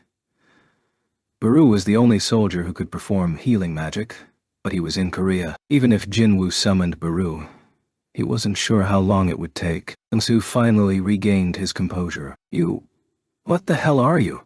The orc just now. How did you do that? Jinwoo ignored him and turned to the men nearby. Are either of you a healer? One of the men nodded reflexively at the word healer. Jinwoo pointed at Jinho. Heal him. The healer looked at Dongsu, who shook his head. Jinwoo carefully lowered Jinho back onto the ground and then stood up. This is the last time I'm going to tell you. Heal him. The healer looked at Dongsu again. Dongsu's answer was the same, and the healer turned to Jinwoo with a smile. You'll have to persuade my boss for... Wham! Jinwoo slammed the healer's head on the floor just as Dongsu had done to Jinho. It happened so quickly. No one actually saw Jinwoo move. Not even Dongsu, the S-rank hunter. Jinwoo turned to the other guy. What about you? The man trembled as Jinwoo approached him. Jinwoo Sung? Hunter Jinwoo Sung? He stepped back and glared at Dongsu. Mr. Huang? You never said this had anything to do with Jinwoo Sung. What's going on? What the hell is going on? Asked if you were a healer. No. I'm... Wham! The man's head was knocked into the ground by an invisible hand. Two high-rank hunters had been rendered unconscious in no time. Having witnessed Jinwoo's power with his own eyes, Dongzu panicked. Me boss. Jinho had regained consciousness, perhaps from the ground shaking. Boss. Jinwoo crouched down. Jinho. Dottie. Jinho opened his swollen eyes and struggled to speak with his bloodied mouth. Dongsu Hang. Dongsu Kwang. Younger brother. Be careful. Jinwoo's heart broke as he watched Jinho struggle to breathe. Shh. Don't talk, boss. Jinho grabbed Jinwoo's hand, and tears welled up in his eyes. Can you hold on a little longer? Asked Jinwoo. Jinho nodded. Unable to speak, Jinwoo put Jinho's hand down and slowly stood. His eyes landed on Dongsu. Dongsu stared back. His knees buckled at Jinwoo's murderous gaze, but he wasn't one to run away. Dongsu pretended to be all right as he yelled, It was you! You killed my brother, Dongsu Kwang, didn't you? Dongsu's fearful expression drew closer. Jinwoo saw the face of someone who had been strong against the weak and weak against the strong. His gaze turned cold. Answer me. Did you kill my brother and his squad members? Jinwoo stopped right in front of him. Go ask your brother. Dongzu swung a fist surrounded by light at Jinwoo's face, but Jinwoo ducked and punched Dongsu right in the stomach. One strike and Dongsu was already coughing up blood. Oko, stop the car. Pardon, said. Stop the car! Thomas screamed at the driver, who slammed on his brakes. With a lead car screeching to a halt without any warning, the other cars following quickly braked as well, filling the night with the sounds of skidding rubber. Damn! Thomas kicked open the car door and turned to look in a particular direction. He growled, Damn it. The elite hunters of the scavenger guild, among the best in the world, jumped out of the other vehicles. Sir, what's wrong? What's going on? Thomas answered the anxious guild members in clipped sentences. It's already begun. I'll go ahead. Follow me. Excuse me? What had begun? Thomas bent at the knees before his team could ask. His leg muscles bulged as the asphalt heated up, sending the other hunters retreating 2 or 3 steps. Whom? Thomas leaped into the air and was out of sight in the blink of an eye. Something is headed this way. Something powerful was approaching fast. Just as Thomas sensed Jinwoo's power, Jinwoo sensed Thomas's. One hand held Dong-su by the collar, and the other paused in midair. Dong-su was now as severely injured as Jinho was. Boom! Part of the factory's roof collapsed as Thomas landed on the ground like a superhero. Without so much as blinking, Jinwoo turned in his direction. Thomas checked his surroundings as he stood. His gaze moved from Jinho to Jinwoo's hand before fixing on Dong-su. He frowned. He had been unable to sense Dong-su's presence because it was drowned out by Jinwoo's. Thomas threw off his sunglasses. Dong-su Wang. Is he still alive? For now? Thomas used simple English words and enunciated clearly for Jinwoo's sake. Let him go. If you do, I'll pretend this did not happen. Please. Jinwoo gripped Dong-su's collar even tighter. And if I say no? I'm not asking. One of the strongest hunters in the world bared his teeth. The average hunter would have been scared half to death, but Jinwoo didn't so much as flinch. Come at me then. The Zevacus OA taught. PP bar with ACA 6.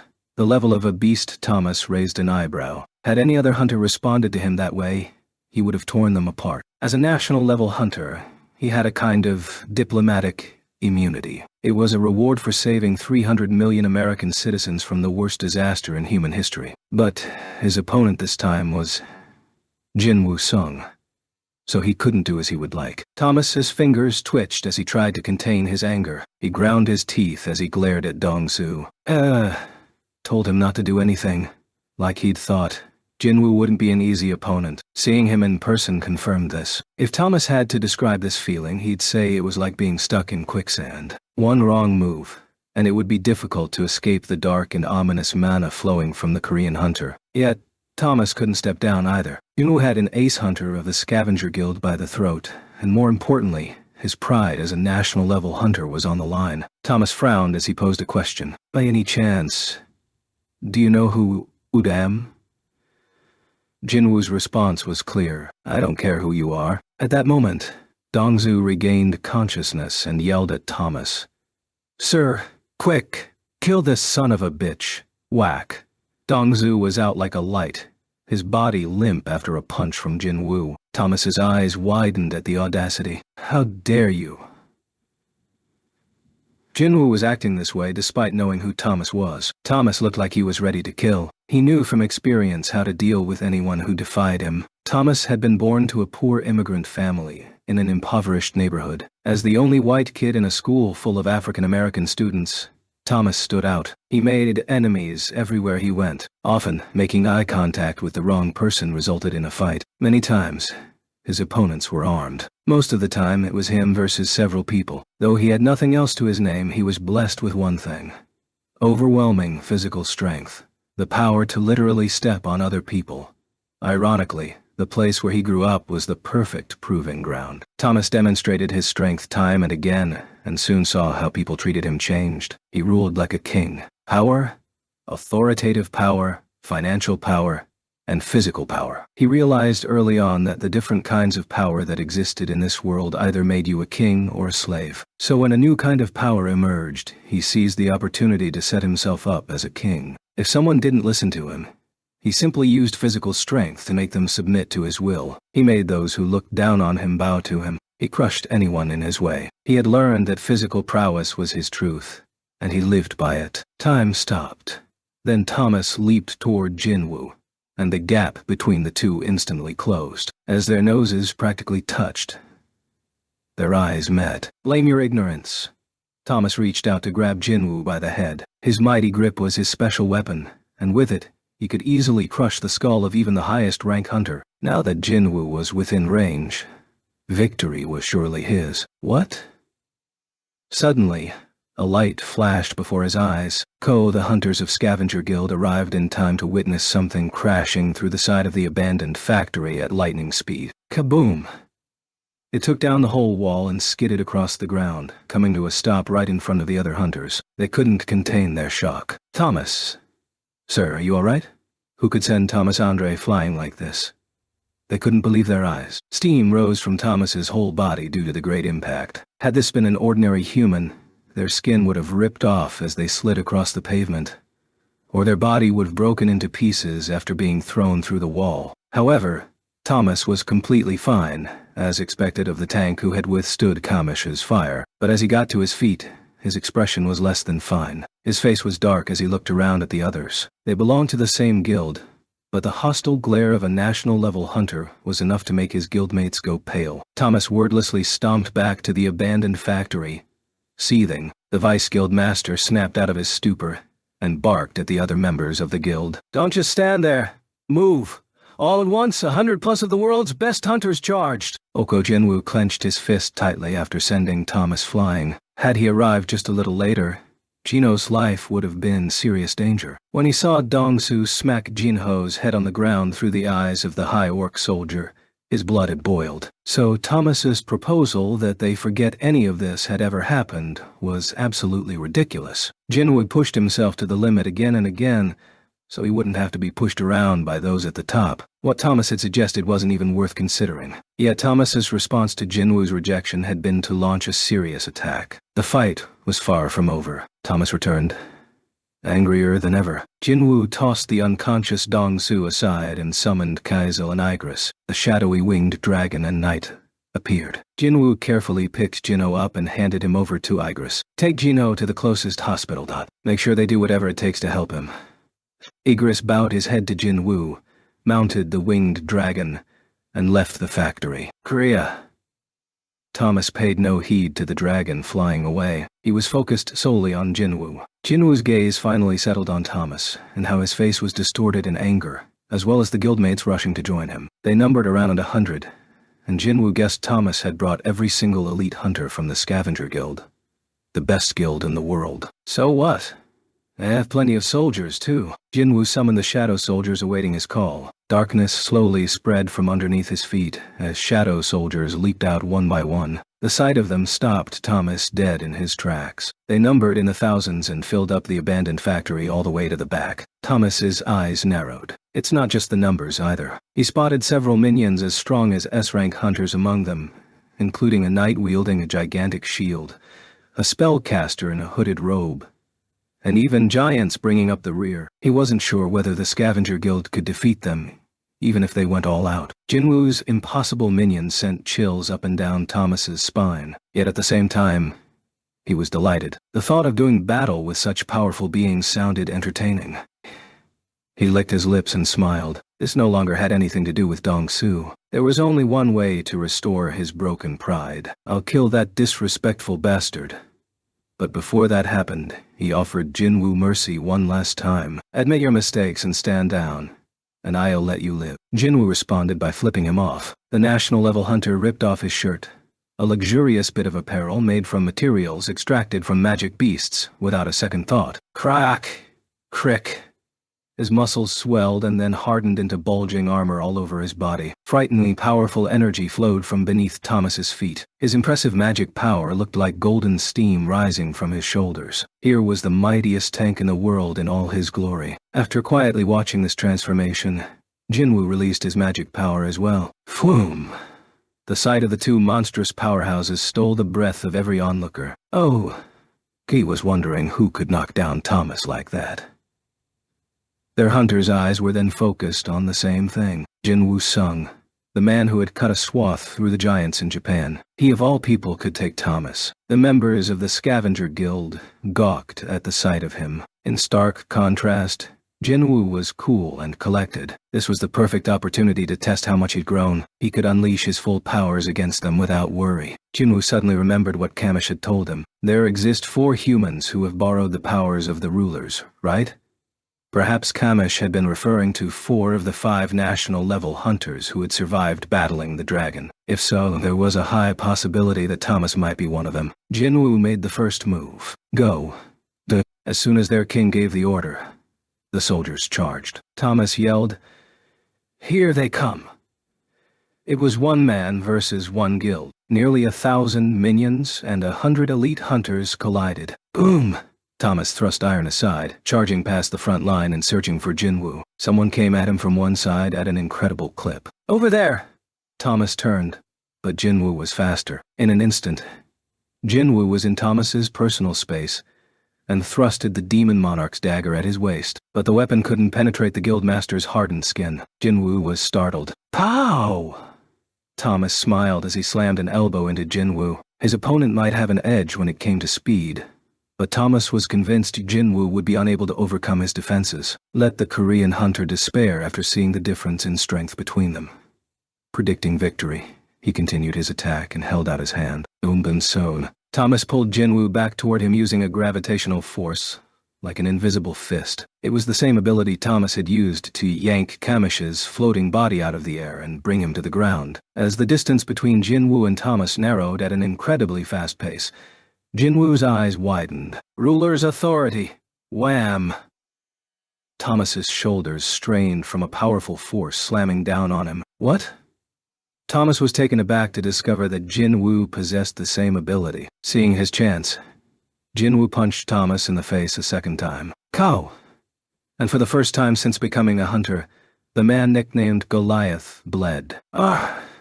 Okay, the Hunter Command Center wasn't just sitting on their hands. Dozens of cars carrying hunters were headed in the same direction the Scavenger Guild hunters had gone.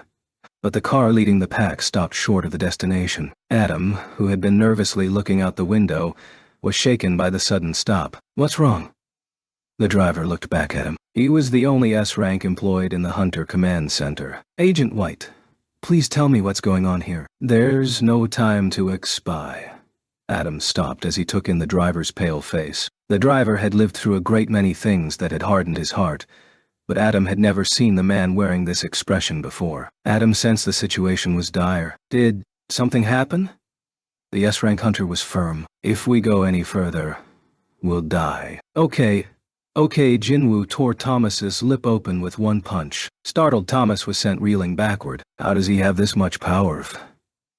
It was an incredibly powerful blow, strong enough to rattle Thomas's head. Furthermore, Jinwoo possessed the ability to move things with his mind, but he hadn't resisted being pulled toward Thomas. Instead, he'd used it to distract Thomas so he could throw an unavoidable punch. Thomas's own ability had been used against him, lending even greater force to the strike. What a brilliant strategy.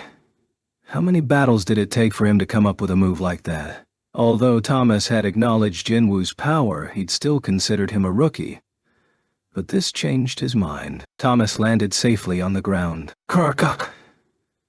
The friction tore at the cement floor, sending dust and debris everywhere. Jinwoo rushed at his opponent without giving him a moment's break. The battle-tested hunter wanted to strike before Thomas got his bearings, but the American was faster this time. Thomas realized that if he kept minding his surroundings he was likely to lose, so he threw caution to the wind. Enforcement, Thomas' armor-like muscles blew up even more. Whoosh! Where he'd already been close to 2 meters tall, Thomas now easily surpassed 3. He let out a shout as he raised his arms, now as thick as marble columns, above his head in the blink of an eye. Jinwoo sensed danger as he approached. He wasn't sure what it was, but his instincts had never betrayed him during a crisis. He skidded to a halt and jumped back in the nick of time. Thomas's gigantic fists struck the floor with great force, sending out a shockwave. Kaboom! Everything within the radius of the overwhelming impact shattered into pieces. The horrific power of the skill known as Demolish compelled Jinwoo to take a few more steps back, despite already being at a safe distance. Pieces of shattered debris fell like raindrops. Thomas was a dragon slayer, so his destructive power was astonishing. However, Jinwoo didn't have time to process his shock. Capture! Yelled Thomas almost immediately. He became the epicenter of a great gravitational pull, drawing everything toward him with massive force, like a black hole. Shadow soldiers and hunters alike flew toward the massive hunter. Jinwoo resisted by using Ruler's authority. Barely free of the gravity, Jinwoo jumped back once again. Thomas unleashed Demolish once more. Kaboom! Everyone, regardless of which side they were on, got swept away by the shockwave. Screams rang out from every direction. Realizing what was going on, the Vice Guildmaster bellowed at his hunters. Get away from the Guildmaster! While 3 or 4 of the most agile hunters dragged the wounded to safety, Thomas charged angrily toward Jinwoo. National level meant Thomas himself was a country. So Jinwoo needed to be punished for his affront to a king. Quickly reaching the object of his rage, Thomas swung his fist. Whish!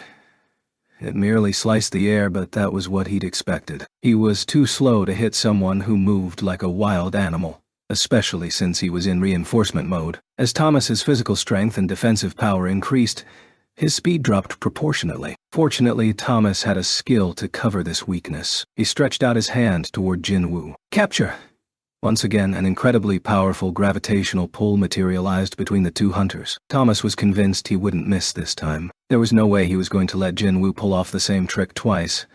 Not now when his body was fortified with enforcement. Like last time, Jinwoo was easily drawn toward him. Thomas made a tight fist with his right hand, pulling it back while keeping his left hand extended and activating the skill power smash, which had enough force to crush an S-rank hunter. His right hand began swinging forward, as if in slow motion. Thomas was bewildered to see the muscles of Jinwoo's right arm bulk up. Was the Korean looking to go head-to-head? With a look of disbelief on his face, Thomas turned up the gravity. Yet, Jinwoo didn't avoid it. Rather, he used ruler's authority and ramped up the speed. Thomas spat out a curse. Crap! Jinwoo approached much faster than Thomas had expected. He managed to throw his punch first, but Jinwoo ducked before throwing his own. Kapow! It literally hit Thomas then, as a light flashed before his eyes. This strike was just like the first. Kapow! Thomas shot off like a missile and tumbled to the ground after crashing through the walls of the factory again, leaving a long, deep trench in his wake. As Thomas quickly pushed himself up, he found Jinwoo already standing in front of him. Thomas roared and swung his fist. Each time he took a swing, it ripped through the air and left a hole in the ground. His attacks were powerful enough to wreck someone's body without touching them. But Jinwoo avoided each strike while attacking Thomas's vulnerable spots. Pow! Bam! Pow! Blood began pooling inside Thomas's mouth. How can a mage hunter be this strong and fast? As Thomas's confusion grew, so did the damage to his body. Thomas Andre was going to lose. That should have been impossible. No, that was impossible. The strength to overcome his enemies was what defined him. He gnashed his blood-stained teeth. There was madness in his glaring eyes. Krah! Jinwoo dodged and struck Thomas on the chin. Slam! The American shook his head vigorously to stave off the effects of the impact, but Jinwoo was already nose-to-nose with him and pouring on the attacks. Pow! Pow! Pow! Pow! Thomas, a walking fortified castle, began to topple. He stumbled, but once he got his balance back, he began screaming. Thomas Andre, do you really think this is enough to best me? Already told you. Whack. Jinwoo delivered an uppercut. I don't care who you are. Thomas stopped his head from whipping all the way back. Furious, the man known as Goliath raised his interlocked hands above his head. Demolish! Kaboom! Thomas pounded the ground with all his might, causing an earthquake. But Jinwoo was gone. Where did he? Thomas's eyes scoured the area, then belatedly noticed strong magic power above him. He looked up. Jinwoo had leaped before Demolish was activated and was now quickly descending. Jinwoo's elbow slammed into Thomas's face. Wham! Dozens of cars came to a stop a good distance from the abandoned factory. It would be dangerous to go any closer. The people emerging from the vehicles were the elite of the Hunter Command Center, each of them a great hunter. However, despite his amazing colleagues, Adam was still anxious, since they might have to face off against Jinwoo Sung, Thomas Andre, and the entire scavenger guild. The S-rank hunter named Brent commanded the forces of the Hunter Command Center.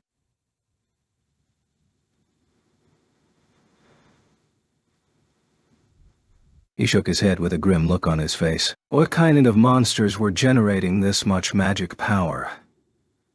Brent didn't want to go any farther, but Adam waited anxiously behind him. Brent relented with a sigh. It's right there, but it's extremely dangerous. Are you sure about this? Adam nodded. Kaboom. Just then, something shot into the sky and fell back down with a crash. Elbatus? Adam looked toward the noise and then turned to Brent. The S-rank hunter's jaw hung open. What was that just now?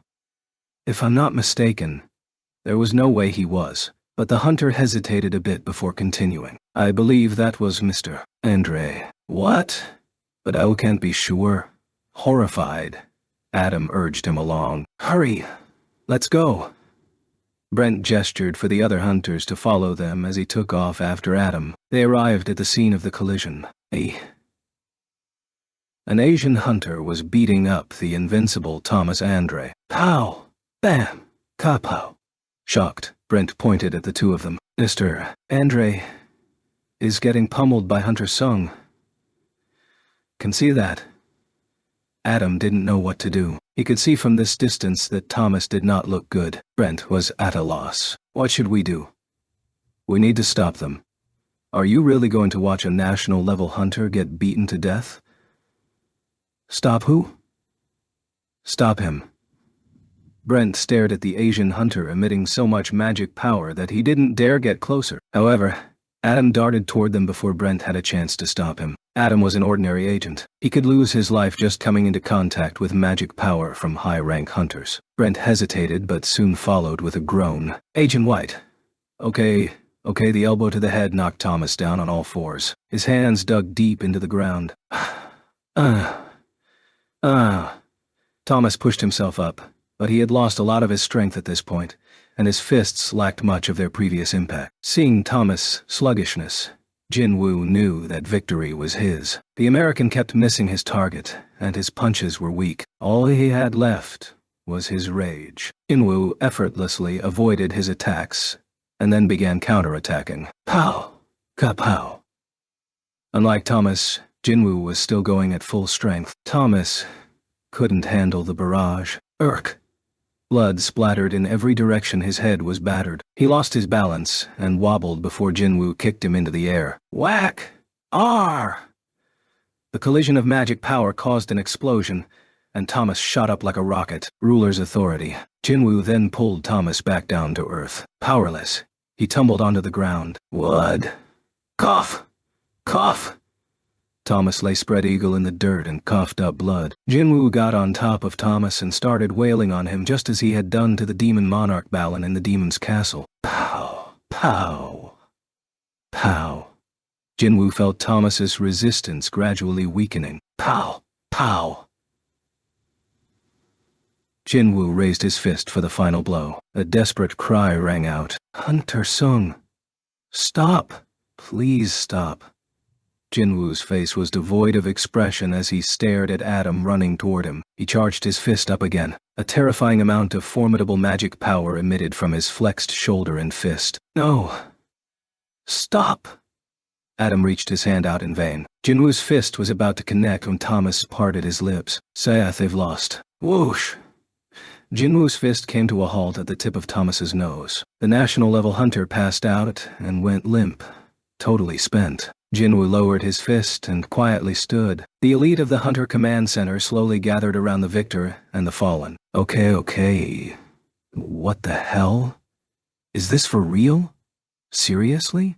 The reporter muttered to himself as he continued snapping pictures. He had planned to take a few photos of the Scavenger Guild preparing for a raid, but when they suddenly canceled the raid and headed elsewhere, he'd followed. But what the hell had just happened?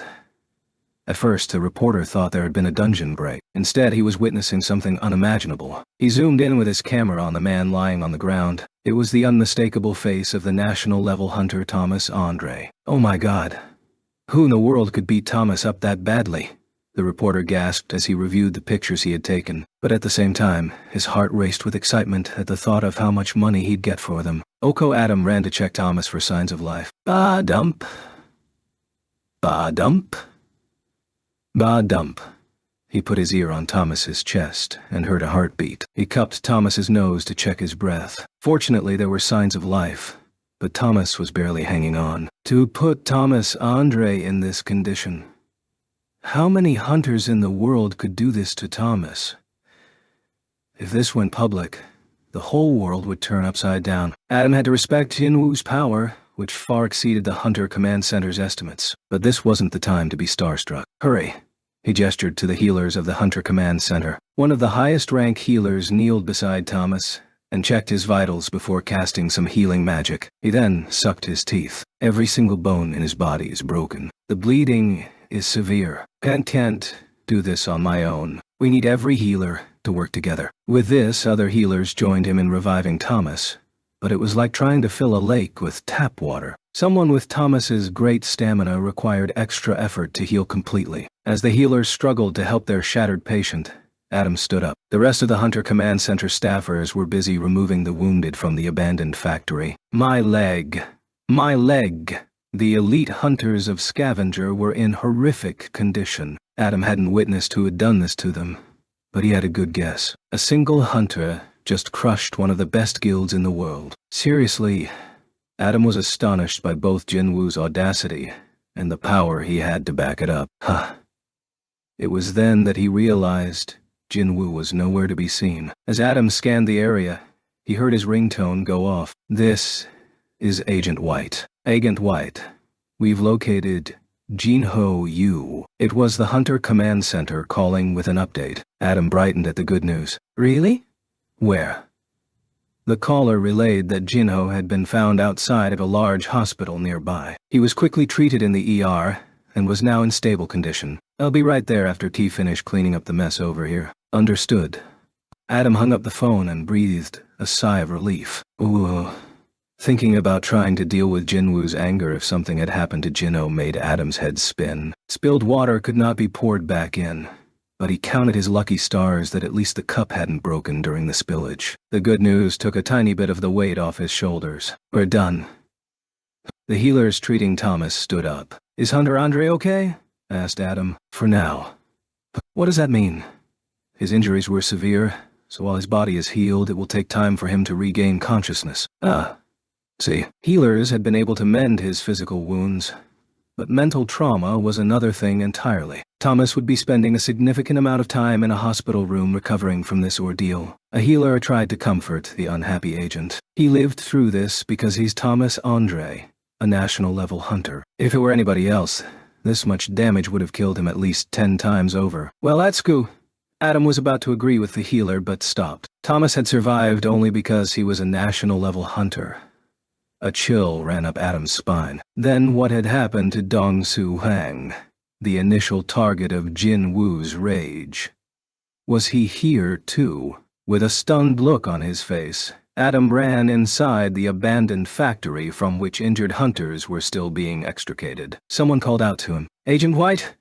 Over here! Adam ran toward the urgent voice, trying to keep calm as he went. A somber hunter from the Hunter Command Center stood next to someone he recognized. Adam groaned. Dong-Soo Hwang. The other hunter turned to Adam. He isn't breathing, and his heart isn't beating. Okay? Okay. This better not be a joke or a mistake.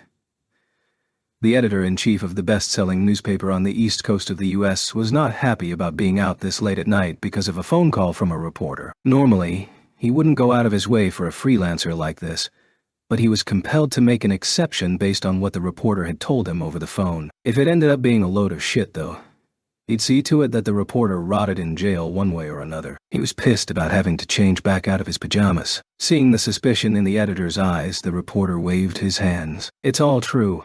I'm telling you, 100% real. Aren't you all about the truth? Well, so how much can I get for this? So, need to see the pictures first. As if he was afraid of something, the reporter cautiously looked around before carefully removing some photos from his bag. At first, the editor nonchalantly thumbed through the pictures but suddenly froze, and his eyes widened. How could this be? The editor cast an incredulous look at the reporter, who shrugged and looked pleased with himself. The editor's hands trembled as he continued examining the pictures. The reporter had been telling the truth. The day before the International Guild Conference, and here's Thomas Andre, unconscious and covered in blood. And the man casually walking away after defeating Thomas. That was Jinwoo Sung, wasn't it? This was a great scoop. No, this was a veritable gold mine. The editor's breathing quickened. The reporter saw which picture had captured the editor's attention. That's the guy who did this to Thomas Andre. The world would go nuts over an investigative report about him. What an idiot. While Westerners sometimes had trouble telling Asians apart, it looked like the reporter didn't recognize Jinwoo at all. The Asian American editor quietly snorted. Potential headlines for tomorrow's front page ran through his mind. Dragon Slayer bested by Asian Dragon. Hunter of Giants, Jinwoo Sung, hunts Goliath. National level hunter falls to Korea's rising star. Regardless of the headline, the entire world would eat up this news. Plus, it would be an exclusive. Getting a hold of all these pictures was like hitting the jackpot. As these images were worth a mint, the editor's heart fluttered. Seeing the greed in his prospective buyer's eyes, the reporter quickly snatched back the photos. The editor smacked his lips in disappointment. You've seen the goods. So now let's talk price. How much are you willing to pay? It's hard to say. The editor hesitated and watched for the reporter's reaction. Why don't you tell me what you think? How much would you say they're worth? The reporter thought hard before he finally held up 5 fingers. The editor nodded in agreement. 50,000? Fine. We can swing that. Nope. Court. The reporter corrected him. $5 million.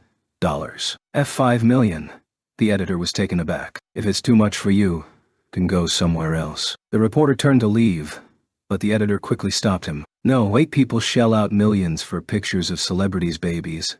So why shouldn't he pay $5 million for the scoop of the century? Once this news leaked, all the broadcasters and newspaper publishers would report on it day in and out for weeks.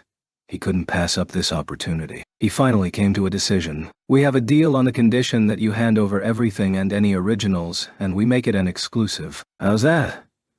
An offer was made. The reporter thought about how he'd worked as a freelance reporter living on the bottom rung of society, and how he might finally be able to visit his parents for the first time since leaving his hometown. His voice shook as he replied, "Sounds good." Okay, Jinho was no longer in critical condition, but he still hadn't regained consciousness. His breathing was labored, and the morphine didn't seem to have much effect on him. Sometime after the doctor left Jinho's room, a figure shot out from the shadows inside the hospital room.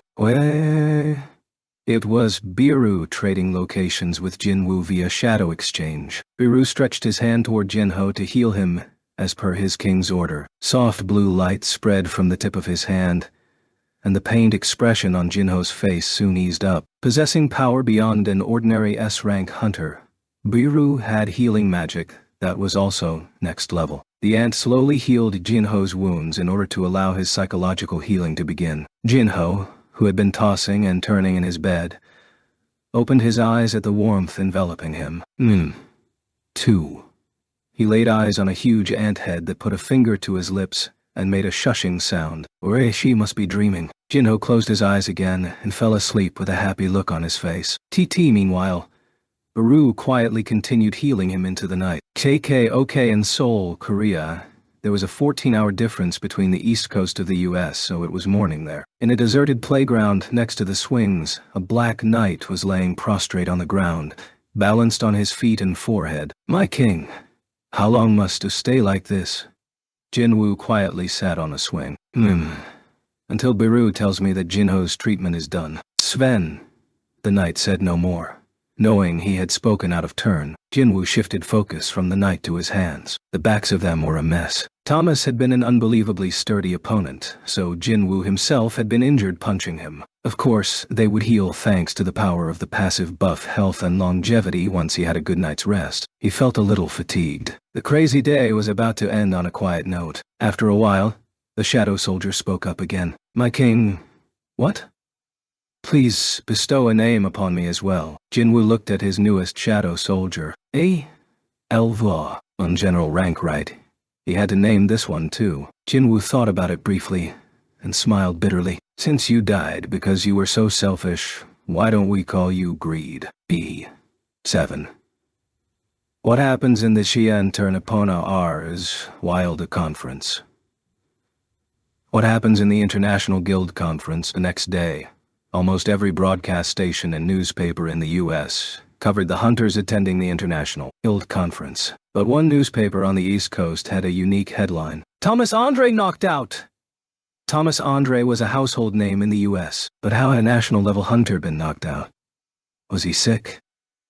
People threw their money down, snatched up the newspaper with the sensational headline, and read it where they stood. The article's contents were even more shocking. According to the report, a single hunter had taken on Thomas Andre and the entire scavenger guild single-handedly, for reasons unknown. The article was accompanied by large pictures showing the bloodied and unconscious Thomas and other injured hunters in the aftermath of the fight. Had someone seen the photos without any context, they might have thought it was some kind of terrorist attack. But weren't these extremely high-rank hunters?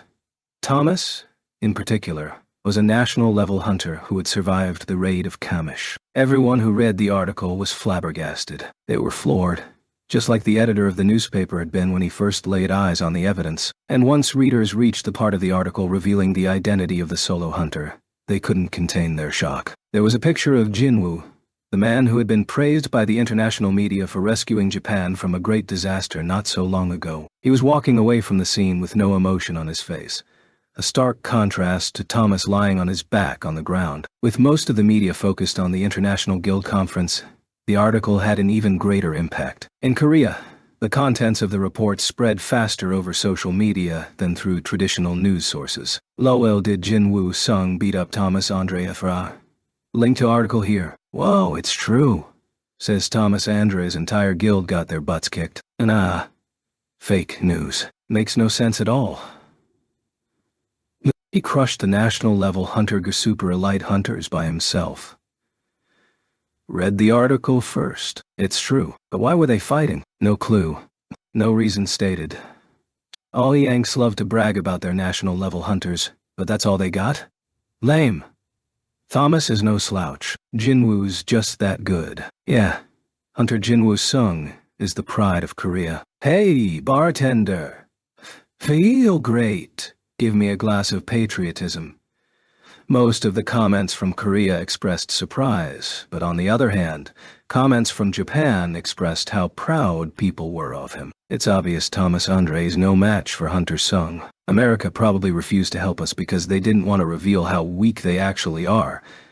I'm really thankful that we had the right kind of hunter come help us. I want to give Hunter Sung a gift of appreciation. Where can send it? You can send it here. The address is... Isn't that your home address? LMAO Moron Jinwoo was already a hero in Japan. That their savior had crushed America's hero felt like a huge boost to their self-esteem as a nation. Things had finally quieted down for Jinwoo after he took care of the giants. But now the entire world had its eyes focused on him once more. Why had Jinwoo Sung beaten up Thomas Andre and his guild members? What had happened between the two guildmasters? As theories and rumors circulated the internet, everyone was dying to find out exactly what went down. Oko Jinwoo woke up to find a ridiculous number of reporters gathered in front of his hotel. Where did all these people come from? He knew why the reporters had come to the hotel, but he was surprised at how quickly the news had spread. Still, he had no intention of avoiding them. This was an opportunity to let everyone know what would happen to anyone who dared to cross Jinwoo Sung. Besides, he hadn't broken any laws. In the US, it was legal to shoot someone in self-defense, and this law had been reinforced after the appearance of hunters. It would have been a problem if Jinwoo had continued attacking Thomas after he lost consciousness, but he stopped when his opponent acknowledged defeat, and no one would blame Jinwoo for Dongsu Huang if they found out what had happened to Jinho. Jinwoo patiently waited to hear from Adam. Knock. Knock. He opened the door, and there stood Adam with two hunters from the Hunter Command Center. Without so much as flinching, Jinwoo asked, "Are you here to arrest me?" "No, I'm not." Adam hastily shook his head. "We expected there to be a big fuss, so we're here to escort you to the International Guild Conference. Also..." Adam suddenly straightened his jacket, and then politely bowed to Jinwoo at a 90-degree angle. Jinwoo wasn't sure what was prompting this. Adam continued, "We would like to express our extreme gratitude to you." Jinwoo had no idea what the Hunter Command Center could be so thankful for after he'd lost Kamish's shadow, wandered the city looking for Jinho, and beaten up Thomas after the American had just happened to show up. Recalling the previous day's events disheartened Jinwoo. He didn't think his demonstration of the shadow extraction process warranted such appreciation either. If you hadn't stopped when you did, the US would have lost both national-level hunters. Oh, that's what Adam was going on about. Jinwoo nodded in understanding, remembering how Adam had run screaming at him to stop. If the agent hadn't shown up and Thomas had somehow gotten a second wind, things would have ended differently. The US had already lost one national-level hunter, so they would have done whatever it took to save Thomas. Adam continued. The Hunter Command Center of the U.S. will do our best to prevent this incident from troubling you further. With that, Adam lifted his head. He looked tired after attending a meeting all night regarding how to handle this situation. The final conclusion had been, do not provoke him. The powers that be had decided to let Jinwoo have his way. His stock with the Hunter Command Center had skyrocketed after he defeated Thomas. From their perspective, they didn't want their relationship with Jinwoo to sour because of the Scavenger Guild's missteps. After all, Thomas was still alive, wasn't he? Adam had been ordered to attend to Jinwoo and proceed with the schedule as planned. He swallowed hard as he made eye contact with Jinwoo. This is the man who crushed the Scavenger Guild. Under normal circumstances, Jinwoo was a powerful hunter with common sense. However, Adam had witnessed with his own eyes what happened when Jinwoo became enraged, and truth be told, he was a bit envious of Jinho that this rage had emerged in the name of protecting those Jinwoo considered his people. Oh boy, will you look how late it is? Adam smiled after checking the time. Shall we go? Sure. Adam escorted Jinwoo past a wall of reporters to a car waiting for them. Kashak, Kashak, Kashak, Kashak, Kashak. The press continued taking pictures until their car was no longer in view. En route to the International Guild Conference, Adam explained what had recently transpired. We have testimony from Dong Su-hang's accomplices. The Hunter Command Center will soon release a statement regarding the whole incident. Adam kept emphasizing that this wouldn't affect Jinwoo, and the hunter was glad to hear it. Jinwoo was in the U.S. to collect information at the International Guild Conference on the magic beast who looked like his father. He had questioned Dong Su's shadow soldier, but he didn't know much either. The creature had emerged alone from a dungeon, had the power signature of a magic beast, and had gotten pissed off at the mention of Jinwoo. So is he or isn't he? There was a good chance it wasn't his father, because his real father would come to see his family first. Jinwoo's curiosity grew as he found out more about this man. Then, there were Kamish's last words to Jinwoo before he vanished. There exist 4 humans who have borrowed the powers of the rulers. Beware! 5 hunters had survived Kamish's raid. Chances were 4 of the 5 national-level hunters had borrowed power from the rulers. Somebody recently killed one of them, Christopher Reed, but who was powerful enough to force a national-level hunter to burn down his mansion and the surrounding woods. Perhaps one of the monarchs mentioned by the King of Giants. If not, did it have anything to do with the recent changes in the dungeons? As various thoughts raced through his head, he spotted the venue for the conference in the distance. Okay. When Jinwoo entered the building, all conversations and exchanges of greetings stopped. Some looked at him with curiosity, while others regarded him with fear. Thomas Andre used to rule like a king among hunters, but Jinwoo was the Asian hunter who had beaten Thomas within an inch of his life. Everyone was abuzz about Jinwoo, but no one dared approach him. Nobody knew why he had taken down the Scavenger Guild. Why even risk greeting Jinwoo when he might have thrashed Thomas for simply looking at him the wrong way? Despite being hunters of magic beasts, they all averted their eyes. Following a lunch hosted by the Hunter Command Center, everyone filed into the main hall, where people presented on a variety of topics, but none of them interested Jinwoo, as most of the discussions revolved around current events. This wouldn't be so boring if Jinho was here. Jinwoo patiently waited for something to come up that was worthy of his attention. Eventually, one lecture finally piqued his curiosity, though it wasn't quite what he'd been hoping for. As you know, a number of gates have spawned lately, and along with them, some powerful magic beasts. This wasn't news to anyone congregating in the conference. A few scientists had already presented on the subject earlier, so there was little interest among the attendees. But what you may not know is that some strange movement has been detected in the skies. The hunters finally perked up, Jinwoo included. Others have already brought up the fact that the concentration of magic power in the air has grown denser of late. The scientist was excited now that he had everyone's attention. Allow me to refer to this magic in the atmosphere as magic matter until we come up with a better name for it. Dr. Belzer then gestured to a world map on the screen behind him. Using a laser pointer, he indicated several locations. Did you know this magic matter is clustered in the skies above several countries? The chatter from the hunters got louder. The scientist waited for them to quiet down. In total, there are 9 areas where magic matter has accumulated. The doctor listed them off. The province of Alberta, Canada.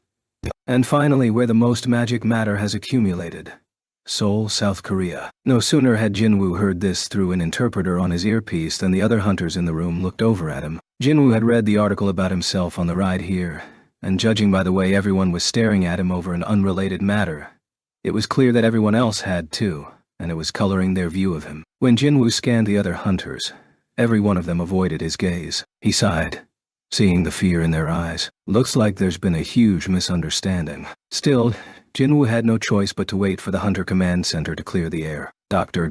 Belzer attempted to lighten the awkward atmosphere by cracking a joke. I read the article this morning as well, but don't blame Hunter Sung. If he was the cause of all this magic matter, he wouldn't be a hunter, would he? Ha ha ha ha. There was a smattering of nervous laughter before Dr. Belzer continued. As you may have already guessed, I haven't been able to find any common factors among all these locations. It would be hard to find the cause if there was no commonality, especially considering how unprecedented it was. The scientist then brought up a new image on the screen. Here, this shows the skies above the 9 places mentioned. He added that a magic power, detecting camera from a satellite, had taken the image, and that it had been enhanced for easier viewing. People could see the clusters of magic matter in the skies above the 9 locations. In person, the phenomenon wouldn't have looked that bad, but even without the image enhancement, it appeared far from natural. Hunters gasped as they looked at the large screen. They needed to discover the reason behind this quickly. The skies above Seoul appeared especially concerning, making it look like the capital was the eye of a storm. Jinwoo wondered why there were 9. Could it have anything to do with the 9 monarchs? There was no way this was just a coincidence. However, since the King of Giants was already dead, the number 9 didn't have the same significance. At that moment, Dr. Belzer snuck a look at Jinwoo. Their eyes met again, but this time, the scientist was no longer laughing. Since we don't know the cause of this phenomenon, we currently have no way to handle it. With that, Dr. Belzer wrapped up his long presentation. However, although we have no method at the moment, we must work toward one, as our world is about to radically change once again. Okay. As the scheduled programming came to a close, Mr. Brannon, the director of the Hunter Command Center, took the stage to make an important announcement. His unscheduled appearance caused quite a stir. Was he going to make an official statement regarding last night's incident?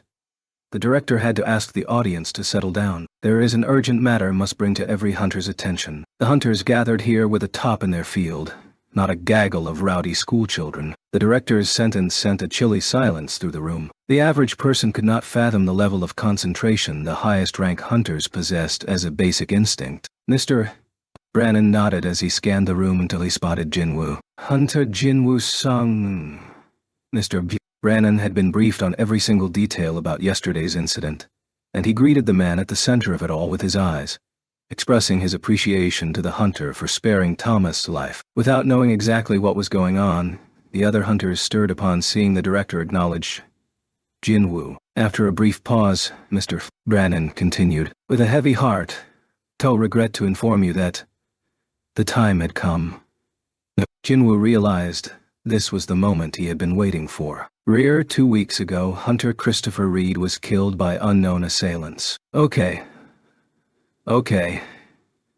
It was a frightening revelation to the hunters in the audience. To hear that one of the most powerful of their ilk had been murdered was an even bigger shock than the incident involving Jinwoo. It wasn't just a matter of who won or lost in a fight between 2 powerful hunters. The director presented some information on the screen. Remnants of the fire, a mansion in ashes, and the corpse of Christopher Reed with a huge hole in his chest. Moans were heard throughout the room as the images confirmed the death of a national-level hunter. No one could deny that Christopher had been murdered. Director Brannon was flooded with questions, but he shook them off. "I'm sorry, but I'll present the facts before field any questions." He had more important things to do than answer queries. The director briefly stole a glance at the corner of the room where Jinwoo was planted, quietly contemplating the matter at hand. Director Brannon had mixed feelings about Jinwoo's placid demeanor. However, there was no time to waste. He pressed a button on a remote to change the image on the screen. "This is the prime suspect in this case." The face of an Asian man filled the screen. The hunters immediately noticed something odd. He closely resembled someone in the room, but with what had happened to Thomas fresh on their minds,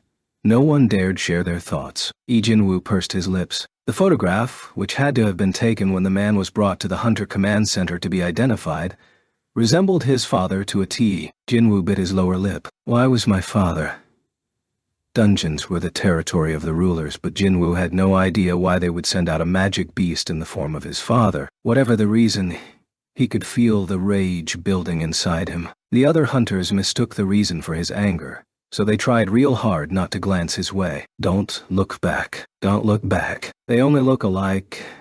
It's just a coincidence. Asians look very similar to one another, don't they? But no matter how, look at that picture.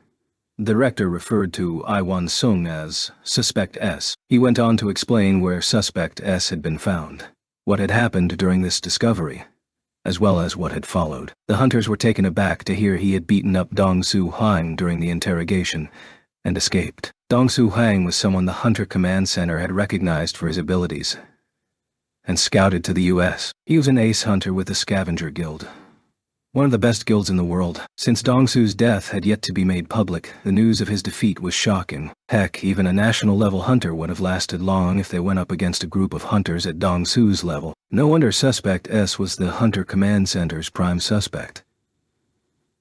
The Hunter Command Center has officially concluded that humanoid magic beasts escaped from a dungeon and targeted Hunter Reed. As Director Brannon continued to speak, footage of Suspect S stepping on Dong Su's neck appeared on the screen behind him. The prospect of Suspect S holding enough power to stomp on a powerful S-rank hunter such as Dong Su like a tiny bug horrified those in attendance, but Jinwoo wasn't surprised. The rulers had the power to create dungeons, and those same beings had created Suspect S, a magic beast with a certain purpose. It would have been more shocking if Dong Su Hang had won. Jinwoo was concentrating on Suspect S. He appeared to be trying to communicate with Dong Su in the footage. Is he talking to Dong Su? Jinwoo's eyes shot wide open as he focused his perception like he often did in battle. Time seemed to slow down, and he began reading Suspect S' lips. Eosyekwin don't ever set foot in Korea. I say this not for my son's sake, but for your own. You won't be able to close your eyes even when you're dead. Ba-dump! Jinwoo's heart raced. That last part? Did he say, not able to close your eyes when you're dead? If Jinwoo had read the man's lips correctly, that meant Suspect S knew about his existence. Luckily, there was an easier way to verify the contents of the conversation. Jinwoo hastily called to the most recent addition to his shadow army. Greed? The new soldier responded immediately to the unspoken question. It is as you suspect, my king. While Jinwoo's mind raced, the director's long explanation came to an end. We're asking the international community to be on the lookout for Suspect S. Please contact us as soon as you locate this man. That is all. With that, the floodgates opened, and the questions poured out again as hands flew up in the air. Yes, the hunter over there? The director pointed to someone. Is there any evidence that Suspect S isn't human? His magic power signature was identical to that of a magic beast. Next, hunter. You said he insisted he was a man who went missing in a dungeon. Did the hunter he claimed to be actually exist? Yes, he did exist. Next, hunter. Then why don't you reveal his identity? Oh. Director Brannon tried his best not to look at Jinwoo as he responded. We've decided not to reveal his identity because he is related to one of the hunters here. That put a sudden end to the questions, as the statement pretty much confirmed their suspicions. The room had fallen silent, so the director prepared to leave the stage. Any last questions? Someone sitting in the last row raised his hand and opened his mouth even before the director pointed to him. Wouldn't it be easier to track him down if you revealed his identity? Even without looking, everyone knew from the deep voice speaking Chinese that it was Zhegang Liu, the 7-star and national-level hunter. Surrounded by his guildmates, dozens of China's best hunters, Zhegang gazed at the director with a serious expression. The director was at a loss for words, but Zhegang pressed him again. Don't you think so, Mr. Brannon? The Hunter Command Center had decided to classify Suspect SS information, but Director Brannon couldn't see any reason to refuse. Beep. Aye. He pressed a button on the remote control, and Iwan Sung's information was revealed on the screen. The room erupted in gasps and murmurs. The hunters couldn't believe that the first humanoid magic beast emerging from a dungeon had taken the form of Jinwoo's missing father. Could this be a mere coincidence? Zhigang observed the screen before raising his hand again. The director acknowledged him. Hunter Liu. Have a question for Hunter Sung. The director looked at Jinwoo, who nodded and turned to face Zhigang. Zhigang's voice resounded through the large room. If Suspect S really is your missing father and hunters try to take him down, what will you do? Jinwoo thought about it for a second. If he's a magic beast, we'll end him with my own hands. But if he's my actual father, what then? The others waited with bated breath. We'll protect my family, even if it means becoming an enemy of all hunters. Okay. Did you really mean that? Adam had been waiting for Jinwoo outside the conference room. Jinwoo knew exactly what the agent was referring to. He smiled. Yeah. This was no laughing matter, but Adam couldn't help himself at Jinwoo's smile. More than 500 top-rank hunters, the elite of the elite, representing 120 countries, had been in that conference room by the Hunter Command Center's invitation. Jinwoo had told them straight to their faces that he had no problem becoming an enemy of all hunters. That wasn't something one could pull off with courage alone. More surprisingly, not one person had mocked him for it. Zhigang, for example, was known to be ruthless, but even he quietly observed Jinwoo's declaration without contesting it. The Hunter Command Center agents who had been watching the event via monitors had also gone slack-jawed over Jinwoo's pronouncement, Adam included. Presently, Adam sounded impressed. Only 2 people in the world could have gotten away with saying something like that in front of those people, Hunter sung. Jinwoo was curious. Who's the other person? He's in the hospital right now. Adam's bitter smile made it clear to whom he was referring. Considering Thomas's arrogant personality, it made sense, though I'm not sure he has a leg to stand on anymore. Jinwoo smiled wryly as he recalled Thomas's face as he surrendered. Adam began detailing what was next on the agenda. Next is the dinner party. The Hunter Command Center went all out, so if you don't have anything urgent to attend to.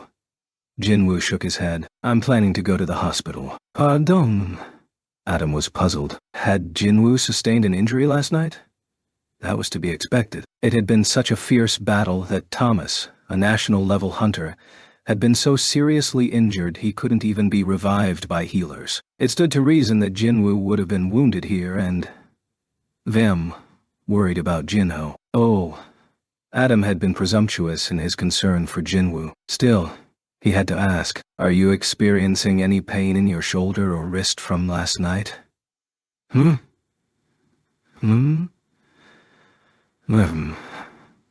Never mind. Adam waved, flustered, when he and Jinwoo noticed the hunters conversing in small groups nearby, stepping aside to let someone pass. They made way for Zhigang Liu and his subordinates, who walked right up to Jinwoo. What's going on with those 2P? The room quieted down as the tension between Jinwoo and Zhigang brought everything to a standstill. The other hunters uncomfortably looked back and forth between the 2 of them. Why is Zhigang Liu doing this? Is this because of what Hunter Sung said earlier? He thought it was weird Liu let it go so easily. Jinwoo had clearly been provoking his fellow hunters, and Zhigang had been the one to pose the initial question after all. Would Zhigang be next to fall after Thomas? Nervous that something was about to go down, the others paid close attention to any minute changes in the 2 hunters' expressions. Adam, who had unintentionally ended up stuck between them, turned pale. Excuse me, sis. Adam snapped his mouth shut when Zhigang took a step closer and started to say something. Jinwoo looked serious as he listened. Say, what's he saying? Jinwoo didn't understand a lick of Chinese. He'd screwed his expression into something approaching seriousness to match Zhigang's, but trying to listen to a language he didn't understand was rather difficult. In any case, it didn't seem like he was being mocked or cursed. Adam whispered in Jinwoo's ear. He says he killed the giant-type magic beast on the Chinese coast that escaped from you in Japan. Jinwoo looked at Adam, startled. You speak Chinese too? Since I'm in charge of the Asian branch, who can speak several Asian languages. Oh, plus a little Russian, Spanish, Arabic, and German. For a fleeting moment, Jinwoo thought about how convenient it would be to have a shadow soldier like Adam, but he checked himself. Even during their brief exchange, Zhigang kept talking as if he had much he wanted to say to Jinwoo. Then I'm counting on you. Will do. With a determined look on his face, Adam nodded and continued to interpret for Zhigang. Hunter Liu says he was quite surprised as the magic beast was much more powerful than he expected. It was especially difficult fighting the giant in water. Jinwoo had felt similarly when first fighting the giants. They were very quick considering their size. Zhigang must have faced quite a challenge battling it in water rather than on solid ground. As Zhigang continued to speak, Adam brightened. He's wanted to meet you ever since then, Hunter Sung. He was curious about the hunter who easily defeated all those powerful magic beasts. As soon as Adam finished translating, Zhigang finally smiled and held out his hand. It looked like Zhigang's serious mien had been a result of nervousness. Jinwoo returned the smile and shook his hand. There was no reason to refuse a handshake offered by one of the best hunters around. Now that he knew nothing would happen, Adam could finally relax. This was the purpose of the International Guild Conference, to let hunters bond. Zhigang laughed as he said something else. Jinwoo looked back at Adam. Is he telling a joke? Oh, Adam listened hard, then chuckled. He says he's glad that you laid into Hunter Andre. Even though he wasn't there, he says Hunter Andre probably did something to deserve it. Jinwoo grinned. His first impression of Zhigang was that he was a prickly, middle-aged man. But he was funnier than Jinwoo expected. After this exchange, the two men released each other's hands. But then Zhigang's expression turned somber. The smile disappeared from Adam's face as well as he hastily translated what Zhigang was saying. He genuinely hopes that Suspect S is not your father. He says he never wants to fight you, Hunter Sung. Jinwoo wordlessly nodded. There you two are. Both Jinwoo and Zhigang turned toward the newcomer. The person had a presence but no magic power, so it wasn't a hunter. As they suspected, their eyes landed on the director of the Hunter Command Center. He looked at them both and nervously asked, "Could I trouble you both for a moment?" Jinwoo looked at Adam, but the agent shook his head. He had no idea what this was about. What was going on? Before responding to the director, Jinwoo widened his perception and scanned the movement of people in the room. Two people with a great amount of magic power. They were being escorted by several people and heading in the same direction. Considering that he and Zhigang had been approached at the same time, Jinwoo concluded that this was no coincidence. Did something happen? Seeing Jinwoo's hesitation, Adam decided to interject. "Oh, sir, Hunter Sung needs to go to the hospital where Hunter Jinho Yu is stay." Jinwoo put his hand on Adam's shoulder and shook his head, then turned to the director. "I have time." The director beamed and turned to Zhigang. "How about you, Hunter Liu?" "Sure." "Great. Please follow me." The director led the way, looking rather pleased with himself. Okay, the two men's destinations were different. Agents escorted Zhigang down a hallway to the left while Jinwoo continued to follow the director. That's odd. Three powerful hunters, the two with the strong magic energy who had gone ahead earlier plus Zhigang, had been shepherded to one location. Jinwoo had expected to join them but was being escorted elsewhere. He tried to come up with a few theories before eventually asking, "Why am I the only one going in a different direction?" Director Brannon considered a response but ended up passing the buck. "There's someone waiting for you. She'll explain everything." Jinwoo sensed a presence in the room located at the end of the hall. Huh? This magic signature is... He hadn't expected to ever see her again. "See, you already know who it is." The apprehensive director had started to sweat. "We go to extreme lengths to keep her in a hidden location. But as this is such an important matter, did the Hunter Command Center ask her to do this?" "No. Not at all. She requested it. She said she wanted to see you." Director Brannon opened the door, and Jinwoo met the eyes of the lady awaiting him. "It's been a while, Hunter Sung." "Indeed, Mrs. Sellner." It was the upgrader Norma Seller, possessor of a unique ability. Considering how much time had passed since he last saw her, Jinwoo was surprised to see her eyes hadn't changed. The intense fear that erupted whenever she looked at him was still there. But if that was the case, what could compel her to meet him again? Wasn't expecting to see you again." He sat down across from Mrs. Sellner. Adam was acting as the interpreter, so he stuck close to Jinwoo's side. Mrs. Sellner politely bowed her head to Jinwoo. "I apologize for last time. My mind wasn't in the right place back then."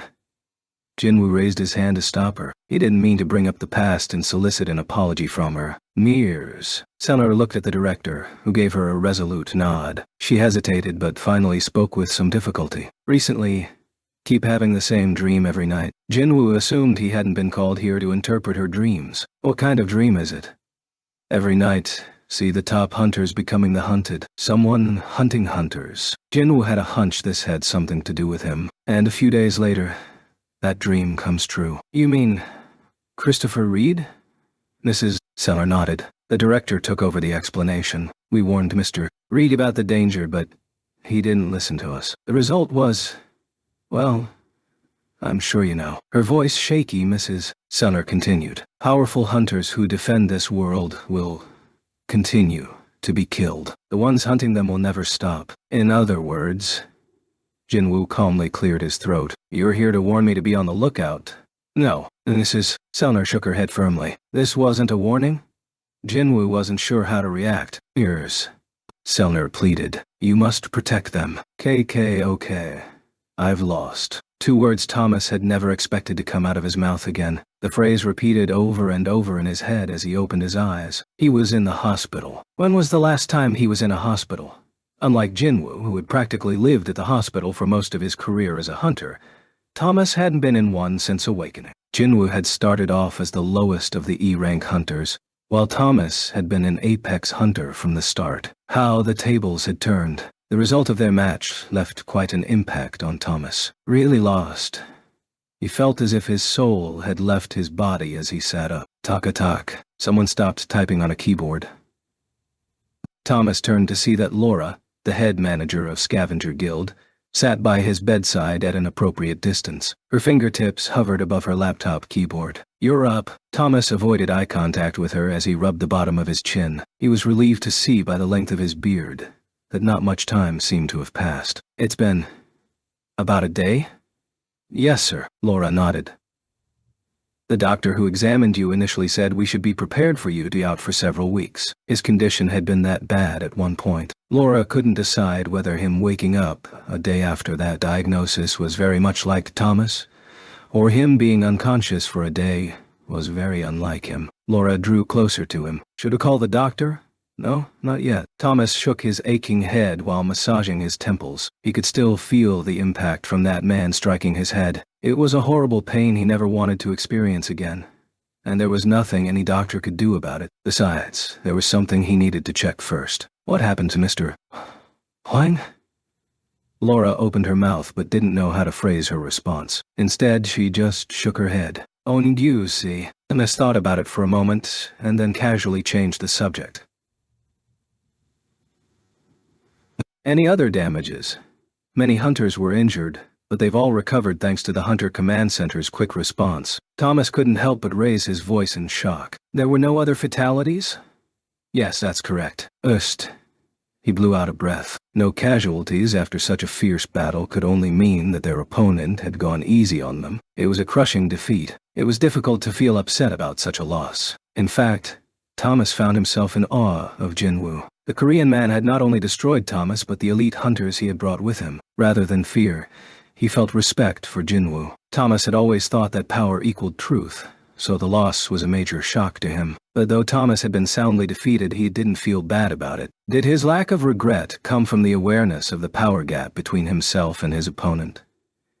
He should have been furious at the defeat and raring for revenge. But instead, Laura interrupted his swirling thoughts by handing him a small rectangular glasses case.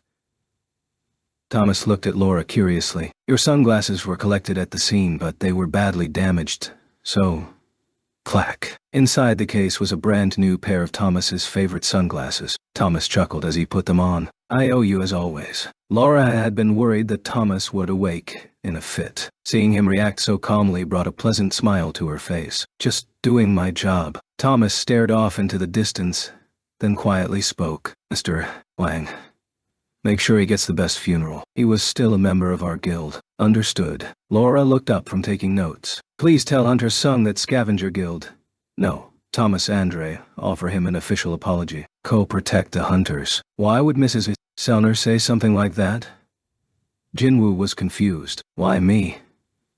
Mears. Selner debated where to begin, then slowly recounted her dream. I tried to remember the people who were chasing the hunters, but that was in vain. The only thing she could remember when she woke up was that their faces were hidden in black. So he decided to try something. He used my ability within my dream to try and uncover their true nature. Is that why you looked into my eyes the last time? Yes, Mrs. Sellner freely admitted how she employed her ability. Ah! Jinwoo's heart pounded as he thought back to their first encounter. What had Mrs. Sellner seen in Jinwoo's eyes that had frightened her so? For now, Jinwoo set aside his curiosity and gave her his full attention. What he saw was infinite power. But after locking eyes with that thing, Che had no choice but to wake up from my dream. Jinwoo looked down to see Mrs. Sellner's hands were shaking. Still remember the voice? Heard the moment, saw it. Both the director and Adam appeared very nervous. What did it tell you?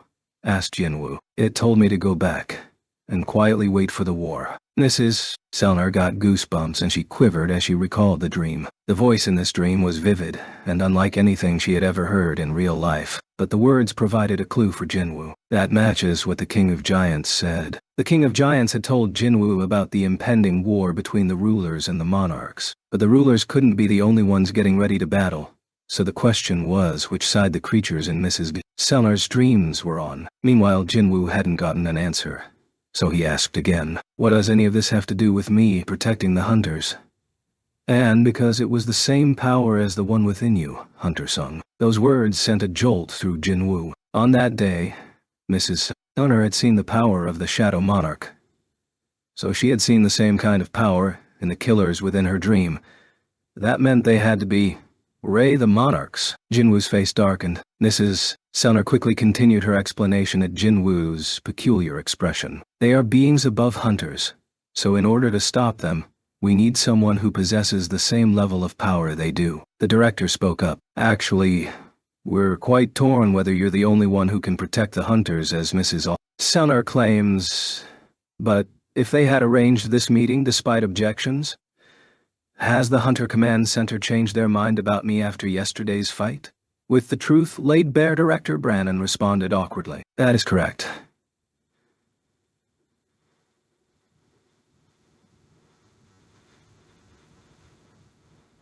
The power gap between Jinwoo and the other national-level hunters was apparent. The unfortunate incident had provided them with hope. The Hunter Command Center needed Jinwoo's help now more than ever. The U.S. had lost one national-level hunter to the creatures already, so they needed to protect Thomas Andre at all costs. You're an extraordinary hunter. Of course, we would compensate you for helping us out. They were ready to give him whatever he wanted, including Kamish's runestone. They had given up scouting Jinwoo and annoying him with an offer he'd already declined. After Christopher Reed's death, they decided the best course of action would be to ask for his help in protecting the most powerful hunter in the U.S. instead. T.L. Tours Jinwoo was torn. Ears. Sellner spelled out the situation for him. In this world, there are hunters who have been very blessed. Until now, they have used their power to defend the world. But without them, this world is in mortal danger. Jinwoo made his decision. I'm sorry. The director was shocked by Jinwoo's firm rejection that left no room for any doubt. Is it because you harbor ill will toward Hunter Andre? Jinwoo shook his head. No. But it's because don't know the enemy I'd have to fight yet. Whoever they were, Jinwoo had never encountered them. Jinwoo wasn't the type of person to make a promise he couldn't keep.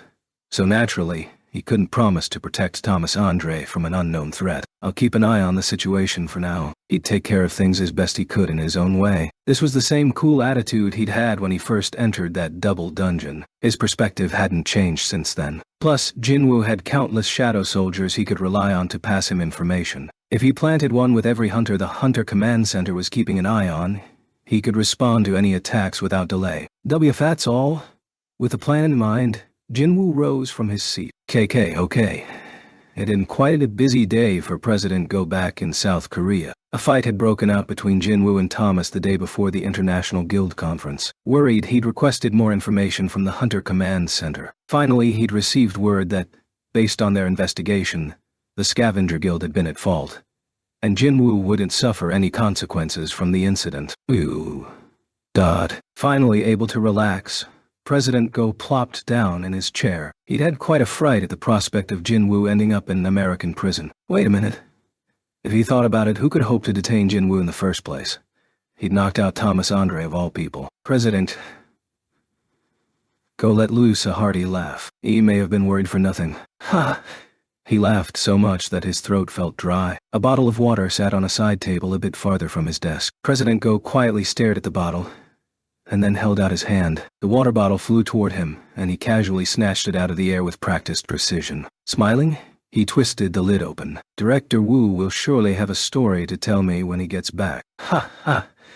Having Jinchul accompany Jinwoo to the U.S. had been a great choice. 8th night of PHC per Nai Tars Ye and Night of the Hunters Buos.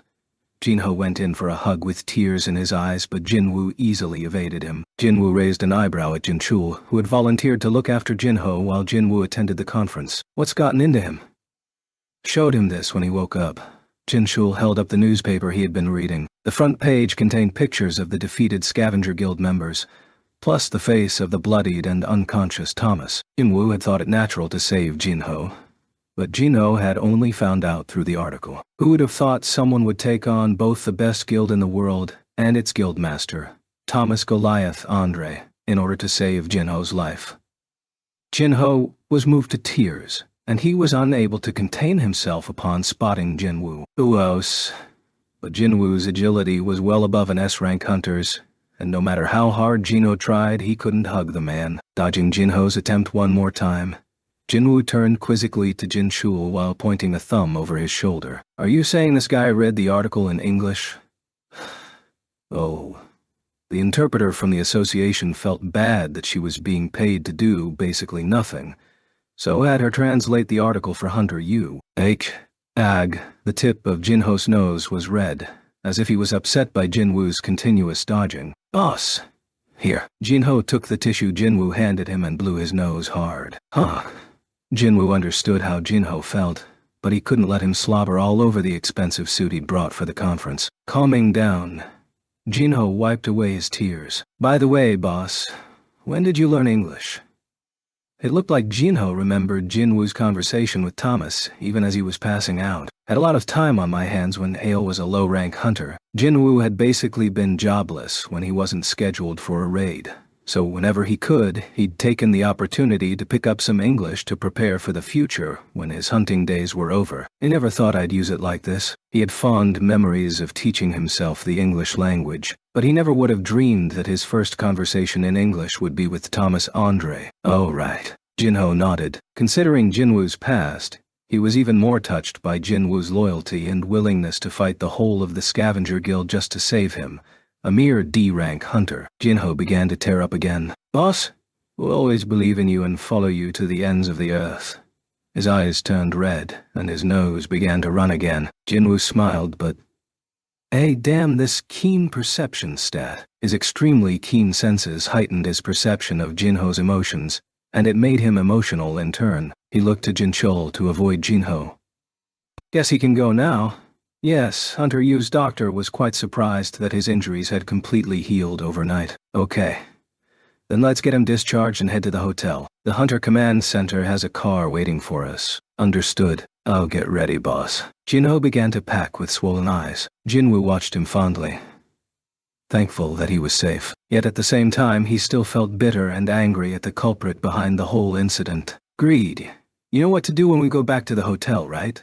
Send a yes, my king. As they left the hospital, Jinwoo comforted Greed by telling him that he had to assume the position for only 2 hours this time. The Hunter Command Center had sent 2 cars. Jinwoo joined Adam in the first because he wanted to discuss a personal matter with the agent. Jinho got in the second car with the 2 people from the Hunters Association. Jinwoo opened the car door. Clack.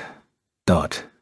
Adam was sleeping with his head leaning against the window. His shoulders twitched, and he shook the sleep from his head as the door opened. Oh, you're here, Hunter-sung. Adam looked run down. Exhausted from his busy schedule and the events of the last 2 days, he had bags under his eyes. Jinwoo looked at him with pity as the driver started the car. Jinwoo got straight to the point. Could I have a list of the hunters you'd like me to protect? This jolted Adam fully awake, and his face brightened. Have you changed your mind? No, I'm just curious. Adam couldn't hide his disappointment, though this wasn't entirely bad news. Apparently, Jinwoo had some interest in the matter. Adam continued with a smile. I'll create a list for you as soon as you get back to the Hunter Command Center. Jinwoo checked the time. It was already 9 o'clock at night. Was it his imagination? Or did Adam look even more run down than he had a few minutes ago after incurring yet another task? Sure enough, the agent looked like he was struggling to keep his eyes open and not fall asleep in front of Jinwoo. Tisk. Tiska. Jinwoo couldn't take it anymore and reached across the seat. Huh? What? As he covered Adam's eyes with his left hand, Adam's voice cracked. Hunter Sung? He froze at Jinwoo's instructions. Stay still, okay? This would have been creepy under any other circumstances, but it was Jinwoo Sung, the one who had almost beaten Thomas Andre to death, doing this to him. Adam swallowed hard, trying not to panic. Jinwoo tilted Adam's head back and poured a healing potion from the system shop into the agent's mouth. What? The agent was freaking out about being forced to drink an unknown liquid with his eyes covered, but as the mysterious substance went down his throat, he suddenly felt energized. As Jinwoo removed his hand from Adam's face, the American realized that the drowsiness he'd felt earlier was not just gone, but he felt as if his body was light and refreshed, like he had just woken up from a good night's sleep. He was no longer fatigued, like he had never been to begin with. Hunter Sung, too. How did he do this? Jinwoo just shrugged at the quizzical look in Adam's eyes. Trade secret. See. Considering how incredible this was, Adam didn't bother to question it. He moved his body this way and that, his voice a mixture of shock and awe. Hunter Sung. How should I say this? I feel like even if you weren't a hunter, you'd be successful at whatever you chose to do. The praise seemed rather over the top, considering Adam was a top-notch agent of the Hunter Command Center who knew how to speak more than 10 languages. Regardless, Jinwoo smiled at the satisfaction on Adam's face. Besides, this made it easier to ask him a favor. The list of the hunters needing his protection was just the preamble. Could you also please organize a meeting with the hunters on the list? That would be his golden opportunity to conceal one of his soldiers within each of their shadows to guard against attacks from the monarchs. However, Adam shook his head. Jinwoo had been worried about this. Although the Hunter Command Center possessed great power, it might be too complicated to gather such amazing people together on such short notice. Jinwoo frowned. I'll suppose that would be too difficult. No, that's not it. There's no need to organize such a meeting. Adam smiled as he explained the last item on the conference agenda. We've got the Night of the Hunters. It sounded like the title of a video game, but Adam seemed excited about it. It's this big party thrown by the Hunter Command Center for the hunters who attend the conference. If you want, you can meet everyone there. Party. What better way was there to casually meet the hunters he needed to assign shadow soldiers? Jinwoo grinned. Perfect. He'd get to the monarchs through the hunters and figure out who were his enemies and who were his allies. And from there, he could figure out who to fight and how to fight them. Sounds good. Jinwoo leaned back in his seat as the car drove into the American night. CKU. The best hunters from all over the world, along with their entourages, were gathered inside a banquet hall with a 1,500-person capacity for the Night of the Hunters. Wow. Jinho gawked at the sight of the legendary hunters he had only ever seen on TV. Meanwhile, those same hunters looked at Jinwoo in a similar light. As soon as he entered the hall, he was the center of attention. Hey, over there. Saw. Hez, right in front of me. But I can't sense his presence at Al-Ag. He really is on another lev. Jinho received as much attention as his boss. So the person next to him is... He's the one Sung fought Thomas to rescue. The Hunter Command Center had released a statement earlier that day to clear the air. Hunters were shocked that Jinwoo would take on the entirety of the Scavenger Guild to save his D-rank colleague. It was a sobering testament to the fact that Jinwoo wasn't merely bluffing on that first day of the conference. We'll protect my family even if it means becoming an enemy of all hunters. They'd seen the pictures of the aftermath of the fight with the Scavenger Guild, and hoped that Jinwoo wouldn't have to make good on his promise. In any case, now that the truth had been revealed, everyone wanted a chance to talk to Jinwoo. Their image of him had gone from the monster who had beaten Goliath to the hunter who had saved his colleague. The first person to bravely introduce himself to Jinwoo was the chairman of a well-known company specializing in handling of the remains of magic beasts. It's an honor to meet you, Hunter Sung. I'm interested in purchasing the cadavers of the giant-type magic beasts. Do you have a minute to spare? Since giants normally spawned as bosses in a rank gates, It was very rare to find a perfectly intact corpse. A desire to grow his business compelled the chairman to make contact as soon as possible. Well, that worked out. Jinwoo smiled and introduced Jinho to the chairman. I'm usually in charge of raids, and you let my vice president here handle business matters. Oh, is that so? Flattered by Jinwoo's introduction, Jinho proudly stuck out his chest and extended his hand for a handshake. I'm Jinho Yu, Vice President of Asian Guild. Pleased to meet you. Don't usually like talking business under these circumstances, but I'll make an exception for you. There was a look of satisfaction on Jinwoo's face as he watched Jinho lead the chairman somewhere quiet to talk. That kid really is a real businessman now. With those two distractions out of the way, Jinwoo refocused his attention on the actual reason he was here. Adam approached Jinwoo. Here's the list. He handed Jinwoo a tablet that listed the names of the 10 best hunters in the world in order. The Hunter Command Center has a system that awards each hunter points based on performance. These are the top 10 individuals with the most points. Jinwoo thought it interesting to see a hunter's career represented by points. He noticed that his name was missing. So where do we rank on this list? LF. We include points for getting rid of the giant-type magic beasts. Around here. Adam indicated the space between numbers 3 and 4. Jigang Liu, Thomas Andre, and Christopher Reed topped the list. So to have his name right below those three, despite his shorter career, meant he had been performing brilliantly. Number 4 is Siddharth Bachchan of India. 5 is 1 through 5 were all national-level hunters, and the ones below them were extremely formidable people. Suddenly, a noise distracted Jinwoo from the list. The hunters seemed confused by the arrival of an unexpected guest. Once he spotted the newcomer, Jinwoo handed the tablet back to Adam. Hunter Sung.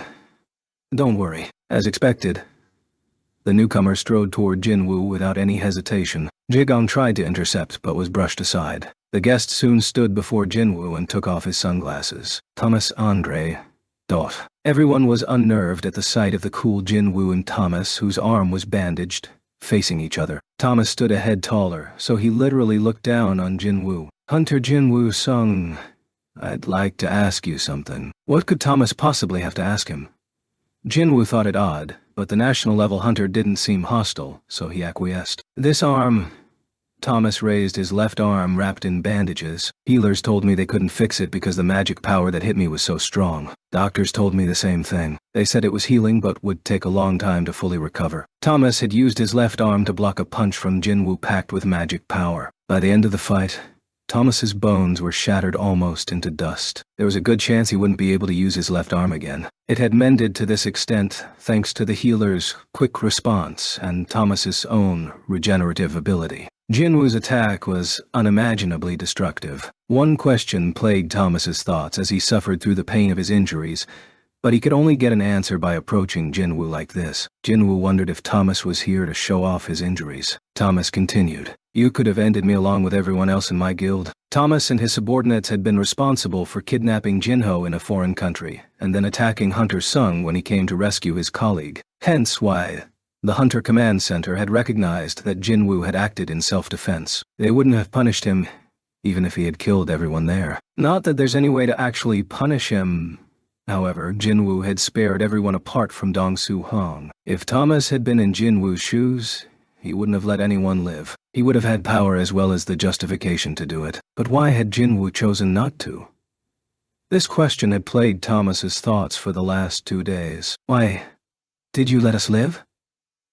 Thomas himself had admitted defeat and asked for mercy, but the choice had been in Jinwoo's hands. He'd even spared the guild members who had battled his shadow soldiers. Thomas was curious as to why, but Jinwoo's answer seemed almost too simple to justify Thomas's mental agonizing over the past few days. None of you did anything to deserve death. While his arrogant attitude had been annoying, Thomas and the Scavenger Guild had shown up at the abandoned factory to rescue Dongsu, one of their own. Though they had attacked Jinwoo first, they had suffered enough for their actions. That was the conclusion Jinwoo had reached in making the decision to spare their lives. Thomas nodded at the response.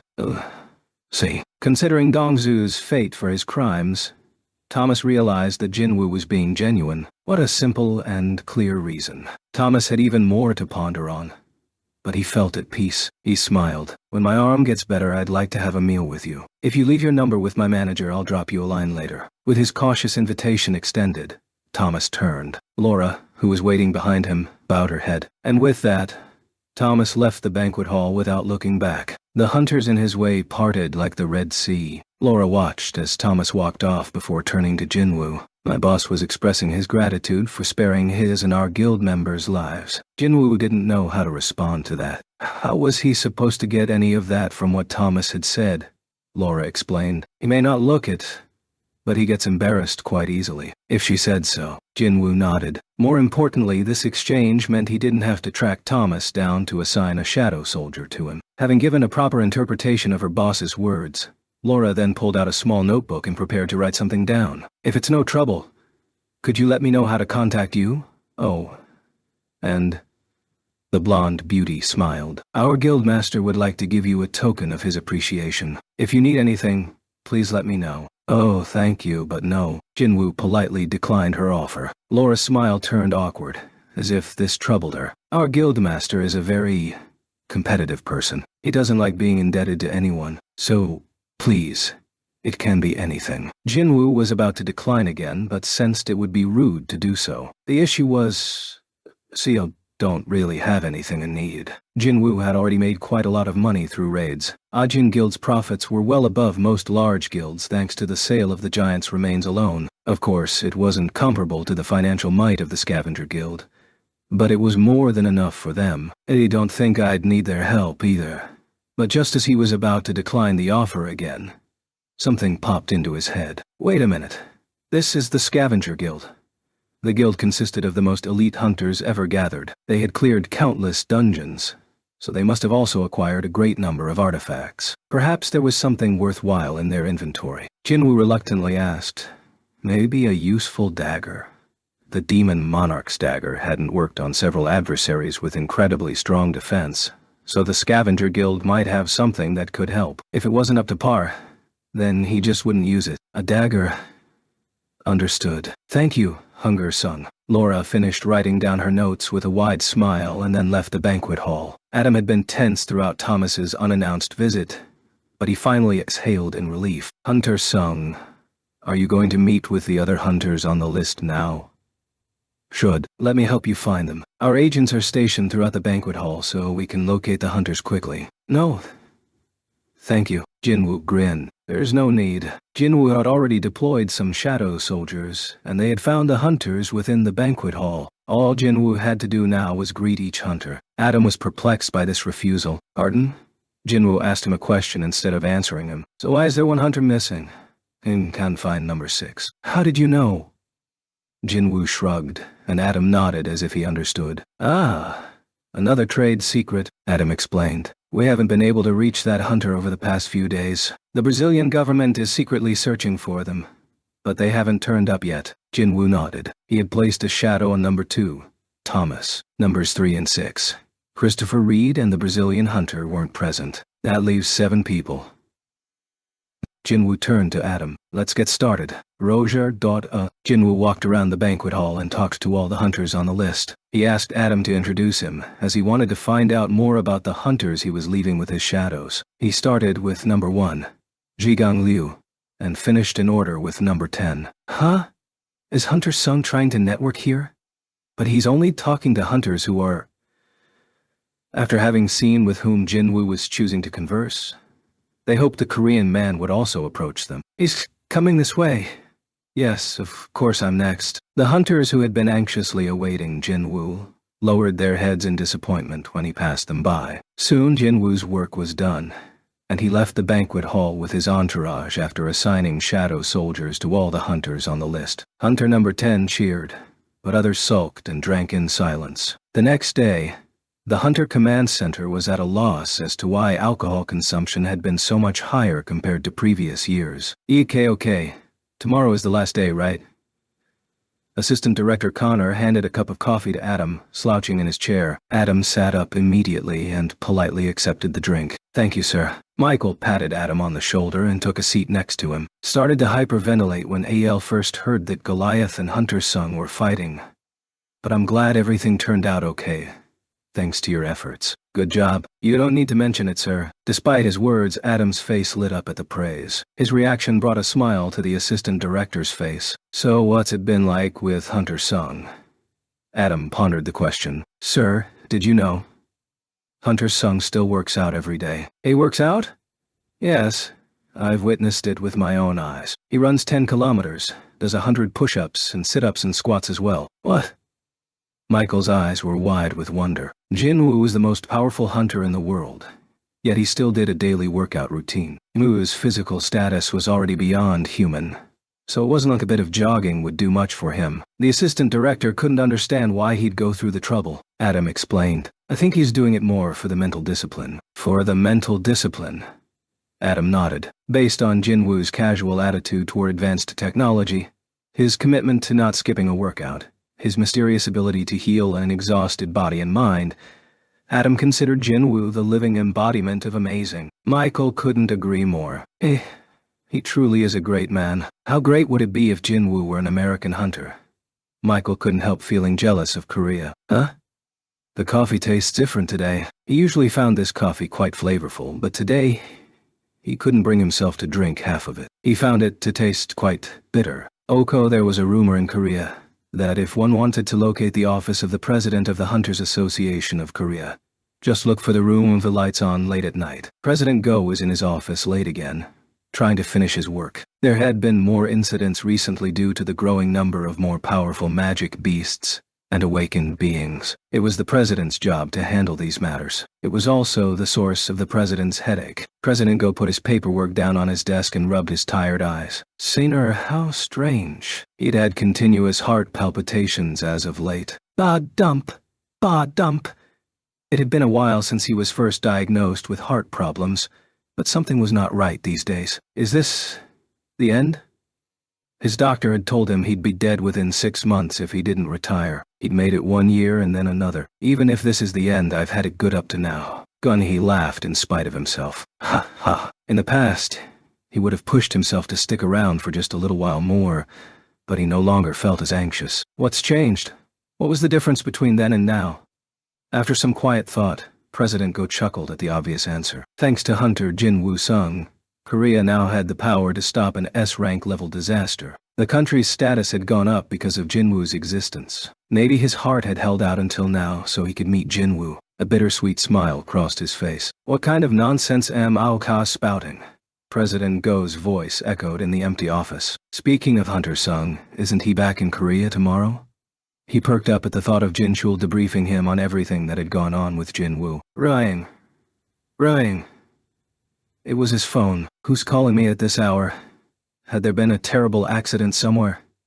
President Go felt uneasy as he answered the phone. Are you busy tonight?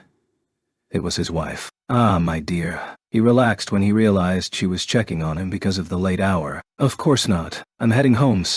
The call suddenly cut off with the sound of static. Hello? Hello? There was no answer from his wife. What was going on?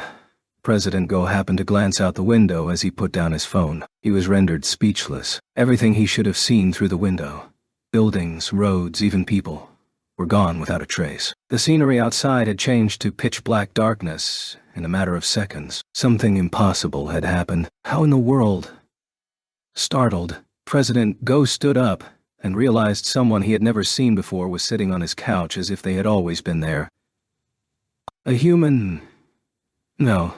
This doesn't feel like a human. Besides its strange presence, the figure also had a face as pale as a corpse, long white hair, sharp pointy ears, and silvery eyes that shone like gems. It was an ice elf, otherwise known as ice slayers, but President Go hadn't sensed it when it entered the room. He slowly put the phone down and asked in a low voice, "You, who are you?" "The Frost Monarch CNSS, I-7.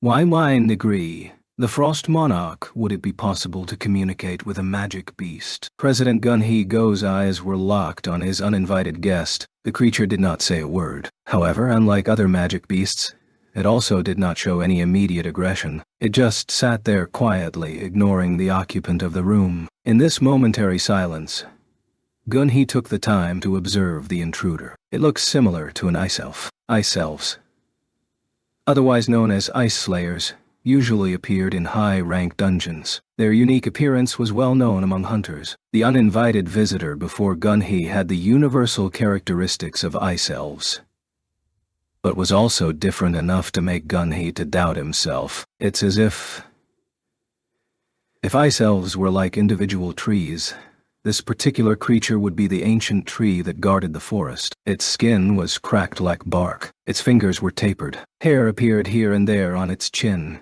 and its eyes looked weary. This was what an ice elf would look like if it lived for several thousand years. Its appearance wasn't the only thing out of the ordinary. Gun-hee subconsciously swallowed hard. One can't sense its presence. Although the interloper had entered the room and sat down on the couch, Gun-hee hadn't noticed until he set his eyes on it. The hunter would have noticed any normal magic beast straight away. Yu cannot handle such an adversary. Having quickly arrived at this conclusion, he quietly turned over the cell phone on his desk and peeked down at the screen. The magic beast moved to look at him. This place has been completely isolated from the outside world. The cell phone had no signal, just as the beast had said. Gun-hee put it down. "Am you dreaming or something?" Not only had this magic beast stolen into the headquarters of the Hunters Association located in the middle of the bustling city of Seoul, but it had addressed Gun-hee in Korean. How could this be anything but a dream? "Ah!" A sharp flash of pain made him grab his left shoulder. This happened as soon as the magic beast pointed at him. Gun-hee carefully removed his hand to reveal what looked like a knife. Inflicted laceration. Strangely, despite his flesh being torn, there was no blood. The wound was covered in frost, as if it had been frozen over. How? Gun-hee stared at his injury, then looked up. The serene magic beast hadn't moved from its spot. "Did you dream up that pain as well?" President Go nodded firmly. "You'll understand that this is real. So I'll ask you again. Who are you? Shouldn't have expected a mere human to recognize me." "A mere human." The magic beast slowly stood up, and the furniture from the couch to the table to everything else in the room slammed into the wall. Wham!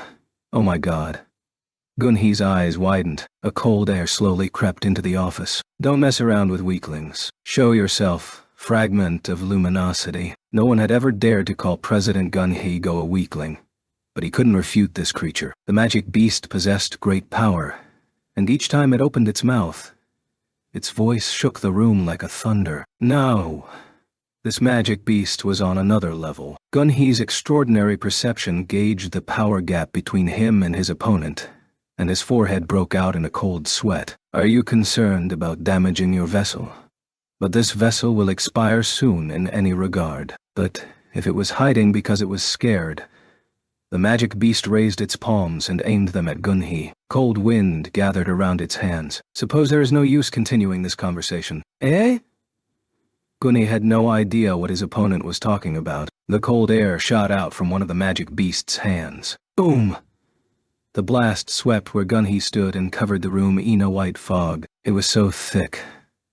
There was zero visibility. Two lights emerged from the thick shroud. They were a pair of golden eyes. The magic beast smiled at the sight and sent another cold blast. President Go swung his arm and deflected the torrent into a wall. Boom!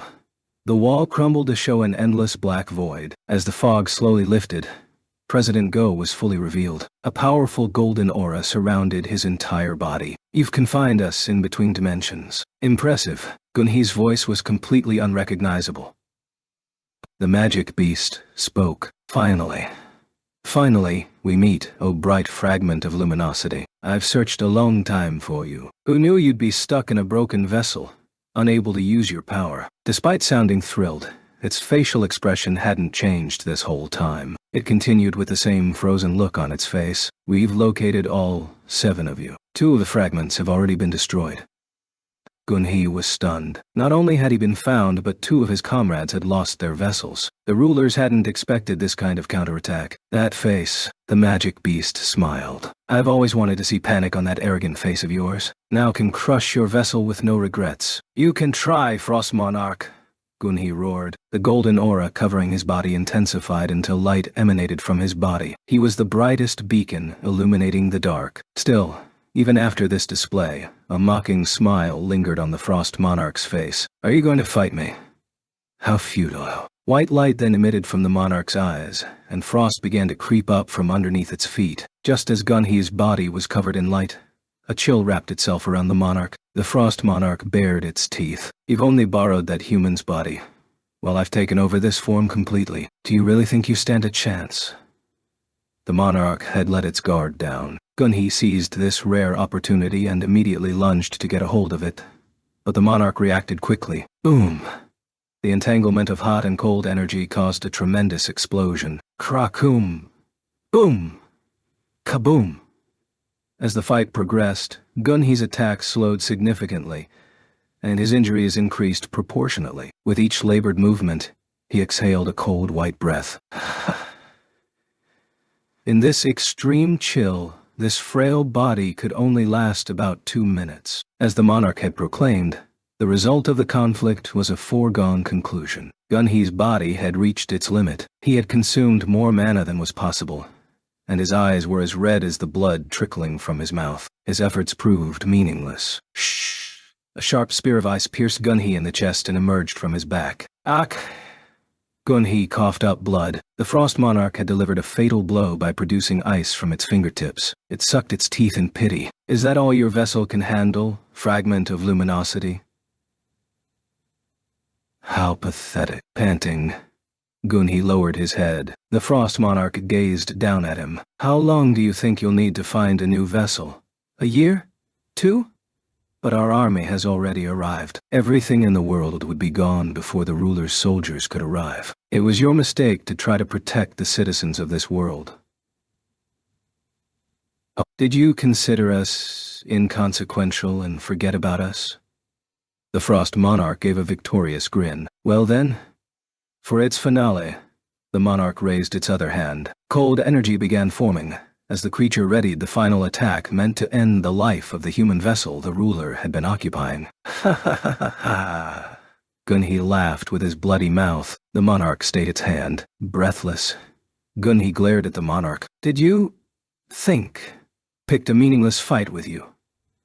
His left hand tightly grabbed the monarch by the wrist. Just as we weren't aware of your plan, we have a contingency you know nothing about. Ails, a contingency? The monarch's eyes widened at Gunhee's confidence. Was he bluffing? No.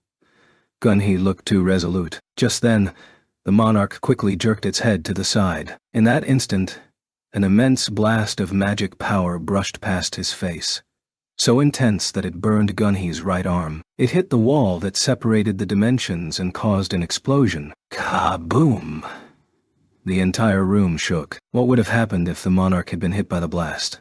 That was close. Fortunately for the monarch, it saw the move coming, and had been able to dodge the powerful attack. It laughed. Gunhee had probably spent all his power with that attack. So was that your secret weapon?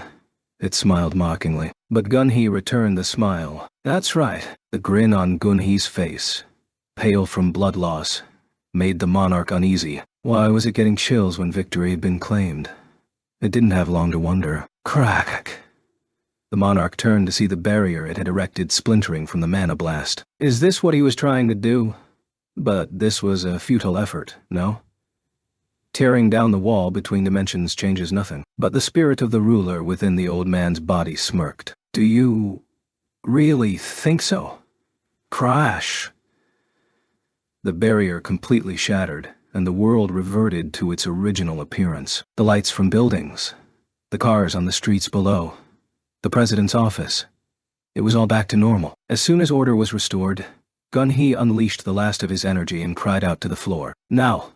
Beneath his feet, a shadow split from Gunhee's, transforming into the shape of an ant. It evaded the monarch and leaped screaming out the window. Scrah!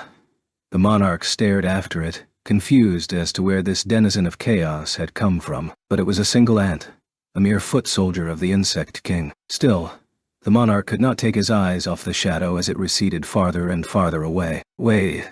The monarch's eyes widened. It should have realized earlier. The ruler had been conserving his energy, even at the cost of his own vessel, so he had enough power to break the barrier for a reason. No! The Frost Monarch looked aghast as it realized the ant's true identity. Whoosh! The confounded creature cast Gunhee aside and bounded after the runaway ant. Cold air sound around its hand to form a sharp icicle. In an instant it was within striking distance of the foot soldier, but before it could land a blow, someone grabbed the hand brandishing the sickle in a death grip. Before the monarch could react, It had been seized by the throat. Urk! The monarch's heart sank when it saw the adversary who now appeared where the ant had just been. You. But why? Jinwoo clenched the frost monarch's neck tightly so it couldn't escape. He stared at the creature, puzzled. An ice elf? Jinwoo had a bone to pick with ice elves. He had encountered them within the Red Gate, but had failed to extract the shadow of Barca, the boss. He'd been left with only its dagger to remember it by. Just when Ga was getting over that, Jinwoo tightened his grip on the magic beast's throat and wrist. Crack! Ah! But what was a high-rank magic beast doing here outside a gate? Jinwoo had exchanged places with his shadow soldier in midair, so he was using ruler's authority to hover about 7 or 8 stories aloft. He interrogated the beast. What are you? Its pointy ears and silvery eyes gave the appearance of an ice slayer, but there was something ancient about it. Plus, Krah! The magic beast gritted its teeth and shook itself free of Jinwoo's grasp. What an incredible show of strength! Jinwoo had no time to be shocked as cold energy gathered within the magic beast's mouth. The image of the Demon King Balan spitting lightning popped into his head. So Jinwoo instinctively bent his upper body to the side. A blast of frozen air shot past Jinwoo, narrowly missing him. Seeing this display of powerful magic, Jinwoo quickly put some distance between them. Jinwoo observed the frost monarch as it dusted ice off its shoulder. This was no ordinary magic beast. His perception warned him that this opponent was stronger than anyone he had ever fought. However, Jinwoo wasn't the only one caught off guard. How did you... Two. The monarch urgently looked within Jinwoo's shadow and was unable to hide its shock at the number of soldiers found there. You have amassed such an army. Why haven't we heard from you? When Jinwoo didn't say anything, the monarch looked into Jinwoo's eyes and soon let out a plaintive cry. You see, so you're the contingency. What is this magic beast going on about? While he was dying to understand what the creature meant, Jinwoo didn't have the time for a Q&A session. If the hunter let his guard down even for a split second, his enemy's blade would come at him, and that would be a wound he wouldn't be able to shrug off. His shoulder, which had been frozen for only a moment, was still throbbing. As he quickly inspected his shoulder, he quietly summoned the demon monarch's daggers from his inventory. He held one in each hand. Is it a mage type?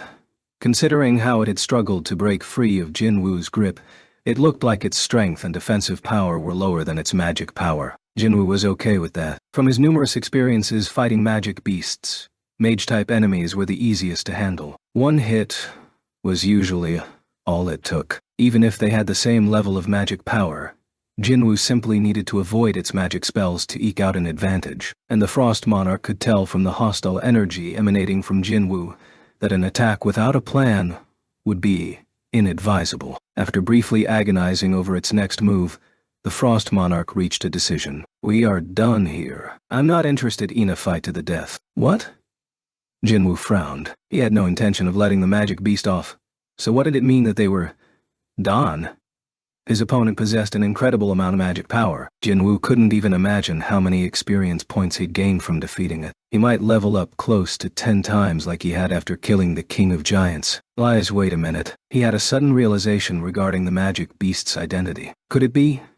The monarch pointed to a broken window at the Hunters Association HQ. Aren't you here to save the human back there? Jinwoo had rushed over because the ant he had assigned to President Go had sounded an alarm. Jinwoo's gaze shifted toward where the monarch was pointing and spotted the prone figure of President Go. President Go was unconscious and covered in blood. He looked like he was on the brink of death. Choose. The monarch materialized a large, sharp ice spear. Fight me or save him. With that, it launched the spear at President Go. Jinwoo's eyes went wide. Time moved slowly around him as his perception sharpened to the extreme. The ice spear slowly but surely flew toward the president. Ruler's authority. He attempted to stop the spear telekinetically, but the magic power of the weapon repelled the effort. Enraged, Jinwoo glared back at the Frost Monarch, who awaited his decision. Jinwoo bit his bottom lip hard before dashing to President Go's body. Evidubuum. A powerful gust of wind erupted from where Jinwoo had been floating. He appeared by President Go's side right before the killing blow was struck, and he knocked the spear off its trajectory. The tip penetrated the floor, and cold air began freezing the entire room. Crick! Crack! In an instant, the extreme temperature turned the floor of the president's office into solid ice. Yikes! Jinwoo picked up President Go and floated them both in the air to escape the spreading ice. He came back down once the frigid process stopped. When he looked through the window, he saw the magic beast dashing toward a small gate. Angered by these dirty tricks, Jinwoo summoned Barca's dagger from inventory and threw it at the monarch. Dagger barrage. Shh! The blade flew straight into the monarch's shoulder. Ugh! The frost monarch glared at the dagger lodged in its shoulder and then at Jinwoo. It gnashed its teeth before vanishing into the gate. As the portal slowly shrank, Jinwoo gave up on pursuing the magic beast. Besides, President Go was in too bad a shape for him to attempt to give chase. President Go moaned in pain. Jinwoo pressed his lips together as he watched the old man struggle to stay alive. He's too far gone for a healing potion. He had one other method to try. Jinwoo bellowed, "Beru!" Jinwoo could sense a familiar presence speedily flying toward him from the distance. Krakum! Beru crashed through several walls before arriving to kneel before Jinwoo. "You called, my liege." Jinwoo carefully laid President Go down on the floor and stepped back. The elderly man had lost a lot of blood, and Jinwoo's hands were stained with it from holding him for a short time. Jinwoo somberly watched the blood drip from his fingers. Beru applied all his magic power toward healing President Go, as his master wished. A warm energy enshrouded the president. But to the ain't's surprise, his patient's complexion remained pale. "Sire." He was afraid to look at his master. "My magic isn't working. Cannot heal him." "What?" Beru's hands trembled as he kept working, demonstrating that he was telling the truth. Jinwoo sensed that his soldier was consuming a great amount of magic power. If this continued, Beru would collapse too. Jinwoo stopped the ant and checked President Go's condition. Even with Beru's devoted effort, the old man's presence had weakened. Jinwoo didn't know what had caused the hole in President Go's chest, but it couldn't be treated even if he poured a whole bottle of the best healing potion into it. Damn it! Jinwoo's breathing quickened as he thought about how President Go had done so much for him. In desperation, he pulled out the elixir of life, but someone grabbed his wrist. "That's enough." The president struggled to open his eyes. "President Go?" Gun-hee tried to breathe as if his next breath might be his last. He looked up at Jinwoo and Beru. "CEA, you came." "Thank you." A smile spread across his face. "Please hang on a little longer. I'll bring you to the hospital." Despite the urgency in Jinwoo's voice, Gun-hee shook his head. "It's a waste of time. Healing magic can't reverse what the attack did." "President Go!" Jinwoo was upset with him for talking that way, but he paused as the president's trembling hand clasped his own. "Listen carefully." Gun-hee opened his eyes wide like a fire flaring up just before it died out. "I have seen the will of the great existence, their plans, their enemies as well as ours, and what we need to blood filled his mouth. I'm so glad that we have you. Who knew you possessed that kind of power? Thank God." Gun-hee began tearing up as he looked at Jinwoo. He held the young hunter's hand in both of his as he continued in a shaky voice. "The gates and dungeons weren't for them. They chose those to protect us." Gun-hee coughed out a clot of dark red blood. Jinwoo quickly tried to use the elixir of life, but President Go shook his head. He knew how bad his condition was, better than anyone. "Someday, you'll have to make a choice. When that time comes, please stay on the side of humans." The pain in Gun-hee's voice broke Jinwoo's heart, but all he could do was quietly listen and do as the president requested. "Wanted to fight alongside youngsters like you, but with this body, that was never possible." Gun-hee was sharing this desire for the first time in his life. Some had accused him of founding the association for financial gain. Others insulted him by calling him a crazy old man mad for political power. However, what angered him most was not being able to use the great power he had received. Gun-hee had founded the association with his own money in search of a place to use his power, and he had made a place for himself where he could stay close to hunters and advocate for them. Still, have no regrets. You leave the future in the hands of young people like you. President Go's hand released Jinwoo's and hit the floor. He shifted his gaze from Jinwoo to the ceiling of his office. Maybe it was because of his tears, but the normally dim ceiling lights looked particularly bright. So, he blinked. "I'm so relieved. Thank you. Thank you." With that, President Go said no more. Upon confirming that the president was no longer breathing, Jinwoo gently shut Gunhee's eyes. President Go had never looked more peaceful than when he uttered those words of thanks. Jinwoo raised his head. Drip, drip, drip. The sky had been cloudy all morning, and the raindrops finally began falling outside the broken window. Okay, the next day, the same set of breaking news graced the front page of every newspaper. First, the great Brazilian hunter Jonas had been found dead near a river. Second, the president of the Hunters Association of Korea had died of a gaping hole in his chest. Last, Jinwoo Sung had returned to Korea. Yay. 10. Complicated Thoughts. Christopher Reed. Jonas. Gunhee Go. The world was plunged into chaos as the media announced the deaths of these legendary hunters one after another. Who would be able to defeat whoever had taken down these apex hunters?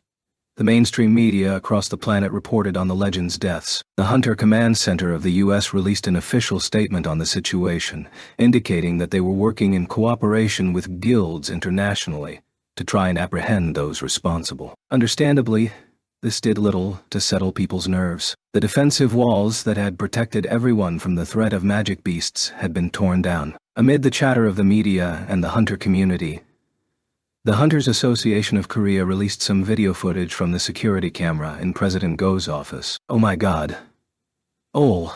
People couldn't contain their horror. The footage showed two men, President Go and another man who stabbed the president in the chest with something sharp. It was easy to tell that the second man wasn't human. An ice elf, a magic beast that belonged in a dungeon killing a top hunter, had been clearly captured on video. A close-up of the monster's face spread throughout the internet. The impact of the footage was staggering. Not only could hunters hunt magic beasts, but they could also be hunted. A wave of terror hit the general population. Hunters had protected them, but who could protect the hunters? To complicate matters, people started arguing that hunters should not be permitted to leave their own country, since President Go had been murdered while Jinwoo was away from Korea. That shifted the focus back onto Jinwoo during this chaotic time. It was public knowledge that Jinwoo and President Go got along, so people were curious about Jinwoo's reaction. But Jinwoo said nothing. A few days passed, and the investigation into the cause of President Go's death was completed. A day before his funeral, Jinwoo quietly visited the Hunters Association. AKOK Director Jin Chul-woo looked exhausted as he entered the waiting room. Sorry, Hunter Sung. I've been all over the place these past few days. He fidgeted with his messy stubble as he apologized to Jinwoo. The day they returned from the U.S., the shocking news had sent Director Woo rushing straight to the Hunters Association as soon as they landed at Incheon Airport. That had been 3 days ago. Before he got to the reason he was there, Jinwoo had a question for Jin Chul. Why did you withhold some of the footage from the security camera? The Hunters Association had shared only up to the close-up of the Frost Monarch's face. They didn't release the part showing Jinwoo or Biru entering the president's office. Scratching his head as he responded, Jinchul sounded despondent. The safety of hunters is the association's #1 priority. We decided that it is not our place to reveal the skills you chose to keep hidden. Skills were like cards that hunters held close to their chests. Showing off one's skills would be like revealing one's whole hand. Naturally, the higher the hunter's rank, the greater the effort to keep one's skills secret, as it could prove advantageous during unexpected encounters. Jinwoo possessed a teleportation skill that allowed him to travel from the U.S. to the Hunters Association building instantly. The Hunters Association had decided they couldn't put this skill on display to the world without Jinwoo's consent. If President Go were alive, he would have made the same decision. No one respected or patterned themselves after President Go more than Jin Chul-woo. His eyes turned red as he spoke about his late mentor. No wonder you looked so grave when we boarded the plane that day. Jinwoo confirmed Jinchul's suspicion. Jinchul had wondered as to the cause of Jinwoo's strange mood, but it had been easy to surmise once he watched the video footage. Was the magic beast too powerful for even you to stop? Jinwoo shook his head. When Hao arrived, President Go was already. Seeing the somber look on Jinwoo's face, Jinchul lowered his head. I'm sorry. I'm sure you're mourning him too, but in my frustration. Jinchul knew better than anyone that Jinwoo was not responsible for President Go's death, and the hunter's attempts to reassure him that he didn't take it personally made the director feel even guiltier. One still can't believe it. Jinchul fixed his eyes on the floor. President Go told me to hurry back because he wanted to hear everything that happened in the U.S. So why did he have to? Jinchul couldn't finish his sentence. Jinwoo patiently waited for him to continue. What did President Go say, before he passed, he said he was relieved. What? Jinchul looked up in surprise. He said he was relieved that there were young people like me to take care of the future. Or, the thought of President Go worrying about everyone else's future during his final moments brought tears to Jinchul's eyes again. He wiped his eyes and nodded. Thank you for being with President Go at the end. The peaceful look on his face showed that the old man had to have been sincere about being relieved. Jinchul was genuinely thankful. Jinwoo quietly listened to Jinchul. His thoughts had been a jumbled mess over the past few days, so it felt like his head was clearing, thanks to Jinchul. I'm going to kill him with my own hands. Hua, Jinwoo coldly declared. I'm going to kill the magic beast who took President Go's life, whatever it takes. This wasn't just for President Go but also a warning to the creatures threatening Jinwoo. Jinchul swallowed hard. Although the murderous aura coming from the hunter wasn't directed toward him, he found it hard to breathe. Jinwoo's murderous rage pressed down on Jinchul's shoulders like a cold, hard weight. Jinwoo dialed it down after seeing Jinchul's face grow pale. So please save your thanks for later. Oh. Jinchul nodded and tried to calm his racing heart. Understood. He then realized he didn't know why Jinwoo was here in the first place. A hunter like Jinwoo likely wasn't here simply to find out why the rest of the video footage hadn't been revealed to the public. Oh dear. Now that, think about it. I haven't asked why you've come. Jinwoo made a request for something he'd decided on after a few days of agonizing debate. Do you think you can arrange a press conference for me? The venue for the press conference was mobbed by reporters. Jinwoo had been a newsworthy hunter for some time now. This was his first press conference, so no reporter wanted to miss the event. The loud chatter died down as Jinwoo appeared. All eyes were focused on him as Jinwoo began to speak. A group of highly intelligent magic beasts is targeting the top hunters. These magic beasts are stronger than any hunter and will use any means necessary to get to their targets. A group of magic beasts? Was more than one magic beast responsible for killing President Go? The reporters were stunned by the revelation. The Jinwoo's information regarding the 9 monarchs and the coming war between them and the rulers had come from the King of Giants, the monarch of the beginning. The monarch's first targets had been the hunters borrowing the ruler's powers. 3 of them were already dead, and no one knew how many more they were after. Jinwoo had placed shadows with the hunters on the Hunter Command Center's radar, but there was no way he could keep an eye on every single hunter out there. Victims could turn up in unexpected places, just like President Go. This impromptu press conference was meant to send a warning across the globe to possible targets of the magic beasts. Before attacking, these beasts use magic to trap their intended target between dimensions. This revelation was huge, and it was something Jinwoo could share only because he had met a monarch in person. If you think you might be one of these targets, please stick close to colleagues who can help protect you. But, Jinwoo revealed the ultimate reason for the press conference. Just put it, if you don't have anyone who can help you, can be reached through the Hunters Association of Korea. Oh, the reporters let out sounds of admiration. Jinwoo was the man who had defeated Thomas Andre, one of the best hunters in the world. His display of confidence made it seem as if the magic beasts were not a threat to him, and relieved some of their worries. Jinwoo was also looking to kill 2 birds with 1 stone. To set traps using the hunters who were potential targets. That way he could track the monarch's movements in case they targeted other retired hunters like President Go. At least one magic beast was sure to fall into his trap. As Jinwoo wrapped up the press conference, he was inundated with questions. Question from the Daily News. Where did you get the information about the group of magic beasts, Hunter Sung? We've encountered them in the past. Twice, in fact, the first time being the King of Giants in Japan, and the second being the Frost Monarch in Korea. Shocked, the reporters scribbled down what Jinwoo had said. So you came away from these encounters unscathed? Jinwoo's eyes gleamed. Yes, Jinwoo Sung had survived encounters with those magic beasts. This was a huge scoop. So the reporters rushed to take pictures. Kashak. Kashak. Kashak. Kashak. A reporter sitting farther back from the front of the press pool raised his hand. It was Mr. Kim, the reporter who had followed Jinchul to the double dungeon and wrote about the sacrifice of the hunters there. Jinwoo shifted his gaze to him. Mr. Kim calmly lowered his hand and posed his question with a clear voice. What will you do if you encounter the magic beast who killed President Go? Jinwoo searched Mr. Kim's furious and devastated expression before turning off the mic. That's all for now. With that, Jinwoo stepped off the stage. As he watched the hunter walk away, Mr. Kim felt as if he'd heard Jinwoo's answer even without the hunter verbalizing it. Okosir. Sir!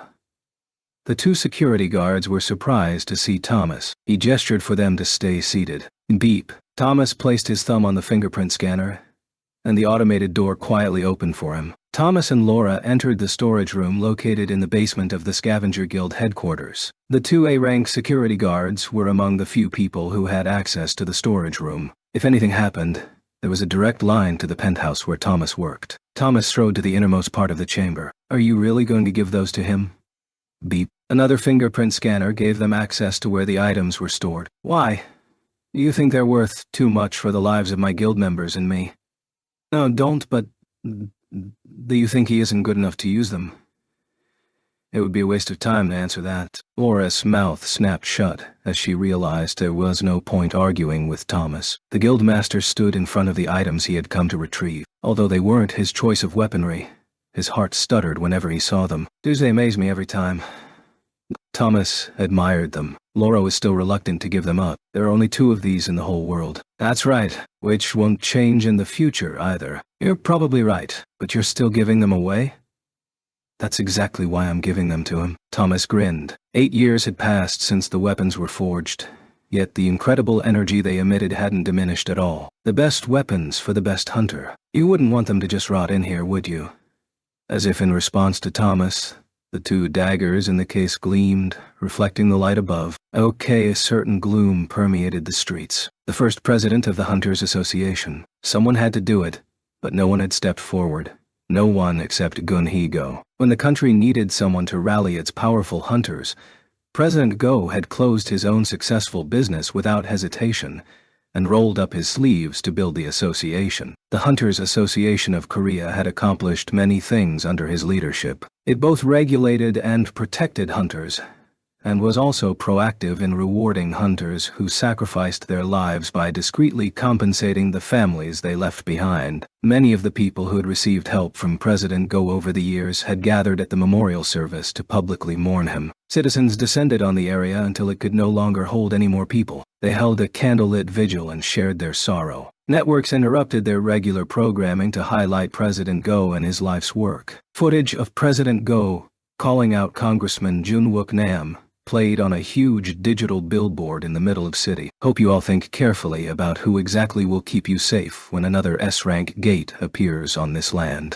You may be able to buy an expensive condo worth $1 million or tens of millions, but you cannot buy a life. Walk signals changed, but not one pedestrian moved. They couldn't look away from the billboard or their cell phones. Next came a clip of President Go's longtime doctor being interviewed. Was beside President Go as he watched the broadcast of Hunter Jinwoo Sung fighting the ants on Jeju Island. He told me he wouldn't regret dying as his greatest wish had come true. Little did know we would lose him this way.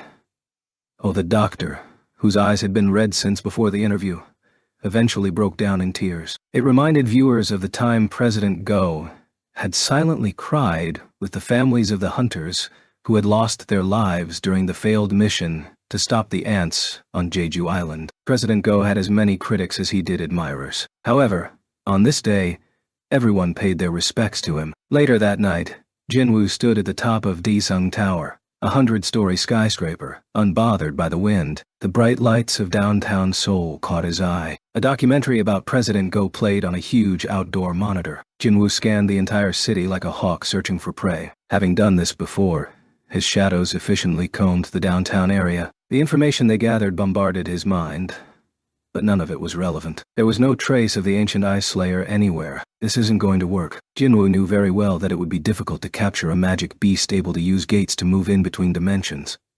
So he tried to put a shadow on the magic beast right before it escaped. He had failed, though, because the creature didn't have the one thing possessed by everything in existence: a shadow. Maybe it's because of that astral body thing. The King of Giants had told Jinwoo that monarchs and rulers were unable to become shadow soldiers because they had astral bodies. If that was why monarchs didn't have shadows, Jinwoo had lost his best method to track them. Dese, but that doesn't matter. The King of Giants had warned Jinwoo that once the other monarchs learned of him, they would mobilize. They would return sooner or later, and this time, they would be after Jinwoo. Of course, When that time came, Jinwoo growled. Ever since he survived the double dungeon and acquired the abilities of the system, he had never let an enemy escape. This ice elf had been the first to get away. Regardless of whether they were human or magic beasts, Jinwoo had an excellent track record with taking down his enemies, so he wasn't going to let this creature be the exception. Jinwoo paused as he realized something odd about the enemies he had faced recently. When he thought about it, did receive any notifications from the system when Tell fought Dongzhu Hang or Thomas Andre. In the past, the system had warned Jinwoo through messages or urgent quests whenever there was a threat to his life. Dongsa Kwang, Taezik Kang, Chul Kim.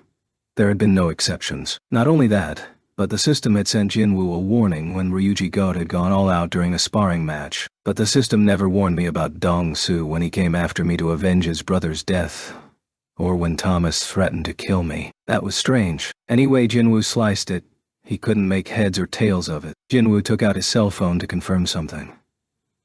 Luckily, he had gotten the contact number he needed from the manager. It was 1 o'clock in the morning in Korea, but it should still have been daytime on the east coast of the US. Ring. As Jinwoo expected, the man answered after a few rings. Didn't think you would contact me first, Mr. Tong Nada. Thomas sounded surprised. There's something I want to ask you. May? Sure. Ask away. I'll answer you as honestly as she can. That day we fought? Miguel, what about it? Were you really aiming to kill me? Thought that was water under the bridge. Thomas seemed reluctant to relive that day, so Jinwoo assured him he was asking out of curiosity. Thomas had no reason to hide anything. The American hesitated a little but answered truthfully. One can't think straight when I'm mad. So I really did want to kill you back then. As Jinwoo had suspected, he really had sensed murderous intent from Thomas during their encounter. However, the system had kept silent. There was no question about it. Something's changed, Mr. Song. Thomas broke the awkward silence that followed his answer by changing the subject. Let's get off this gloomy topic. Why don't we talk about something awesome I've prepped? Click. Jinwoo wasn't in the mood to joke around with Thomas, so he cut him off with a quick farewell and hung up. Thomas's response had clarified things. The system no longer reacted to a hostile enemy. This was a huge departure from the beginning, when the system had forced him to confront his attackers. Can't take this lightly. Initially, when Jinwoo had received a notification that the system would stop his heart if he didn't kill his enemies, he'd had a vague idea as to its purpose. The system was trying to make him act according to its wishes, or so he'd surmised. But the fact that he no longer received urgent quests signaled that there might have been a change in the system's intent. With that came more choice for Jinwoo, and he was able to show Thomas some mercy and spare his life. Couldn't have done that if there had been an urgent quest. He was pleased to have more free will, but at the same time, he didn't know why. Did it have anything to do with how the original wielder of Jinwoo's power had betrayed the other monarchs somehow? Or had their plans been uprooted after the architect of the system was killed? Jinwoo shook his head to stave off all the speculation and theories popping up in his mind. He needed to organize my thoughts. He needed to set some clear goals now. One would be to kill the ancient Ice Slayer. Another would be to dig up some information about the other monarchs. It would be great if it targeted him first. But even if the Ice Slayer went after the other hunters, Jinwoo had set traps. Once the Ice Slayer was caught in his net, Jinwoo could accomplish both goals at once. The problem was time. Since he didn't know when the monarchs would appear, he had to prepare himself for battle against formidable enemies. Luckily, he had arranged for somewhere he could steadily gain experience points. Japan. Unable to restore all the damage done by the giants, Japan had been forced to abandon a lot of land. While Jinwoo was in the US, many dungeon breaks had occurred, and magic beasts had established their own territories. These creatures were the stuff of nightmares to the Japanese people, but to Jinwoo, they were nutritious food. He couldn't help feeling excited at the prospect. His phone vibrated with an incoming message from Thomas. Mr. Sung, could you call me again? We still have a lot to discuss. Just as the ground solidified after rain, it looked as though Thomas wanted a good relationship with Jinwoo now that they had fought. Of course, Jinwoo welcomed it. He wasn't so socially awkward that he'd reject a hand extended to him. But this conversation could wait, couldn't it? He liked that Thomas didn't hold any grudges, but it was too late at night for this kind of talk. Jinwoo quickly texted back. Sure, but later. I have some urgent business to take care of. A smile appeared on Jinwoo's face after he sent his reply. This doesn't change anything. He would steadily increase his level in preparation for the future. It was the same as it ever was.